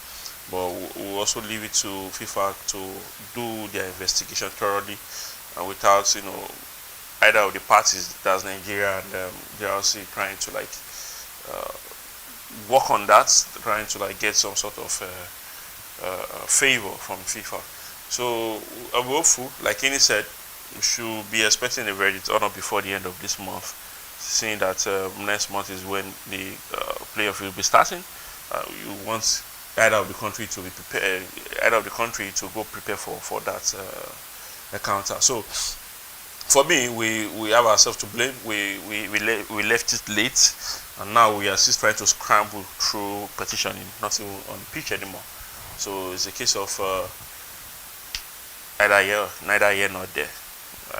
I'm honestly not hopeful, but again, let's see how it goes. Okay, I remember during the qualifiers, it was like there was no hope for Nigeria until Eric Chile came on board, and what revived that hope was that 3-point deduction that FIFA, I think from South Africa. That before that time, people were saying that FIFA would not do anything, just to like, even when people lost hope that before FIFA now came with their hammer, bah, South Africa 3 points and all of it fine. So for me, that is what I always tell. Maybe that could be the one thing that is keeping Nigerians hope that FIFA is a trustworthy body that will do what is right for football and all of that. But for me, I was asking somebody, though NFF General Secretary have said they submitted a petition last month, but how they said FIFA was deceived into some of those claims that DR Congo. But DR Congo are also claiming that, yeah, of course, nobody will say they are wrong. Yeah. They will always tell you that they are right. In the case of South Africa at that time, when they fielded a player who already was suspended, they were also claiming that they were right. But when FIFA now found that, they did their due diligence, and FIFA came with their this thing when people are looking forward to it at a point, and I think FIFA is trying to calm the tension, because if that thing has happened on Monday, Tuesday, whether good or bad, only God knows what. Because I think this must come this February. Because now the question is, let's say either good or bad, let's say good one for us. Yeah, we got it. Number one, how are we prepared for the intercontinental playoff? We have a goalkeeper that is currently jobless. The mental alertness of those players, unlike DR Congo now, they're already preparing for the international playoff. The coach already has some players who field and all of that, because people feel that this thing should have come long ago, at least to prepare the team and all of that. How are we prepared for it, Ibrahim? Exactly what my closing remarks before you're asking this question now is that we need our results from FIFA so that Nigeria or JRC can be prepared for it. I'm not even sure. JRC, they're already prepared. They are not waiting for the yes, because they are already preparing. Because if the question is how is Nigeria prepared, you cannot even be prepared when you don't know if you're going or not. You understand? The armor is just there; it has not landed on anyone, so it's just swinging. So like DRC might be prepared because obviously they won the game. Yes. Now Nigeria on the other side is trying to say, okay, you won the game. However, you didn't win fairly. You cheated. So now on the other side, Nigeria is looking for a grace, hope that okay, this petition will win it. They will go prepare for it. This side, they've already won it. They are preparing for it. Now they are hoping that this armor do not, land on them. So I'm not sure Nigeria is prepared at all. The question you're not sure the NFF is prepared. Yeah, but they've lined up 2 international friendlies, so we can't say they are not prepared. So with Jordan and Iran, so with those friendlies, I think NFF too on their own part too are trying to like, let's put something so on then the question would be that so maybe in case it's come our way, it comes out, so those friendlies could prepare those boys. But those friendlies, are they top tier friendlies? Exactly what I'm saying. So if what's it called, let's say Nigeria did not qualify and there was no petition, will the NFF still not find a way to bring a friendly games for the national team? So the friendly will obviously happen with or without all of this. So I'm just saying that unless the result comes prior to that time, that's when you can now bring in players that you want to test, players that you already tested, to see who is fit, who can go, who can play. Because now, if the friendly is coming before the verdict, we obviously won't be calling the likes of Osimhen to come and play the friendly game. You want your key players to come and play these friendly games where they get injured. Many football clubs do not want to release their players to come for these friendly games. We are already more than half of the season in the football season, club season, and then we're having players trying to meet their best. Over the week, Galatasaray beat Juventus 5-2. And now they're looking for a second leg to qualify the UEFA Champions League. You want your star player, Osimhen, to go play a friendly game and get injured. Lookman, the same thing. You want Lookman, Atletico Madrid, I'm not sure wants Lookman to come to the friendly game and get injured. So this is so encompassing, it's not direct, it's not clear yet. Unless the results, the verdict comes before that friendly. That's when we can say, okay, they will prepare for that friendly game. It takes time to prepare friendlies. What if the verdict comes today, tomorrow, and the playoff is on the 16th? You can't just say you want to start to arrange friendlies before that time. Arranging for friendlies, you need to talk to the other country federation so that they need to, a lot of things, logistics and all of that. So for me, I think NFF is doing what is right in terms of putting it. And who says your top player cannot play friendly? It's not a draw. They just to jog around, to keep fit and all of that. But my question in your bong is, what if the verdict does not go our way? What next for the Super Eagles? The Nations Cup is 2027, and that will do for the World Cup. What next? So what are lessons that we should learn? Because I think, for me, I feel that the NFF put us in this mess. Let me know, like, personally, I'm less optimistic about get likewise, yeah. Put yourself into mental. Put my mind at that level that I'll be hoping that we'll still be in the World Cup when we already play our chance. I'm not even thinking about it. I'm not thinking about that we are going to. I'm not as if I'm not thinking that we are. Eventually is coming. But I'm not too optimistic that they are. If it goes the other way, we are fine. Yes. Because I don't want to put my mind to it, because at the end of the day, my hope will be dashed. Because like it was dashed by the field of play. So if it comes, the NFF said that they have a good case. They are still saying it. Something will come out. So let's see. If it comes, fine. If it doesn't, I'm not too. Well, we have the World Cup for what it means for the Super Eagles. They have to live on that to continue now. They blow up that chance of. So what should the NFF do to advance this? Because they put us in this mess. What they can do than to plan ahead. The Nation Cup qualifiers began. Maybe they say is it March or April. So they have to plan to play. They've already lined up training with 2 countries now. They have to bring in new players to the team, like the coach had said, bring in some good players to the team, and also he's going to play friendly. So play the qualifiers and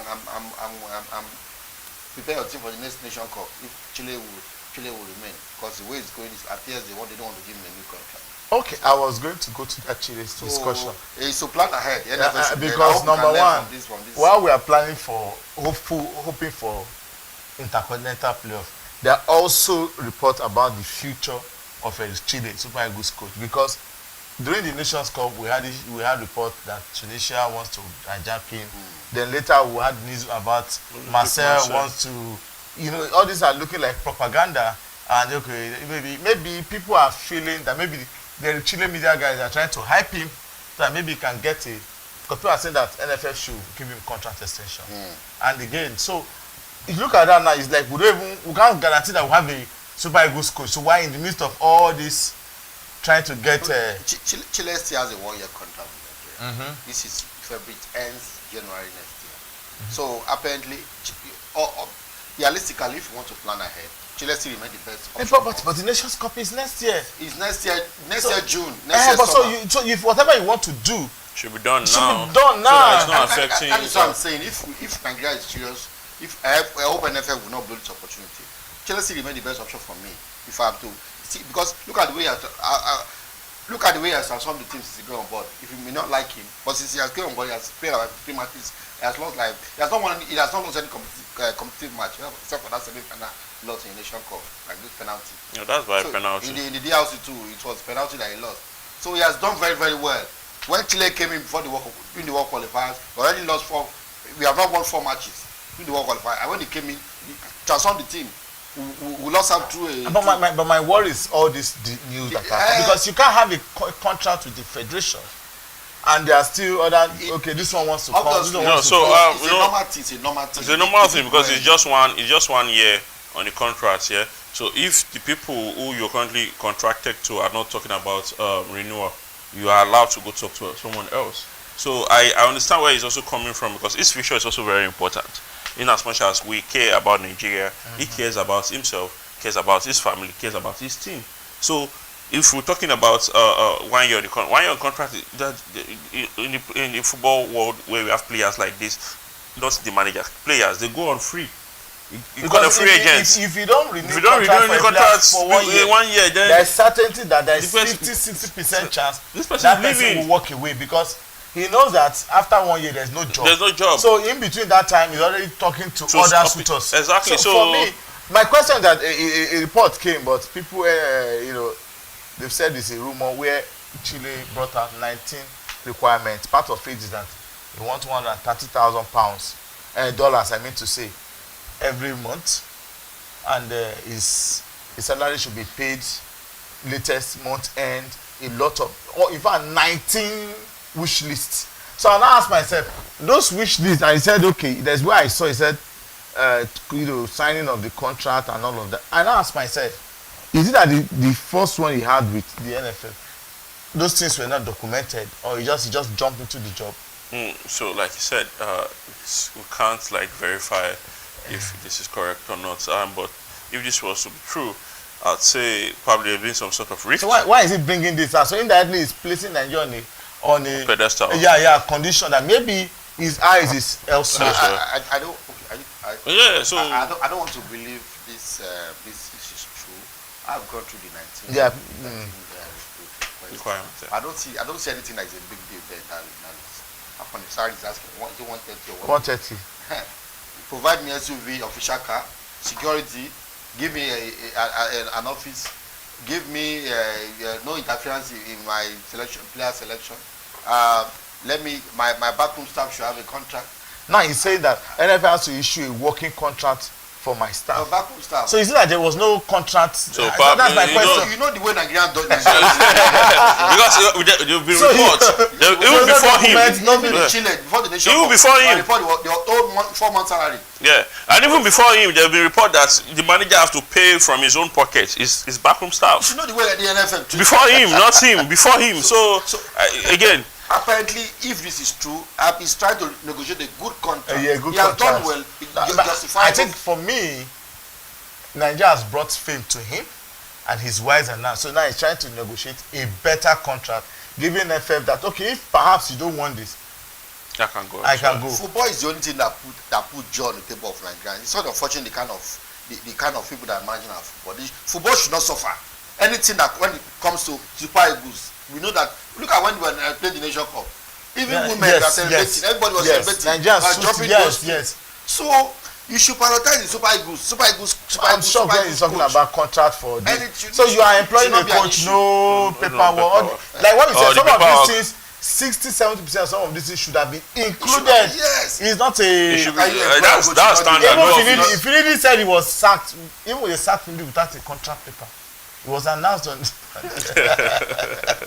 Okay, guys, when it comes to sports here, we can't just, before you know, the time is exhausted. So we are hopeful, because it's like the life and the hopes of Nigeria playing at next year World Cup. It was like the hope was dashed before, but there's a rekindled hope now.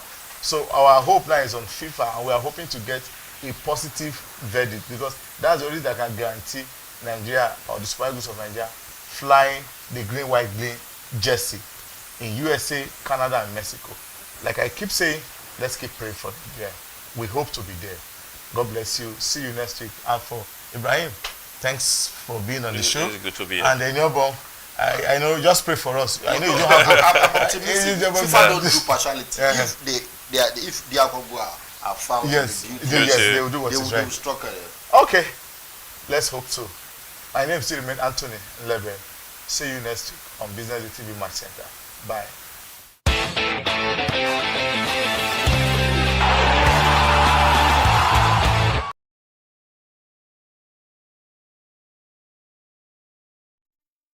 Welcome.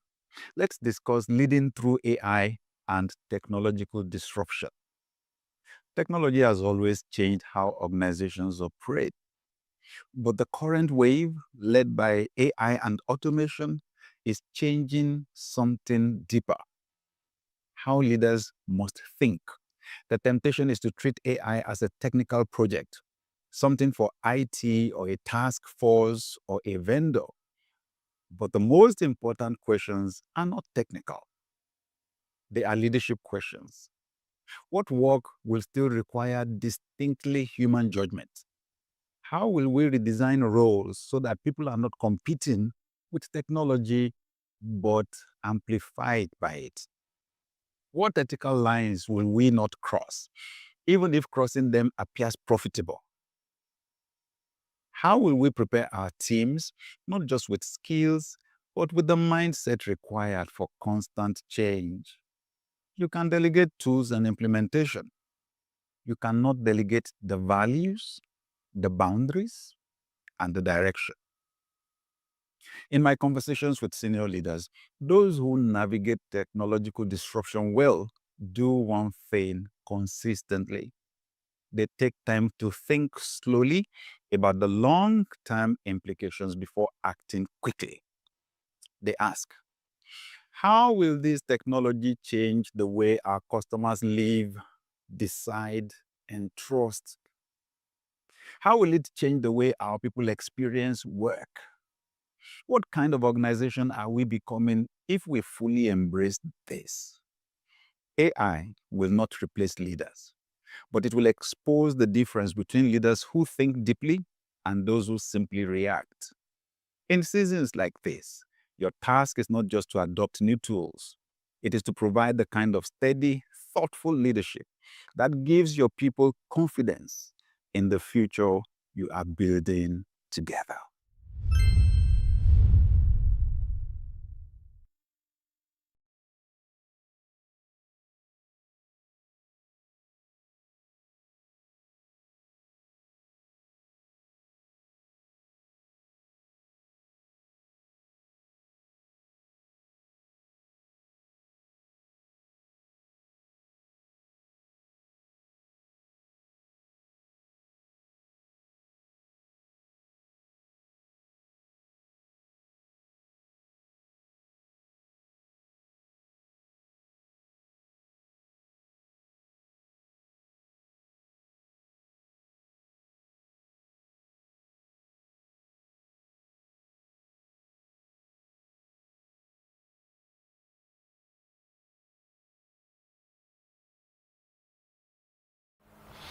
Welcome. This is Reflection Nigeria, where we reflect on issues around our country and sometimes even beyond our country. Today, we're going to be looking at two key issues. One is the advocacy by former President Goodluck Jonathan that there should be a generational shift in leadership across Africa.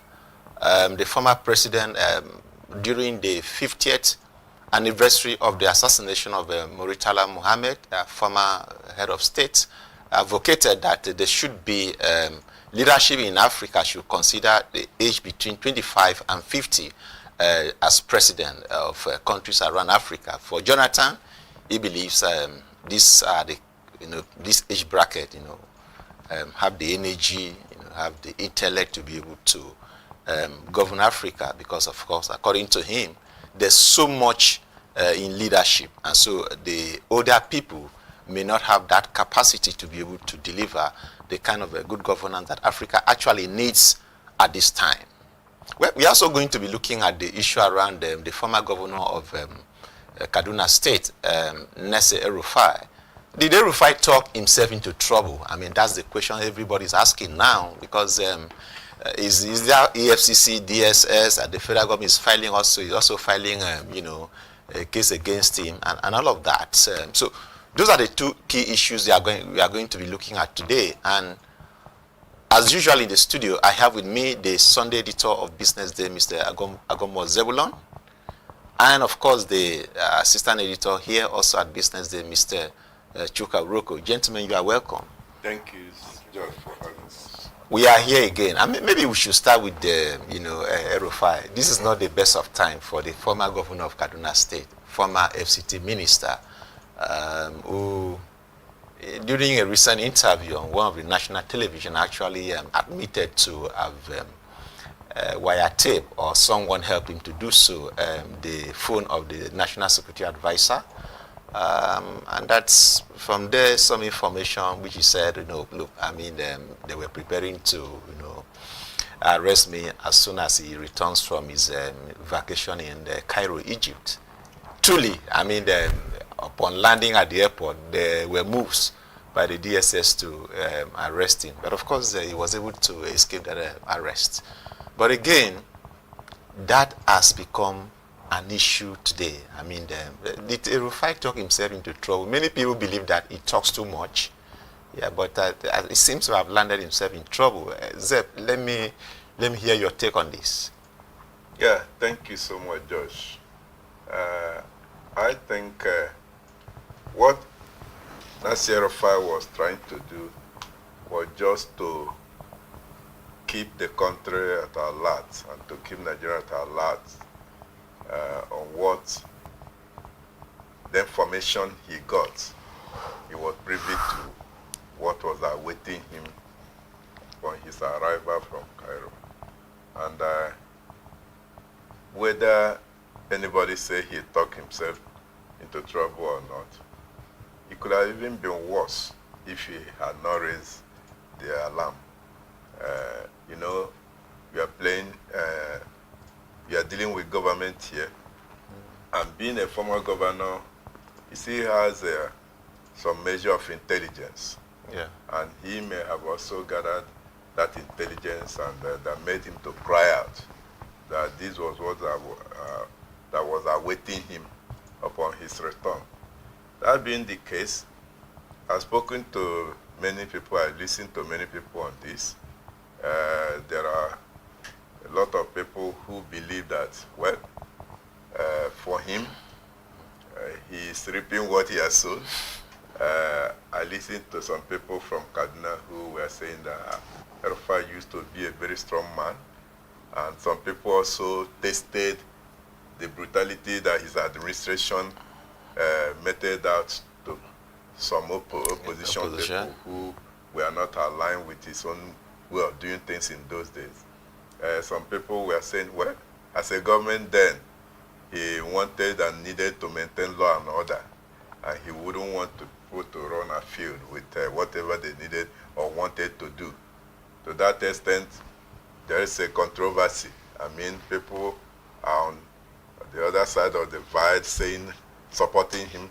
Other people are on the other side of the divide saying that it's karma playing out here. But was he saying the right thing? Was there any plan to pick him up? The federal government has not come out to say he lied. What is happening was that how did he get the information? He tapped the NSA's conversation and came about with the information that arrest awaited him. In fact, that was even why the DSS invited him. And what this has led to was the reopening of the allegation of over 330-something that was awaiting him. While he served as governor of Kaduna State. They say he misappropriated such a sum of money.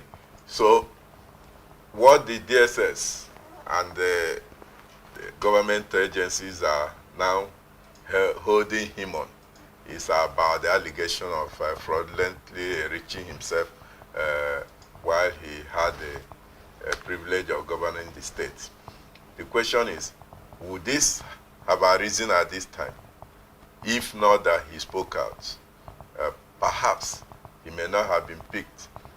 By the way, don't mistake the fact that also that the DSS did not go to his house to arrest him.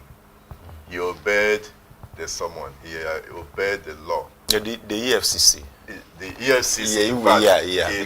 Because he's been invited. Yes, he went to submit himself to EFCC that invited him. Yes. And it was there that all these things happened. So he couldn't, like if what I read yesterday was anything to go by, that he didn't leave the FCC office. Yeah, I think it was detained over the night. Over the night. So, well, that's an El-Rufai person. He doesn't keep quiet. He doesn't allow. He doesn't believe that anybody should cow him. Yeah. He believes that as a citizen of this country, he has to talk, no matter what it is, and no matter whose horse is God, he has his right to speak out. So, for now, the law, we expect the law to take its course. If he's found guilty, well, if he's found not guilty, it's just a matter of the law now. Yeah. Because people say he risked about 2 years in jail if found guilty of whatever he's been accused of doing. Thank you, Zeb. I think what is important here is to say that whether he will be found guilty. I mean, in relation to this taping the NSA's phone and then intercepting communication. Whatever is going to happen. I mean, the case. The federal government has filed a case, but the date for that case has not been fixed by any court.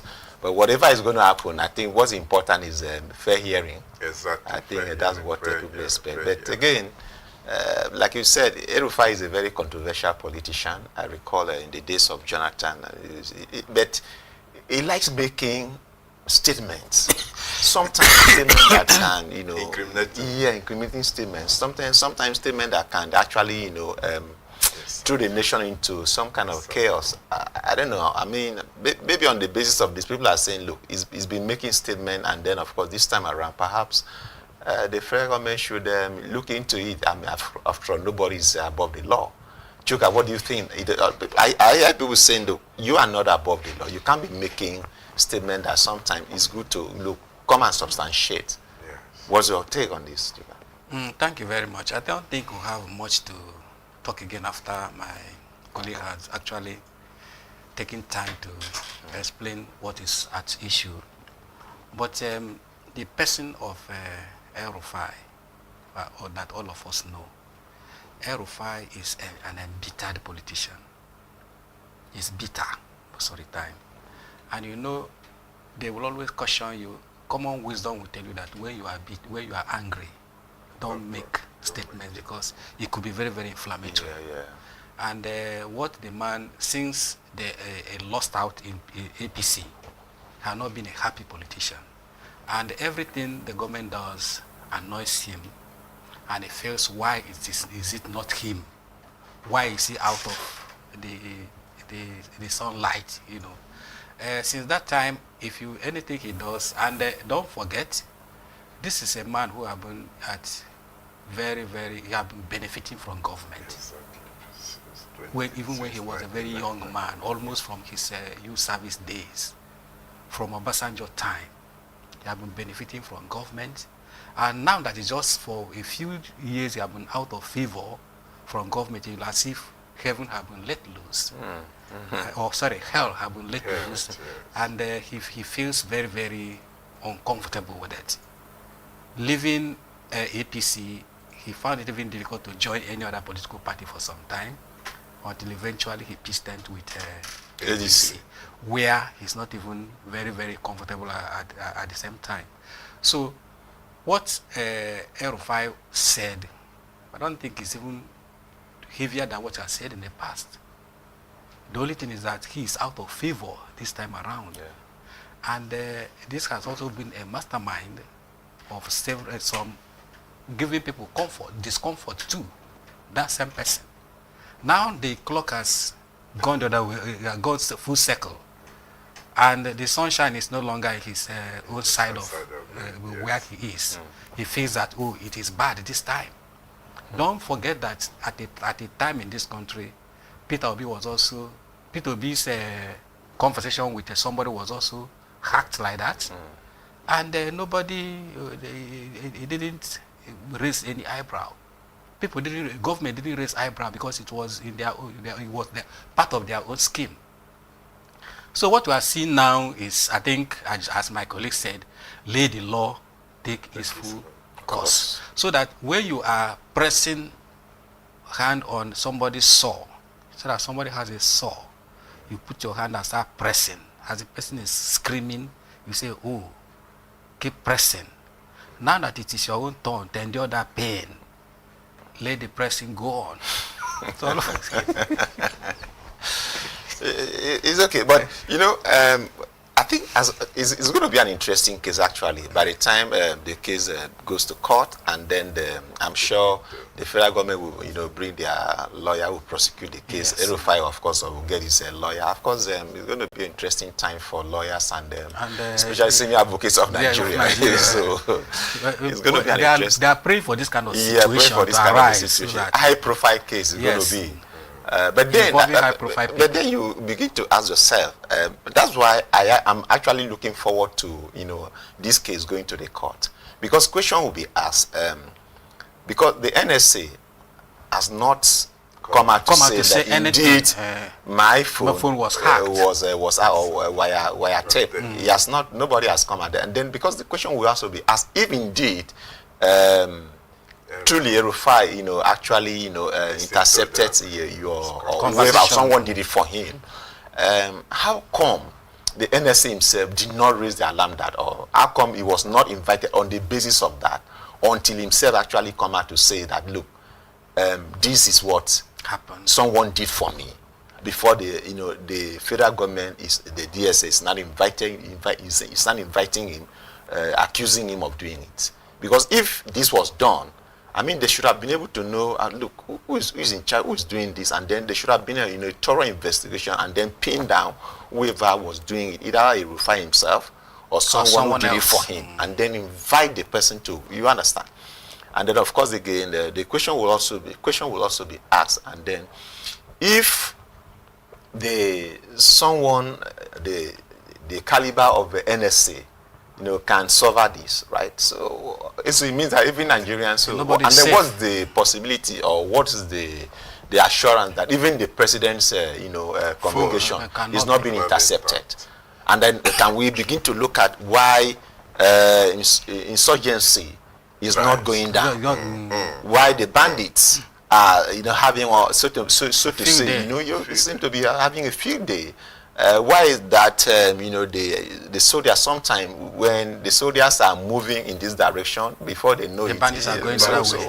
So it means that a lot of things have been going on. So perhaps what Erufai has come out to say may actually open a can of worms for us to actually know what has been going on and why the insecurity has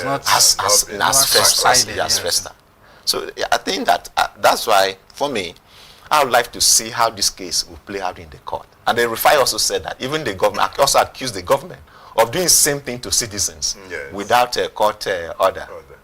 So it's going to be an interesting. If I may come in here before we jump into another, you see, over the years there have been this air of invisibility around some people. The person of Erufai.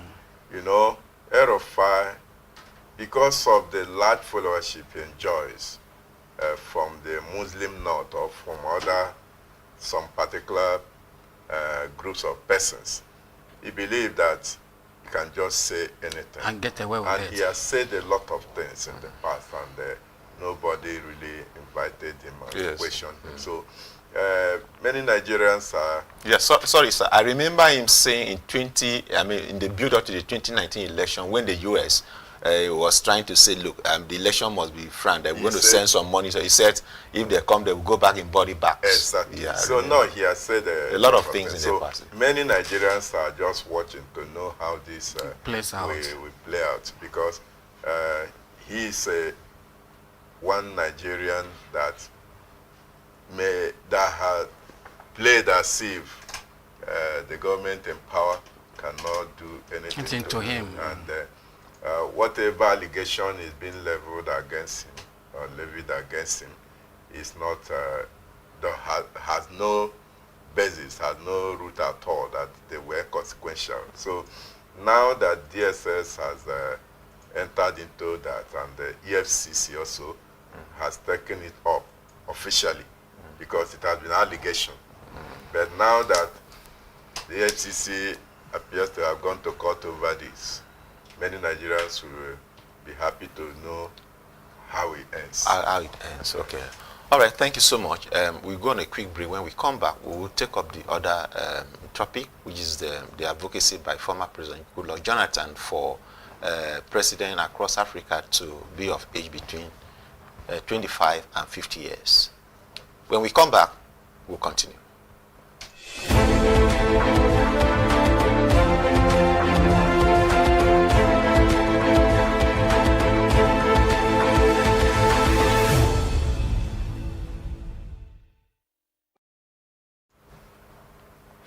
Welcome back to Reflections Nigeria. This is where we, take up issues and then, or rather, let me say, reflect on issues, current issues, be they social, economic, or political around our country. Gentlemen, like I said, there's one other topic we need to discuss here. The former president, Goodluck Jonathan, last week was in Abuja, where the nation marked the 50th anniversary of the assassination of the former head of state, Murtala Muhammad. And during that event, Jonathan, while he was speaking, actually mentioned the fact that it would be nice to have African leaders, between the age of 25 and 50. Some people have disagreed with him, but Jonathan believes that he has been, of course, he was talking from this experience as a former president, that look, to govern a country, let's even use the case of Nigeria, to govern a country like Nigeria is a huge tax, and that you do not need someone who is already old, because there's so much you need to do. For him, it would be better if we have people of age between 25 and 50 years. Well, some are saying yes, Jonathan is right. Some are saying no. I mean, that's age has got nothing to do with quality leadership. And Zeb, let me going to start from you. Let's look at what Jonathan, do you see any sense in what he's saying? Yes, there's much sense in what he said. People will argue that if you have a younger person as president in the country, such a person will be able to withstand the pressure, the daily pressure that comes as a result of confronting the nation's issue and the thinking very well about the country. The movements, or the distortions Nigeria has been experiencing as a result of incessant trips abroad by our leaders to seek medical help, that might not be the case, because if a president spends 2 weeks, 3 weeks on a stretch outside the country seeking medical help, that 3 weeks, a lot of things would have happened in the country that needed his attention, but he's not healthy enough to attend to such urgent needs in the country. Again, it will also enable the leader to have a very fresh ideas on issues, how to, and also tap the technological advancement we have today in dealing with the challenges of leadership, which the elder people may not. People are, let's say, 80, 85 and all that. At that time, somebody is coming to the twilight of his or her years on earth, and that is when the person begins now to bear the burden of a country like Nigeria. So, well, that being said, that that is a very difficult thing to achieve in a country like Nigeria, where the people within that bracket, 25 to 50, 40 years, have not even got the money it requires to even buy form, let alone to prosecute a presidential campaign. No, but there's some young people who are, there are some young people who I millionaires, and I don't put them in all of them in one basket. Yeah, okay, yeah. But if you look around now, yes, we can say that some of them are the Senate, the House of Rep. They have got such financial muscle to do that. Okay. But they have not got that financial muscle up to the people that we see, okay, that are going in for such presidential, because these people have amassed money over the years, and they easily give out this money to buy votes and do other things that are surrounded by election in the country. So you don't forget that in 2022, the president, the former president, the late President Muhammadu Buhari, signed a bill, not too young to run, bill. So that had not even been tested. Nobody, he just signed the bill for the signing's sake. Nothing is happening. The youth are not being given the opportunity to run, to do anything. They have not got the wherewithal, the platform, the structure to even begin to run this thing. What we see these days that the youth are being given are just political aids and other distance. And the most negative aspect is that they are recruited to do some odd jobs for these money-bagged politicians during the election. So Jonathan was right to have said that if you look at the late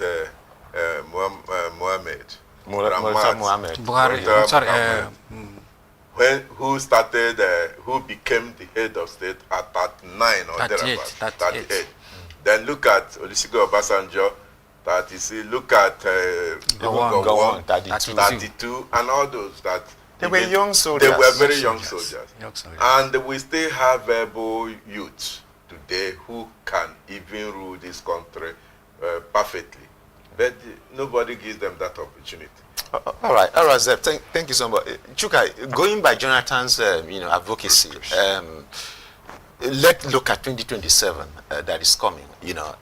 If we were to accept what Jonathan has advocated, it means that the likes of President Bola Ahmed Tinubu, who is currently 73, right? Yes. Will not run. Atiku Abubakar is 79. He will not run. You like people like Rotimi Amechi, who is 60, is in his 60, and then of course Rufai himself is 65. Peter Obi is 64.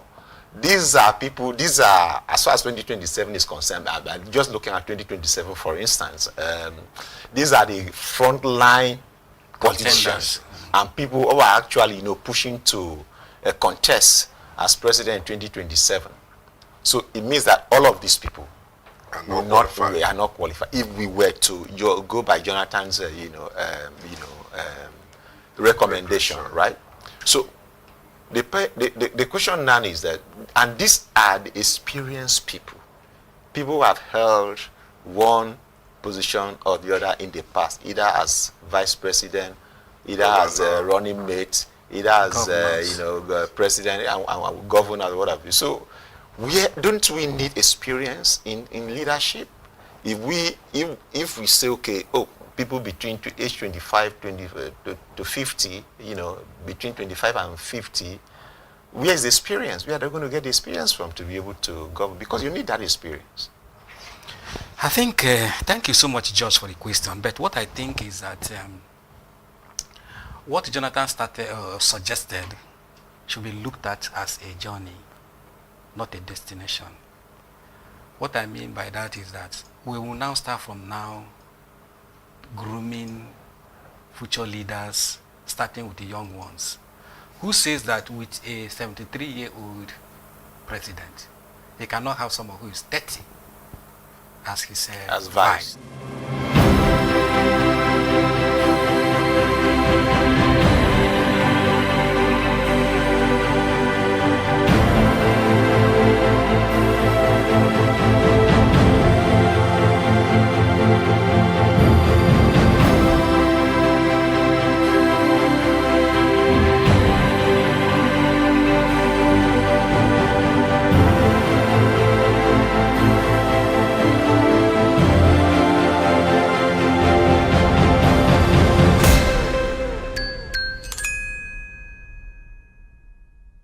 Hello, my name is Obidiko Kafo, and you are welcome to the Triumph Against Odd podcast.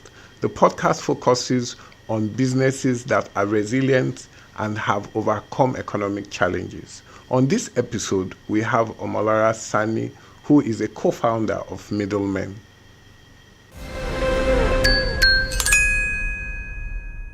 My name is Omolara, a co-founder at Middleman, a platform that helps African businesses import from China with ease and safety. Let's talk about a $296 billion problem. Millions of African businesses rely on platforms like 1688, Pindodo, but they face language barriers, payment risk, and unreliable shipping. These platforms weren't built for us, and it shows. I know this because I lived it. For over 6 years, my co-founder and I ran e-commerce businesses, sourcing from China and struggling every step of the way. That's why we built Middleman. We simplify sourcing, payment, and logistics for African traders from Lagos to Nairobi, Aba to Accra. On our platform, you paste a product link and our AI breaks it down, from product details to supplier reviews to cost in Naira and shipping estimates. Once you are confident, we help you make payments in stable coins, connect you to procurement agents for quality checks, and give you options to ship. In 2024, China-Africa trade hit $296 billion, and Nigeria accounted for over $22 billion of that. Just 1% of this market has a $2.9 billion revenue generating opportunity. We are starting there. We make money from a 1.5% to 3% markup on payment, $10 per month on our AI, 2 to 5% on procurement commissions, and $2 per kg on shipping. Since May 2024 to now, we have processed over $1 million in transactions. We have grown our users to over 8,900, and we are growing our revenue and users by 10% month on month. We have won 5 startup competitions and have been spotlighted by top publications as a startup to watch in 2025. We are part of the current cohort of the Google for Startups Accelerator Africa. Unlike informal agents and fragmented tools, Middleman offers an end-to-end stack. AI sourcing, payments, procurement, all in one place, built for China-Africa trade. My co-founder and I work at the company full-time. We have spent over 10 years of our careers driving growth and scaling some of the finest startups you know today across edtech, social commerce, and fintech industries. We are backed by a strong engineering and design team with experience at top startups. We also have AI as co-pilot to reduce our time to market. We are raising $250K pre-seed to scale our team, improve our product, and grow. Our goal is 200,000 users and $1 million in revenue over the next 24 months. We have lived through the chaos of trade. We have built something for African importers, and now we are ready to grow. Join us to make China-Africa trade simple, safe, and scalable. Thank you.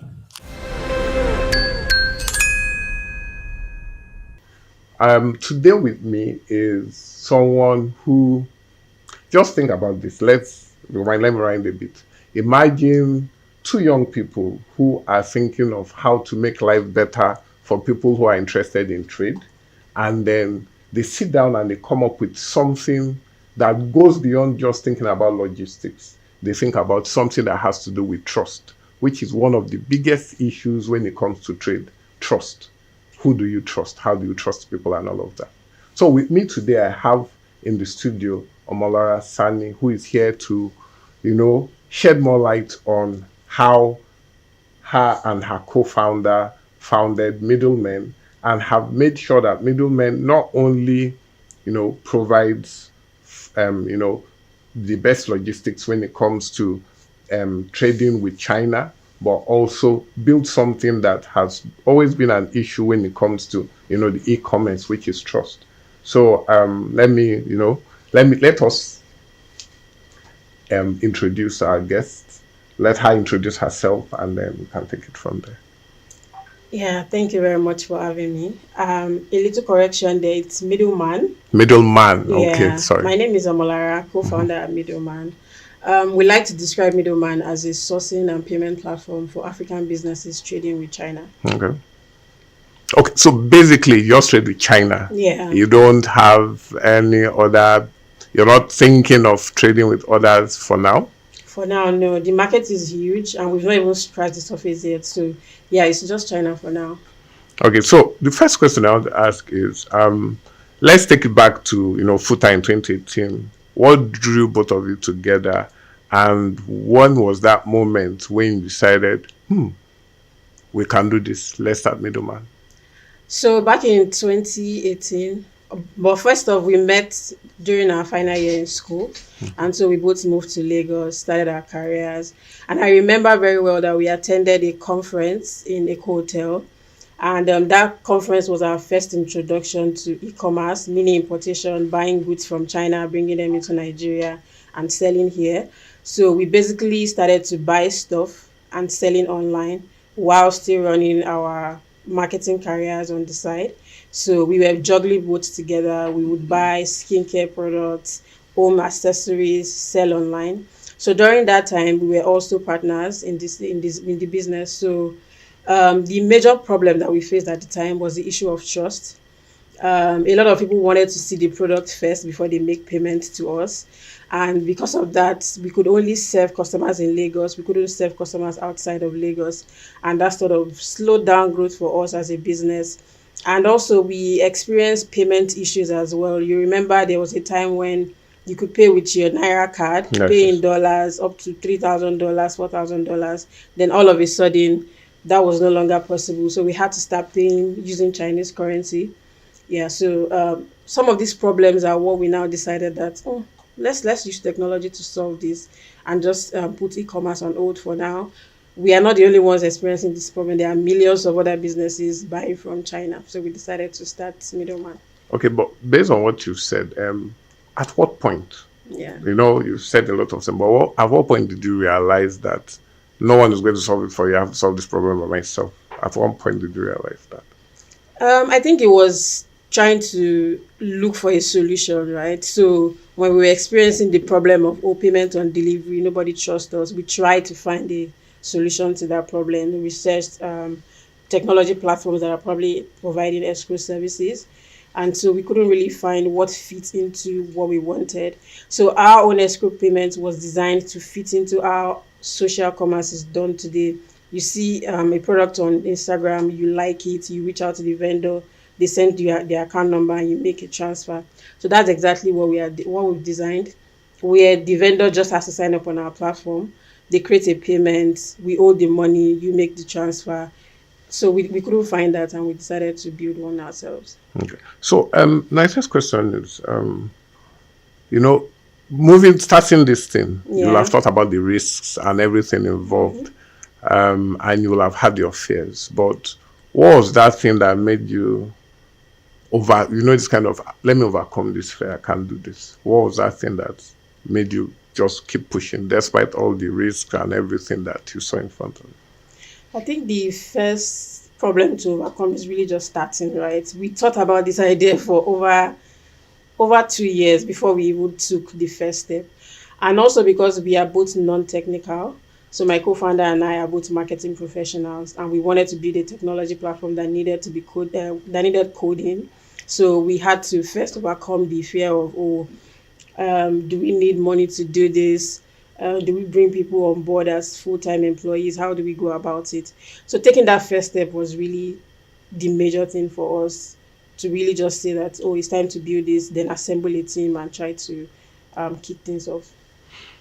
Okay, so like I mentioned at the beginning, and as you mentioned now, the focus was to build trust. Yeah. So how did you design? I know you've mentioned something, but how did you design it to, address, building trust so that people will want to, do business with you on a continuum? Yeah. So the first thing is the way the product is designed. So whenever a vendor creates a payment on the platform, you as the buyer, you get a code as an SMS. So the code is what you hold on to until you get your goods and you're satisfied with it, and then you release the code to the vendor. So that sort of gives you the confidence that your money is safe. Yes, sir. And there's also like a way for you to raise disputes in case what you got is not what you ordered, and then we resolve that.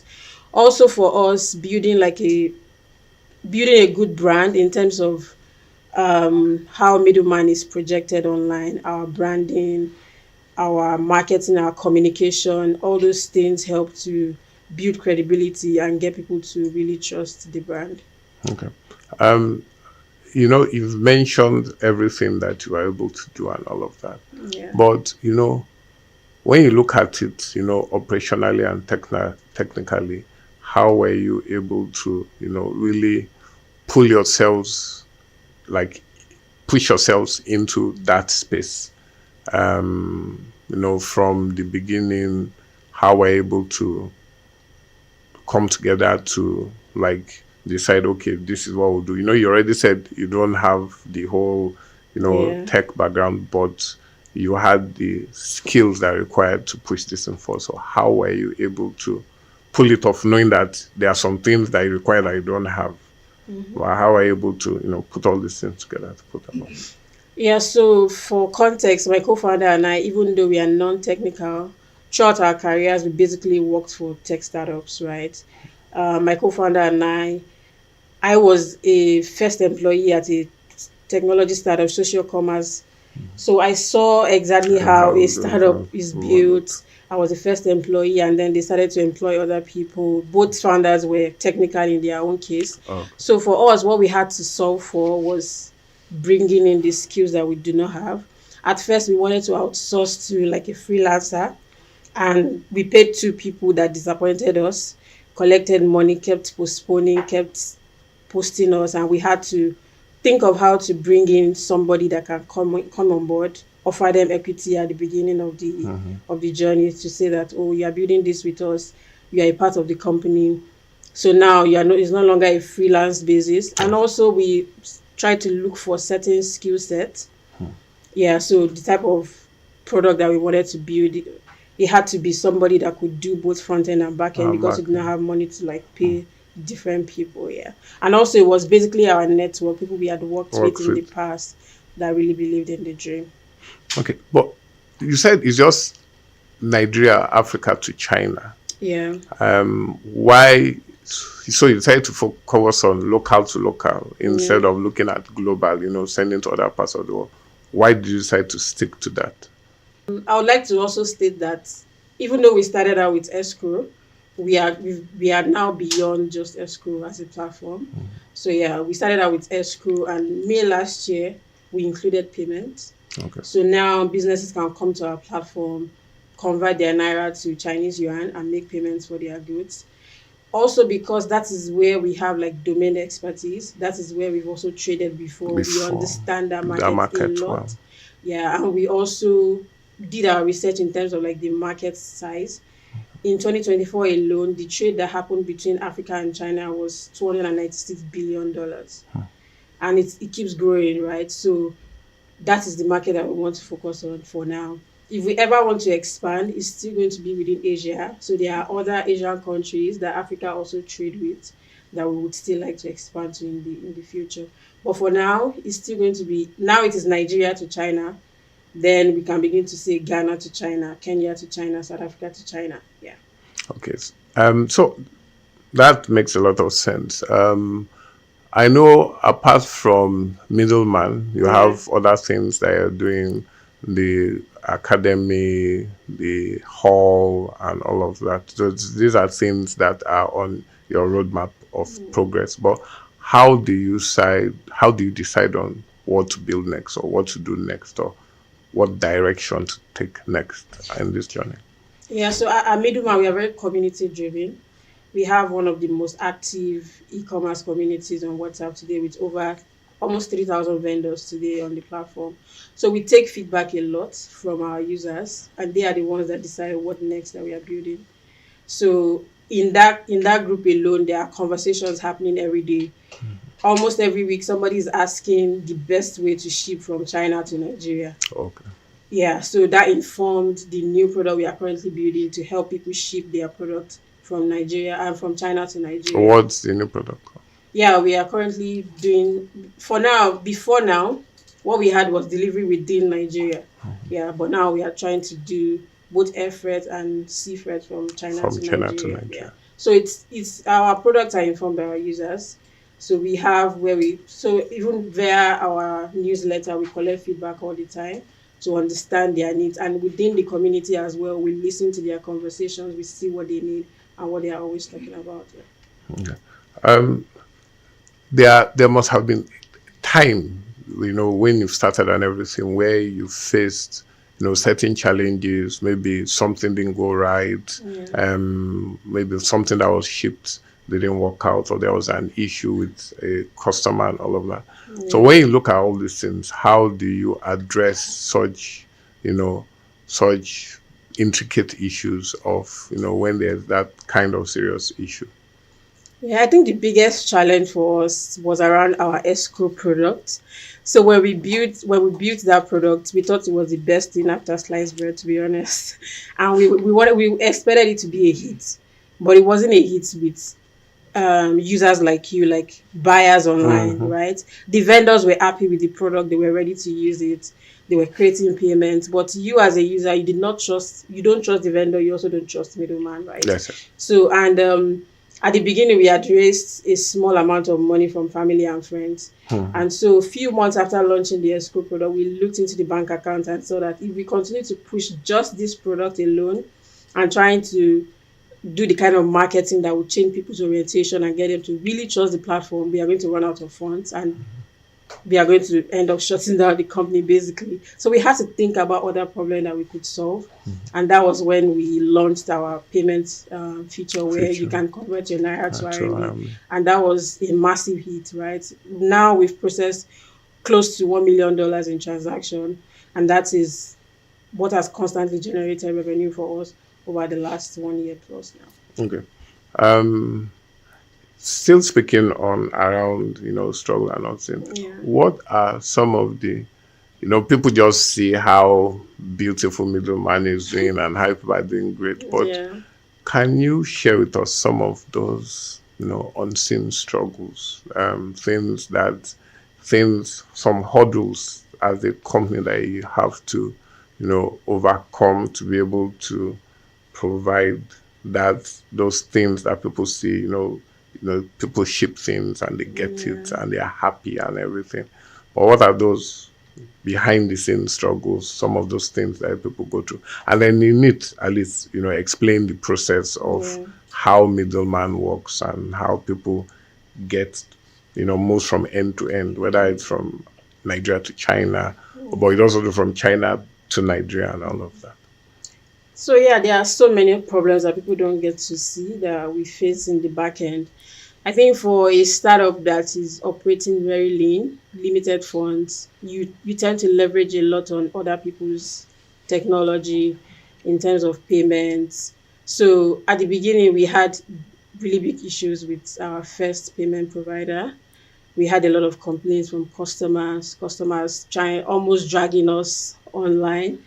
And so we had to switch payment providers. So that's one of the problems that we face. Also, something that I see that people don't talk about enough when building a startup is the fact that when you're operating very lean, you have limited funds. It also affects the kind of talent that you're able to attract. Yeah, so it's either you are offering people equity for them to take lower salaries from you, or you are also bringing in people that are less experienced and then having to train them, to be able to do the job. So those are some of the problems. In terms of partnership as well, we also try as much as possible to use partners that are reliable. I mean, whenever we have downtimes, it is always that customers would owe it, but most of the time it's our payment partners that have the problem. So those are some of the problems that we have. Because we cannot build those technologies ourselves at this stage, we have to keep enduring and managing expectations of customers and just managing our customers, basically. Okay, so what as leading a startup, what is one of the things that, surprises you that you're like, oh wow, one of the surprises of leading a startup? I mean, it might not be the answer that you are looking for, but I think it's the number of meetings that you have to do.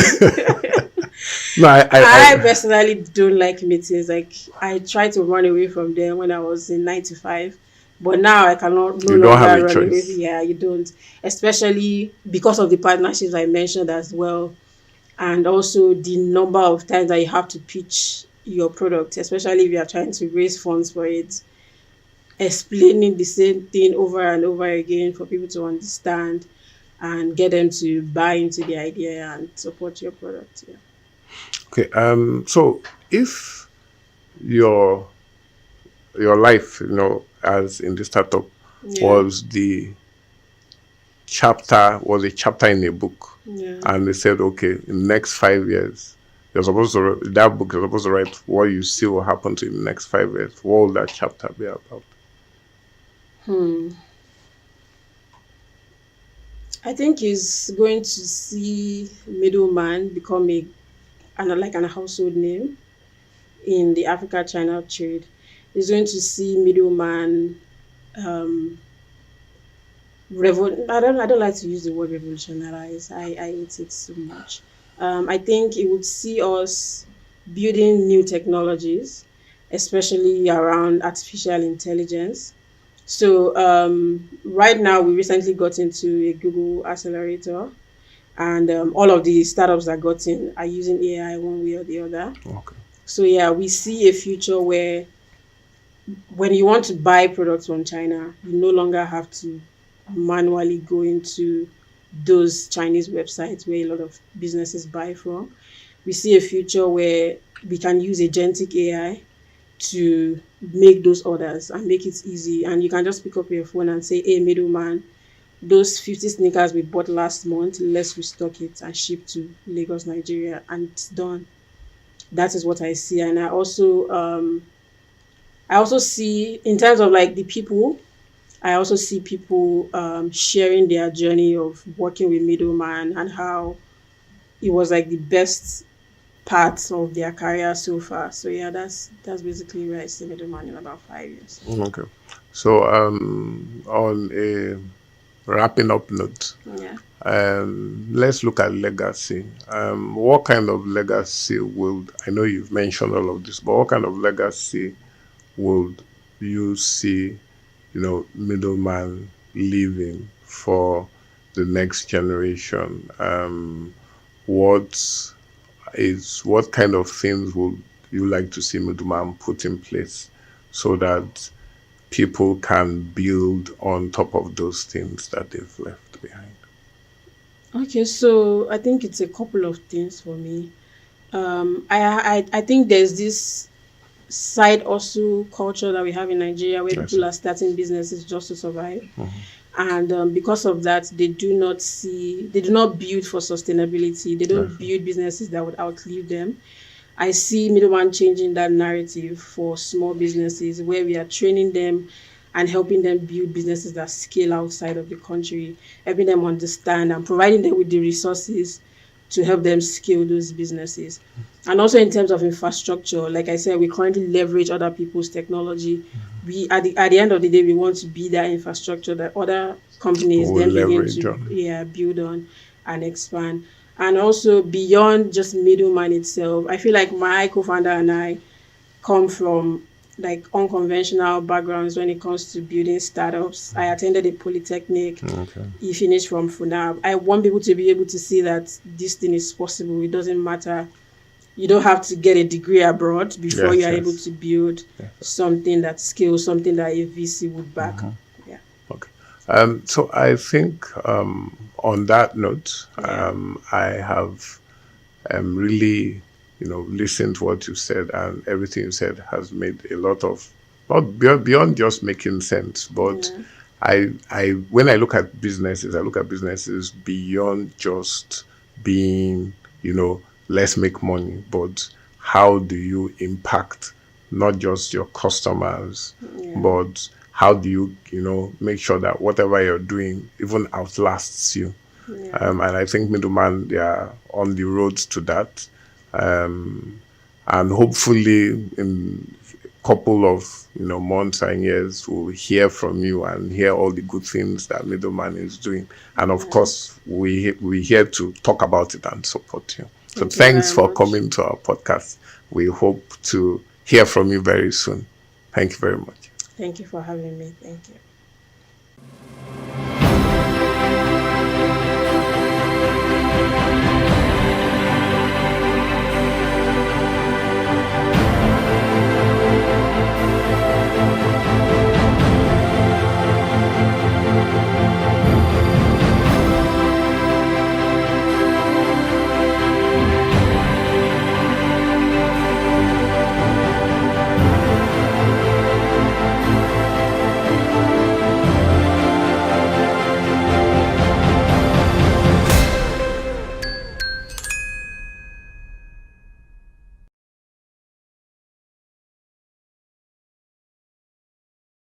Entrepreneurship is for everybody, but not everybody is for entrepreneurship. They are the dreamers, I remember it was like 3 a.m. by 21st of December 2021. the disruptors, Life is not affordable, let's be real. the doers, BusinessDay Academy has trained over 3,000 event professionals. in a place where the odds don't play fair, they play harder. I would like my business to be remembered as one of the homegrown organizations that has helped with shaping the narrative of this continent positively. From first-time founders to industry giants, this is where serious business meets unexpected turns. I could stay up hours of the night just watching like things about space. Welcome to Entrepreneurs Lounge with Norma, where we unravel the buzz and glamorous headshots to bring you the untold.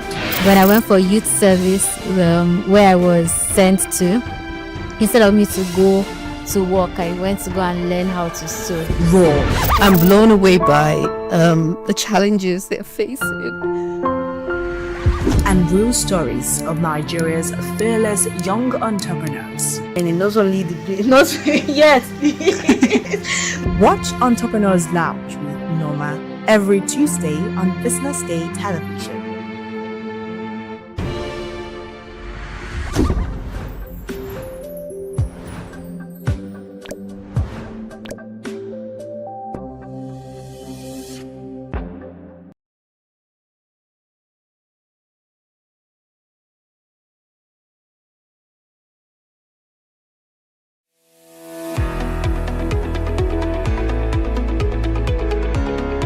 This is Business Week, a weekly program brought to you by BusinessDay television.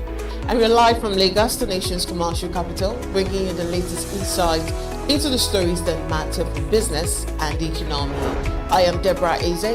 Onyeka Valentine. I am Destiny Momo. My name is Elizabeth Moses.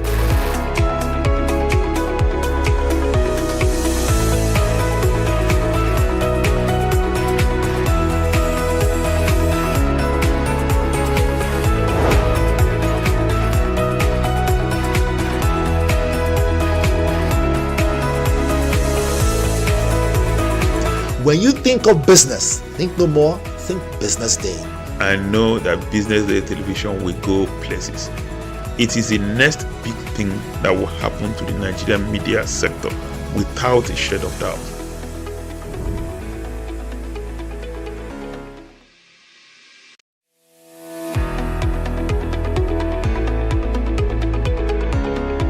This is Business Week, a weekly program brought to you by BusinessDay television.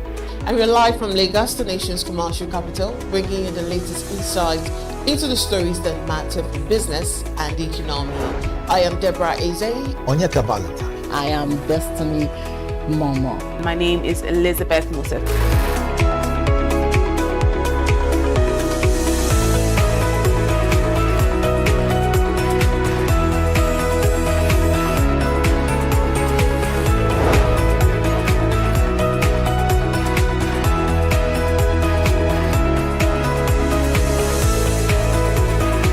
When you think of business, think no more, think BusinessDay. I know that BusinessDay television will go places. It is the next big thing that will happen to the Nigerian media sector without a shade of doubt.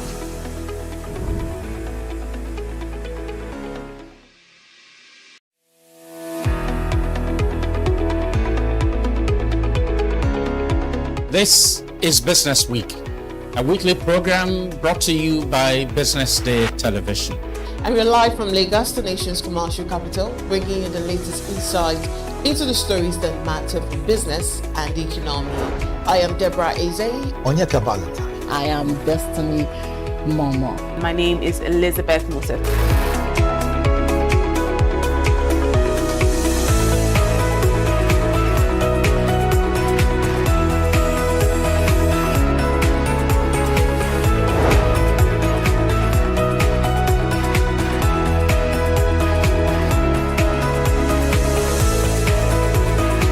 When you think of business, think no more, think Business Day.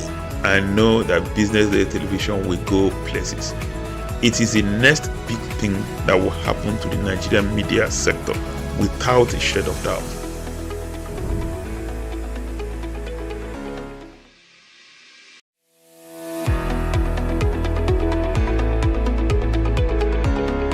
This is Business Week, a weekly program brought to you by Business Day Television. And we're live from Lagos, the nation's commercial capital, bringing you the latest insight into the stories that matter for business and the economy. I am Deborah Eze. Onyeka Valentine. I am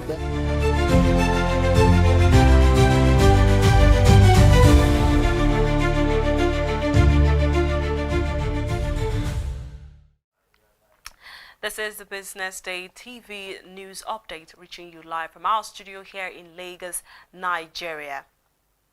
Coming up, Naira hits two-year high at 1,347 Naira per dollar.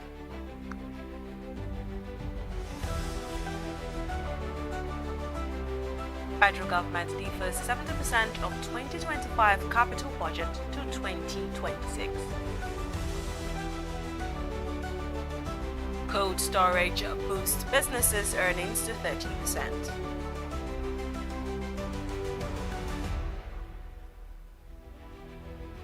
Blackout grid failure cuts power across southeast states.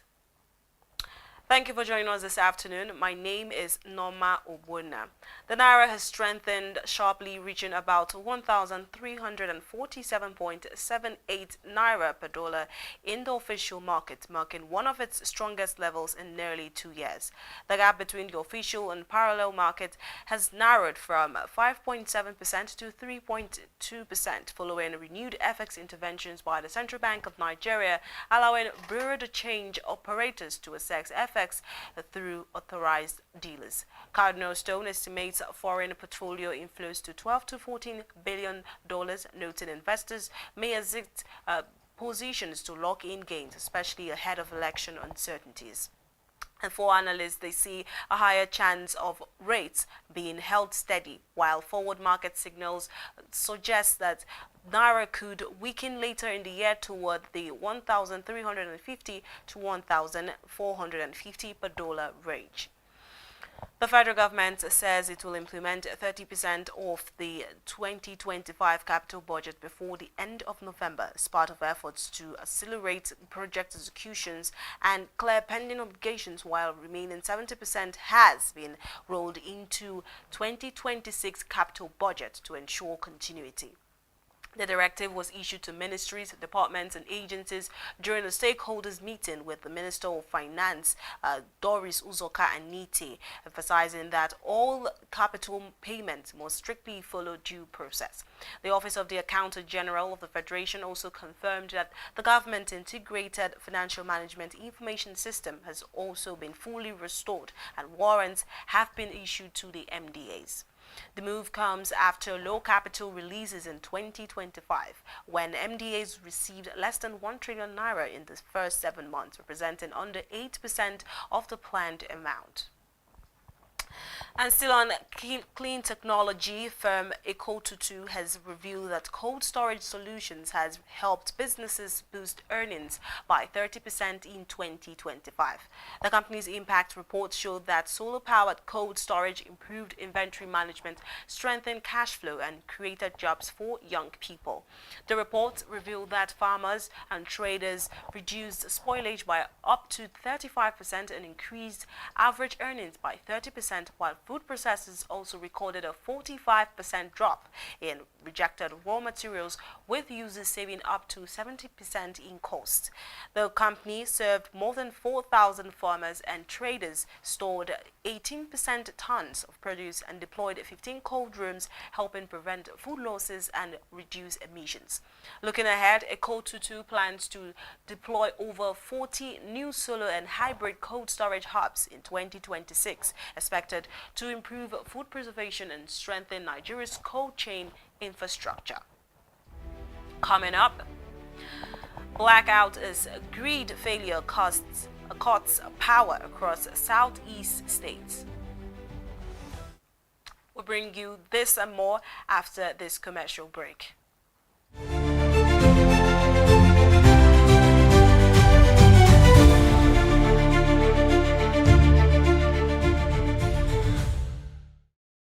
Attention business leaders. Want to make informed decisions? Join the ranks of the best with Premium Business Day. Access in-depth analysis and expert opinions to stay ahead. Subscribe now at premium.businessday.ng and unlock premium content. Plus, you get 50% off your first subscription. Don't miss out. Make smarter choices and seize new opportunities. Sign up now and elevate your business game. Visit premium.businessday.ng today.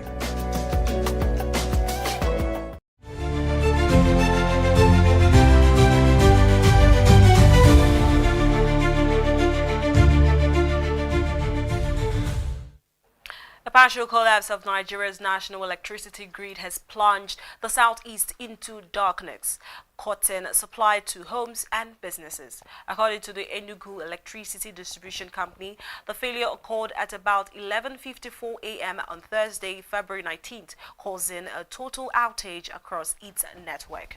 In a statement signed by the group head of corporate communications, Emeka Eze, the company said subsidiaries Main Power, Transpower, First Power, New Era, and Eastland were all affected, covering Enugu, Abia, Ebonyi, Anambra, and Imo states. The cause has not been determined yet, as EEDC says it is awaiting updates from the National Control Center and has apologized to customers, as the blackout is expected to disrupt businesses in Onitsha, Aba, and Enugu. And away from that story, the Central Bank of Nigeria is set to announce its monetary policy rate after its February 23rd to 24th meeting in Abuja, with markets split between a cut or a hold. According to the National Bureau of Statistics, analysts expect a 50 to 100 basis points reduction as inflation eases to 15.10% in January from 15.15% in December. Some economists, including Charlie Robertson and Razia Khan of Standard Chartered, argue for a deeper cut of up to 200 basis points to support growth, while FSDH and Quest Merchant Bank favor retaining the rate at 27% amid fiscal and exchange rate risks. A recent report noted that the Naira has strengthened almost 7% this year, with foreign reserves at $48.5 billion, giving the MPC room to ease, while analysts also expect adjustments to the cash reserve requirements and liquidity tools to support lending. At its last meeting in November, MPC held the MPR at 27% and kept the CRR unchanged and maintained the liquidity ratio at 30%. Also, Nigeria's fixed income and foreign exchange markets recorded a total turnover of 676.71 trillion naira on FMDQ exchange in 2025 across 247 business days, averaging to 2.74 trillion naira daily, driven by banks, institutional investors, and monetary authorities. Foreign exchange trades led with 254.42 trillion naira turnover, followed by repurchase agreements at 166.91 trillion naira and open market operation bills at 139.08 trillion naira. Bonds, treasury bills, and other instruments accounted for smaller shares, while derivatives, euro bonds, sukuk bonds, and promissory notes added niche activity.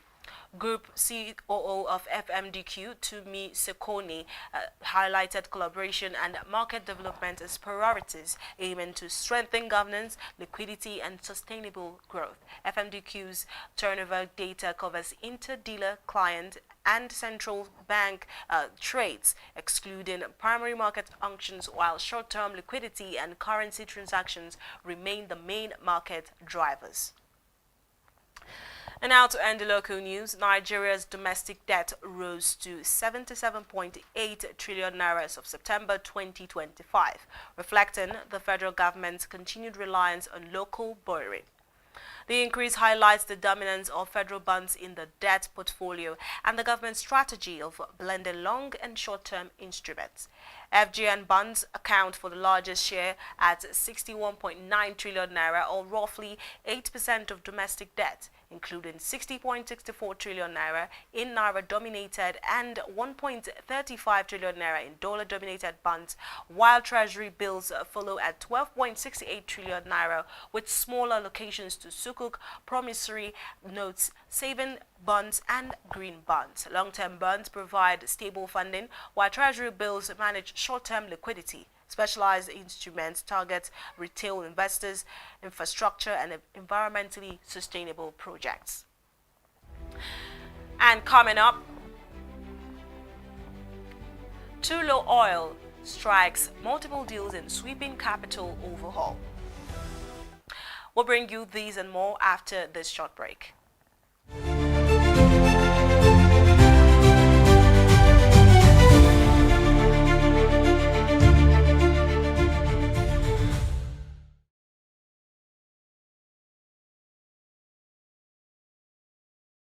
Entrepreneurship is for everybody, but not everybody is for entrepreneurship. They are the dreamers. I remember it was like 3 a.m. by 21st of December 2021. The disruptors. Life is not affordable, let's be real. The doers. BusinessDay Academy has trained over 3,000 event professionals. In a place where the odds don't play fair, they play harder. I would like my business to be remembered as one of the homegrown organizations that has helped with shaping the narrative of this continent positively. From first-time founders to industry giants, this is where serious business meets unexpected turns. I could stay up hours of the night just watching things about space. Welcome to Entrepreneurs Lounge with Norma, where we unravel the buzz and glamorous headshots to bring you the untold. When I went for youth service, where I was sent to, instead of me to go to work, I went to go and learn how to sew. Raw. I'm blown away by the challenges they're facing. And real stories of Nigeria's fearless young entrepreneurs. And not only yes. Watch Entrepreneurs Lounge with Norma every Tuesday on BusinessDay television.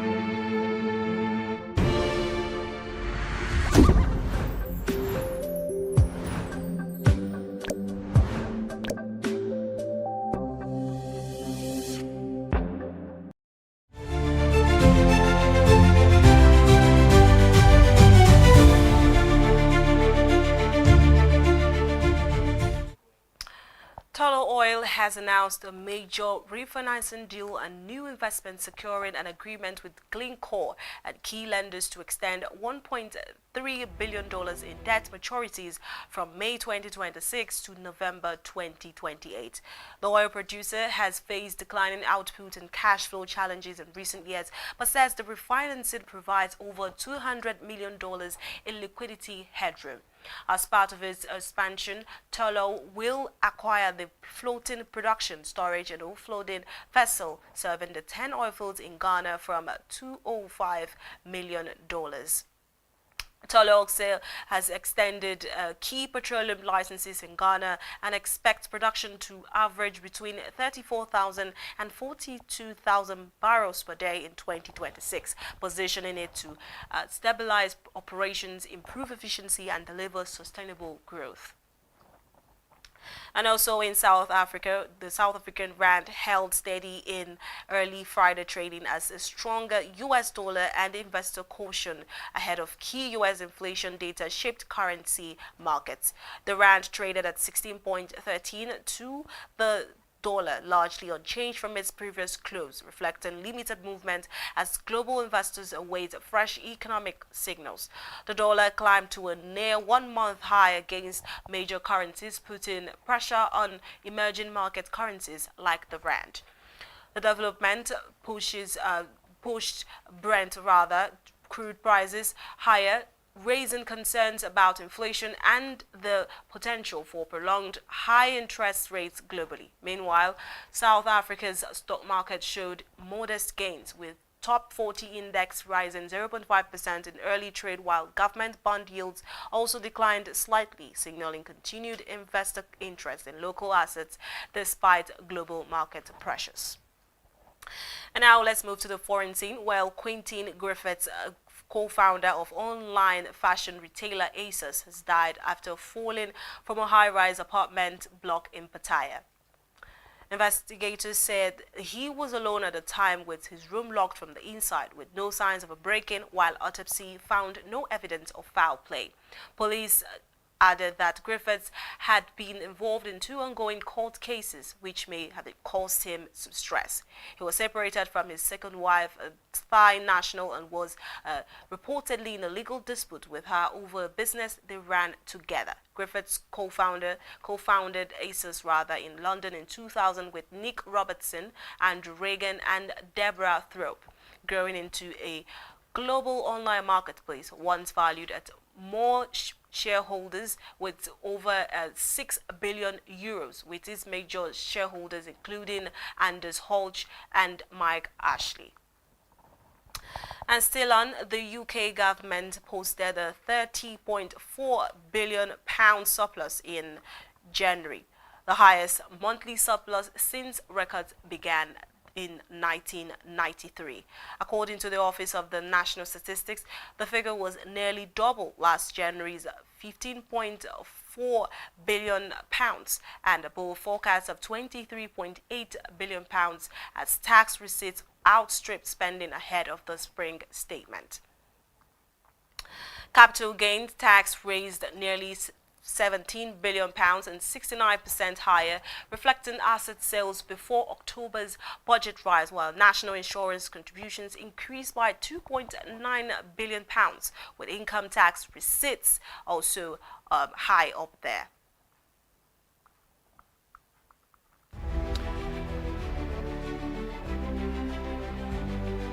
We'll bring you the sports news after this short break.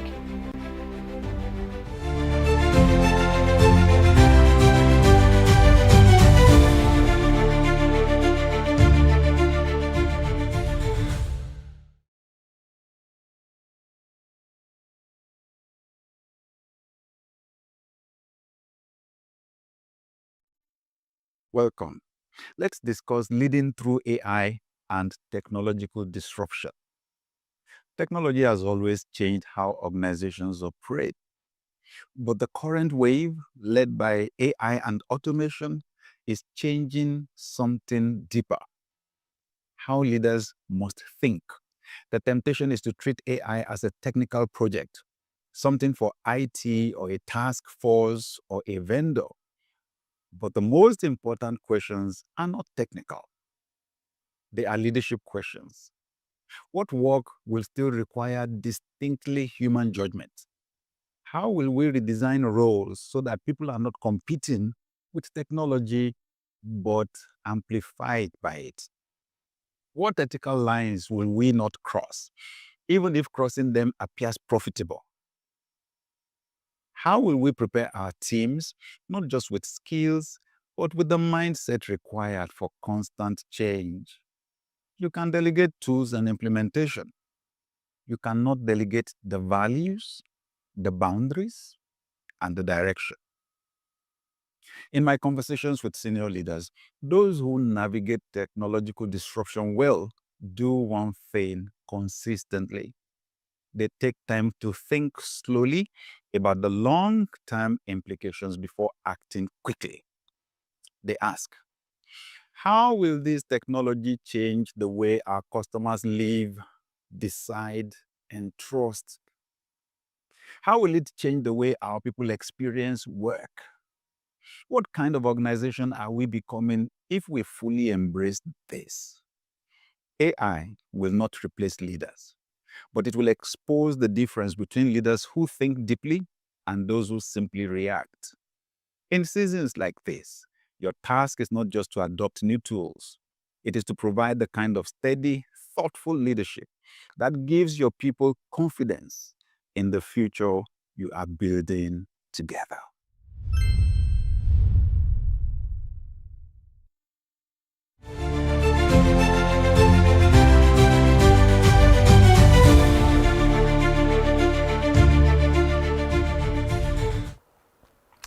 And now to sports. President Bola Ahmed Tinubu has approved the constitution of the board of the Nigerian Anti-Doping Agency, a major compliance milestone aimed at consolidating Nigeria's status as a clean sporting nation and meeting key requirements set by global regulators. Chairman of the National Sports Commission, Shehu Diko, revealed this to newsmen after briefing the president yesterday at the State House in Abuja, describing the approval as a decisive step following nearly 2 decades of legislative delay. In his words, although the anti-doping bill had lingered for about 20 years, President Tinubu signed it into law last year and is now given the green light for the board to be constituted, one of the critical conditions demanded by the World Anti-Doping Agency. And to end the news, Club Bragg head coach Ivan Leko and former striker Mark Degrais have lamented the suspension of Nigerian midfielder Rafael Onyedika for the second leg of their UEFA Champions League knockout playoff tie against Atletico Madrid, warning that his absence will force the Belgian side to seek an entirely different tactical solution. Onyedika was booked in the 76th meeting for a foul on Marcos Laurent during Wednesday's breathtaking 3-3 first leg draw at Jane Berdel Stadium, triggering an automatic one-match ban under UEFA rules that rules him out of the return for fixture at the Estadio Metropolitano in Madrid next week. The 24-year-old has been the standout performer on the night, scoring in the 51st minutes to spark Bragg's comeback from 2 goals down and providing the assist for Christos Scholtly's dramatic 89th minute equalizer. The Super Eagles midfielder helped cancel out strikes from Atletico's Julian Alvarez and fellow Nigerian Ademola Lookman, as well as an own goal by Joel Hernandez. And this is where we wrap up the Business Day TV news update this afternoon. Remember to follow us across all our platforms and subscribe to our YouTube channel for more updates. My name is Norma Obodna. Many thanks for watching.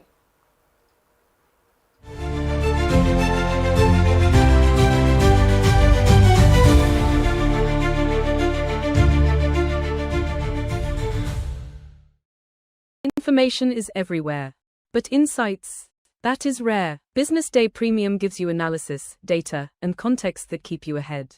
Business Day Premium. Read deeper, decide smarter. They say money never sleeps. Wake up to clarity, insights, and the stories driving business in Nigeria and beyond. From the heartbeat of small and medium enterprises to the pulse of national economic policy, this is where business meets perspective. With expert guests, real-time analysis, and stories that matter to you, we go beyond headlines to bring you the full picture. Join us every morning as we break down the numbers, decode the policies, and spotlight the people shaping our economy. This is Business Money. We are not just showing off businesses, but telling the stories behind them.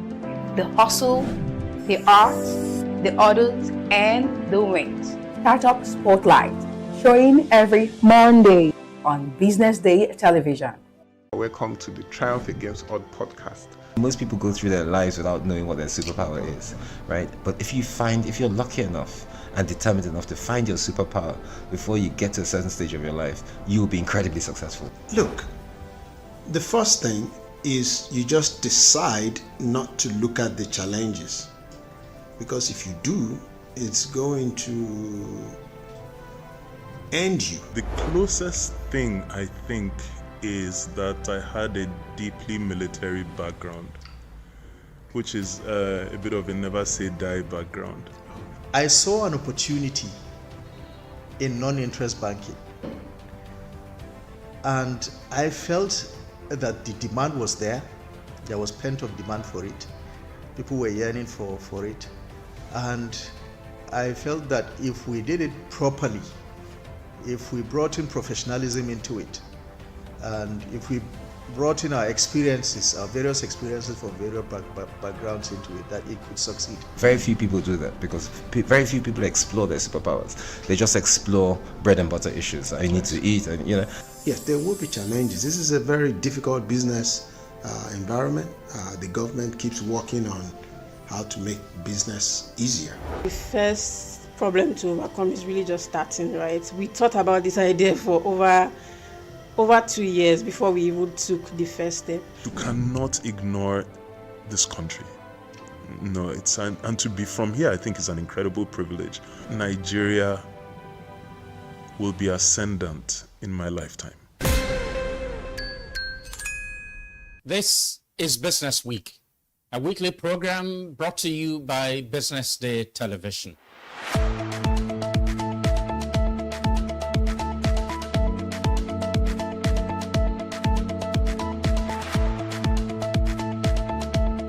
For many years, we've talked about the need to, essentially diversify our revenue stream away from, the huge dependence on oil revenues. It looks like that is happening now. So that means that we're better protected when, you have these wide fluctuations in oil prices and all of that. So but as you say, and I agree, that we should commend the government. At least revenues are not falling. There have been times in the past when we recorded drops in revenue. That's not the case today. We're seeing revenues actually going up. Increasingly, we can see the developed countries focusing on renewable energy and so on and so forth, which means that in the long run, we must look for alternative sources to funding. So, the government says that crude oil theft has essentially come to an end. We need to do more to ensure that we totally eliminate crude oil theft and start to think of how to boost production. But it's a good first step. By eliminating crude oil theft. Analysis, data, and context that keep you ahead. Business Day Premium. Read deeper, decide smarter. They say money never sleeps. Wake up to clarity, insights, and the stories driving business in Nigeria and beyond. From the heartbeat of small and medium enterprises to the pulse of national economic policy, this is where business meets perspective. With expert guests, real-time analysis, and stories that matter to you, we go beyond headlines to bring you the full picture. Join us every morning as we break down the numbers, decode the policies, and spotlight the people shaping our economy. This is Business Money. We are not just showing off businesses, but telling the stories behind them. The hustle, the art, the orders, and the wins. Startup Spotlight, showing every Monday on Business Day television. Welcome to the Triumph Against Odd podcast. Most people go through their lives without knowing what their superpower is, right? But if you're lucky enough and determined enough to find your superpower before you get to a certain stage of your life, you will be incredibly successful. Look, the first thing is you just decide not to look at the challenges, because if you do, it's going to end you. The closest thing I think is that I had a deeply military background, which is a bit of a never say die background. I saw an opportunity in non-interest banking, and I felt that the demand was there. There was pent-up demand for it. People were yearning for it, and I felt that if we did it properly, if we brought in professionalism into it, and if we brought in our experiences, our various experiences from various backgrounds into it, that it could succeed. Very few people do that because very few people explore their superpowers. They just explore bread and butter issues. I need to eat, and Yes, there will be challenges. This is a very difficult business environment.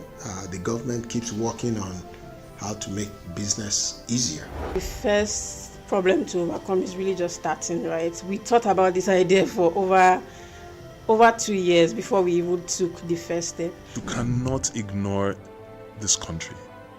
No, and to be from here, I think is an incredible privilege. Nigeria will be ascendant in my lifetime.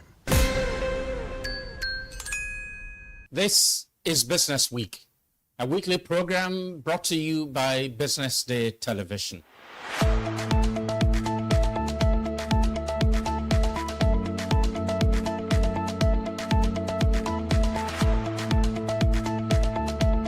For many years, we've talked about the need to, essentially diversify our revenue stream away from, the huge dependence on oil revenues. It looks like that is happening now. So that means that we're better protected when, you have these wide fluctuations in oil prices and all of that. So it's as you say, and I agree, that we should commend the government. At least revenues are not falling. There have been times in the past when we recorded drops in revenue. That's not the case today. We're seeing revenues actually going up.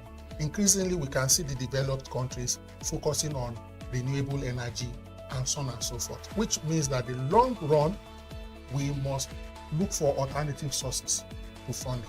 So the government says that crude oil theft has essentially come to an end. We need to do more to ensure that we totally eliminate crude oil theft and start to think of how to boost production. But it's a good first step. I mean, by eliminating crude oil theft, it also creates an incentive for international oil companies to probably return and, start to take up more projects in the upstream industries. Stay ahead with Business Day Mobile, your gateway to Nigeria's most trusted business news, market insights, and expert analysis. With a Business Day Mobile app, you enjoy more than just news. You gain a seamless, intuitive platform designed to keep you informed and empowered. From exclusive articles to in-depth market trends, the app delivers the stories that matter most. Why Business Day Mobile? For premium access, for a clean, responsive design, for a smarter navigation, for customizable alerts, and for all-in-one business hub. Whether you're a business leader, investor, policymaker, or enthusiast, Business Day Mobile brings you closer to the insights shaping Nigeria's business landscape. Download today and put authoritative business journalism right at your fingertips, anytime, anywhere.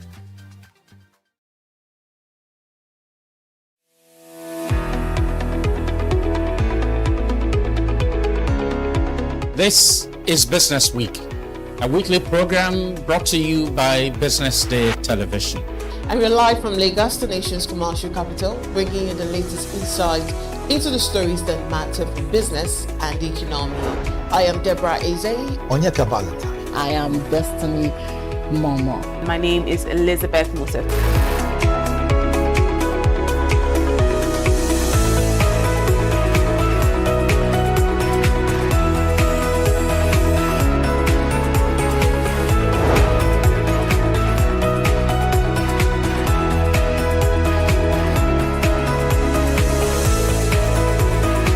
When you think of business, think no more, think Business Day. I know that Business Day Television will go places. It is the next big thing that will happen to the Nigerian media sector without a shade of doubt.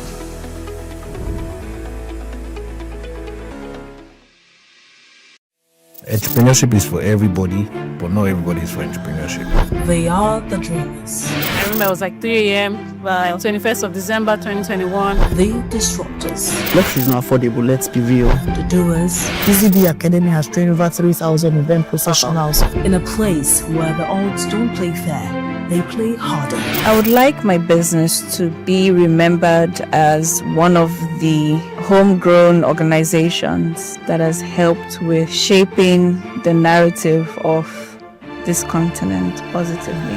From first-time founders to industry giants, this is where serious business meets unexpected turns. I could stay up hours of the night just watching things about space.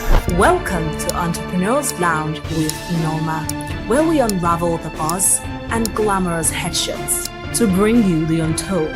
When I went for youth service, where I was sent to, instead of me to go to work, I went to go and learn how to sew. Raw. I'm blown away by the challenges they're facing.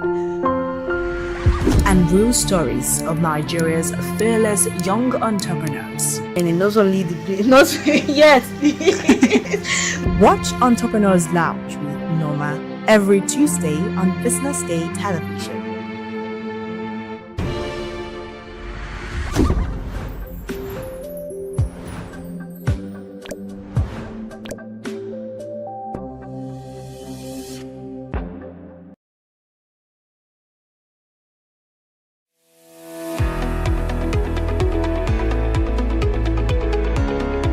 This is Business Week, a weekly program brought to you by BusinessDay television.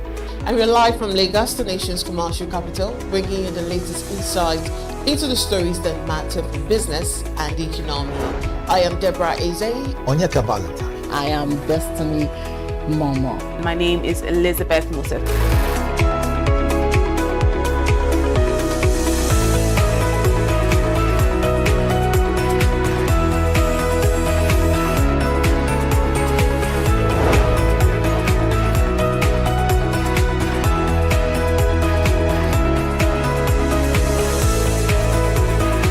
When you think of business, think no more, think Business Day. I know that Business Day television will go places. It is the next big thing that will happen to the Nigerian media sector without a shade of doubt.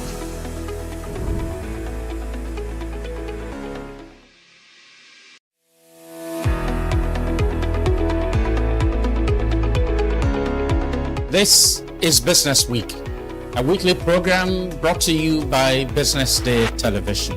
And we're live from Lagos, the nation's commercial capital, bringing you the latest insight into the stories that matter for business and the economy.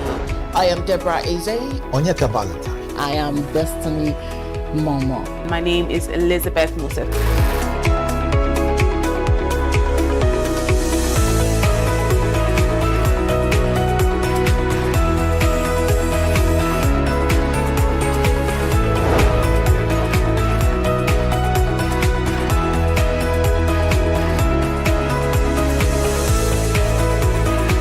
When you think of business, think no more, think Business Day.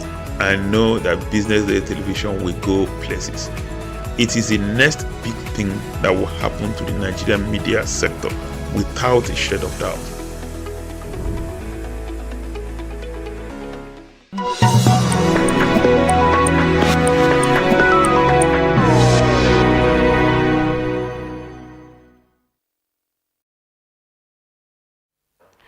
Good afternoon once again and welcome to Behind the Headlines, where we offer you a deeper analysis of key stories on the Business Day newspaper. My name is Norma Obodna and today our focus story is Flush with Oil Revenues. Tinubu faces fiscal discipline test, which was written by Dikpo Oladeyinde, head of Energy Desk at Business Day. Good afternoon, Dikpo, and welcome to Behind the Headlines. Yeah, good afternoon, Norma. Good to be here once again.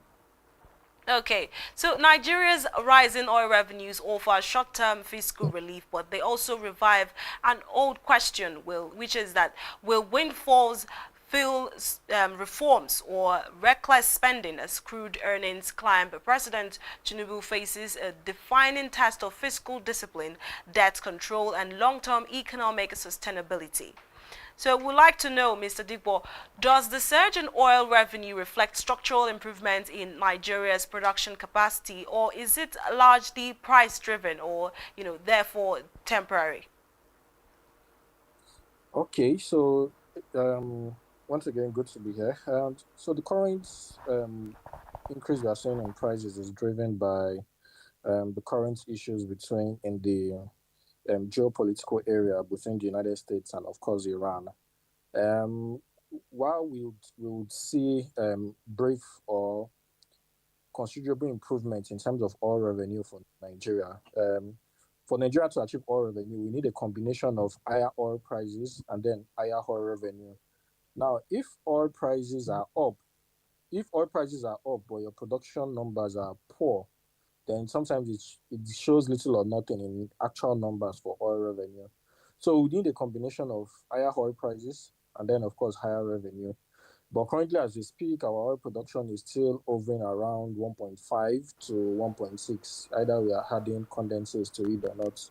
So the point is, oil revenue outlook for 2026 is a bit optimistic because 71 oil prices is currently trading around $71 per barrel, which is much higher than our budget benchmark of $65 per barrel, which is a good thing. Again, most economics have always said that you should reduce your oil benchmark so that even if you have higher oil price in the international markets, you can always have an extra that you can save for the rainy day. Okay, so as the writer here, how vulnerable is Nigeria's fiscal position if global oil prices decline sharply? Can you come again with the question? I said, as the writer of the story, can you tell us how vulnerable Nigeria's fiscal position is if global oil prices decline sharply? Well, the economy is very vulnerable, not just Nigeria's ability to meet its budget expectation. We're also looking at the impact it's going to have on FX as well. So if you check, Naira is currently been appreciating. I think Naira to dollar is currently around 1.3, and which is a good thing if you compare to where we were coming from before. One of the major yardstick for that improvement of the Naira compared to dollar has always been inflows of FX because of again higher crude oil sales due to higher oil prices, right? So again, oil still accounts for a large chunk of our FX earnings. So anytime there is a shock on either in terms of oil prices or in terms of oil production, the multiplier effect is not just your ability to meet your budgets, it also has an impact of your FX. It will definitely have an impact on your borrowings, borrowings expenditure. It also have expectation on your Eurobond outlook as well. So yeah, up to 3, 4, 5 implications for Nigeria's economy anytime oil price tumbles or anytime it goes up. But I think our prayer would always be that it continues to go up so we can all have a better economy in 2026. Okay, so from your perspective, do you think that President Tinubu's administration demonstrated clear evidence of expenditure discipline despite higher revenues? So as we speak, I think that's just been the major gap in this current administration because again, the administration seems committed to raising revenues either through taxes, through oil, or through non-oil revenues, right? But then again, a lot of people have questioned the discipline in terms of how we go about spending this money. So since the removal of petrol subsidy, all the 3 tiers of governments have received higher allocations compared to what they were receiving before. But then a lot of Nigerians will argue that we've not seen that commensurate improvement in terms of infrastructure. So we still don't have, access to quality healthcare is still at the same level it were during the pre-subsidy era. And education is still at the level it was in the removal of petrol subsidy era. So again, not many things have changed. It's just a lot of the governors, some of the local governments that currently receive more money and then they can spend more, and that's only what we are seeing now. So a lot of people have argued with the fact that the government needs to do more in terms of efficiently utilizing its resources in order to meet populace expectations. Okay, so let's go to debt servicing. To what extent debt servicing obligations still crowding out capital and social spending? Can you come again with the question? So I said, to what extent are debt servicing obligations still crowding out capital and social spending? Okay, so again, our debt services bill is currently still high. I think it's one of the highest recurrent expenditure the government is currently financing since the removal of petrol subsidy. So before the removal of petrol subsidy used to be like the highest, but now I think debt services is a big deal.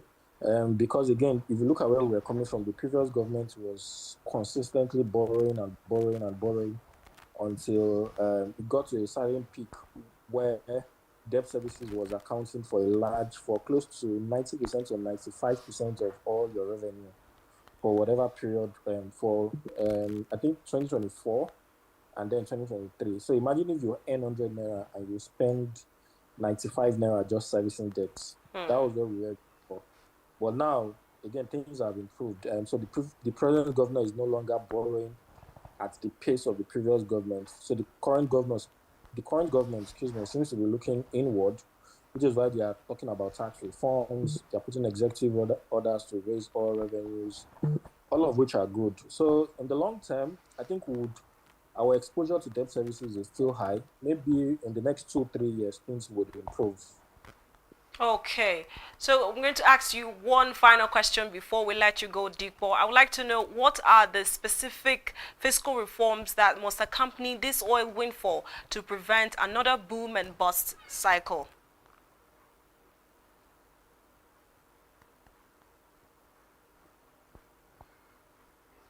So can you hear me? So I think our biggest play is to improve oil revenue. So we have to scale up oil revenue as much as we can. And we can't scale up oil revenue without talking about oil production. So we need to boost oil production as much as we can, and then pray that oil prices hovers around $71 per barrel. I think oil production is the silver bullet that we need in order to boost up our oil revenue profile. Okay, thank you so much, Dikpo, for your very insightful analysis to this story. And to our viewers, I hope you have been able to, get more insight on what was written on the paper today. Thank you so much for watching, and we hope to see you next week right here on Behind the Headlines here on Business Day Television. Until next week, my name is Norma Obona. Many thanks for staying with us.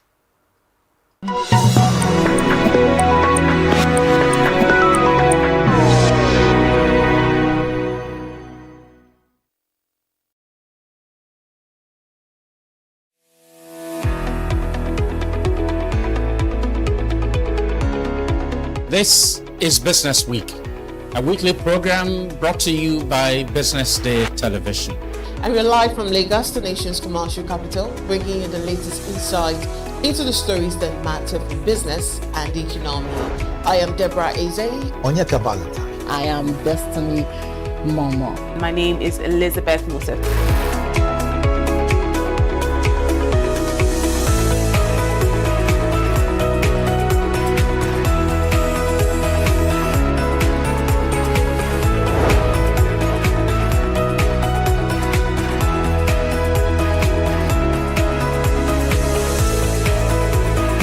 When you think of business, think no more, think Business Day. I know that Business Day Television will go places. It is the next big thing that will happen to the Nigerian media sector without a shred of doubt.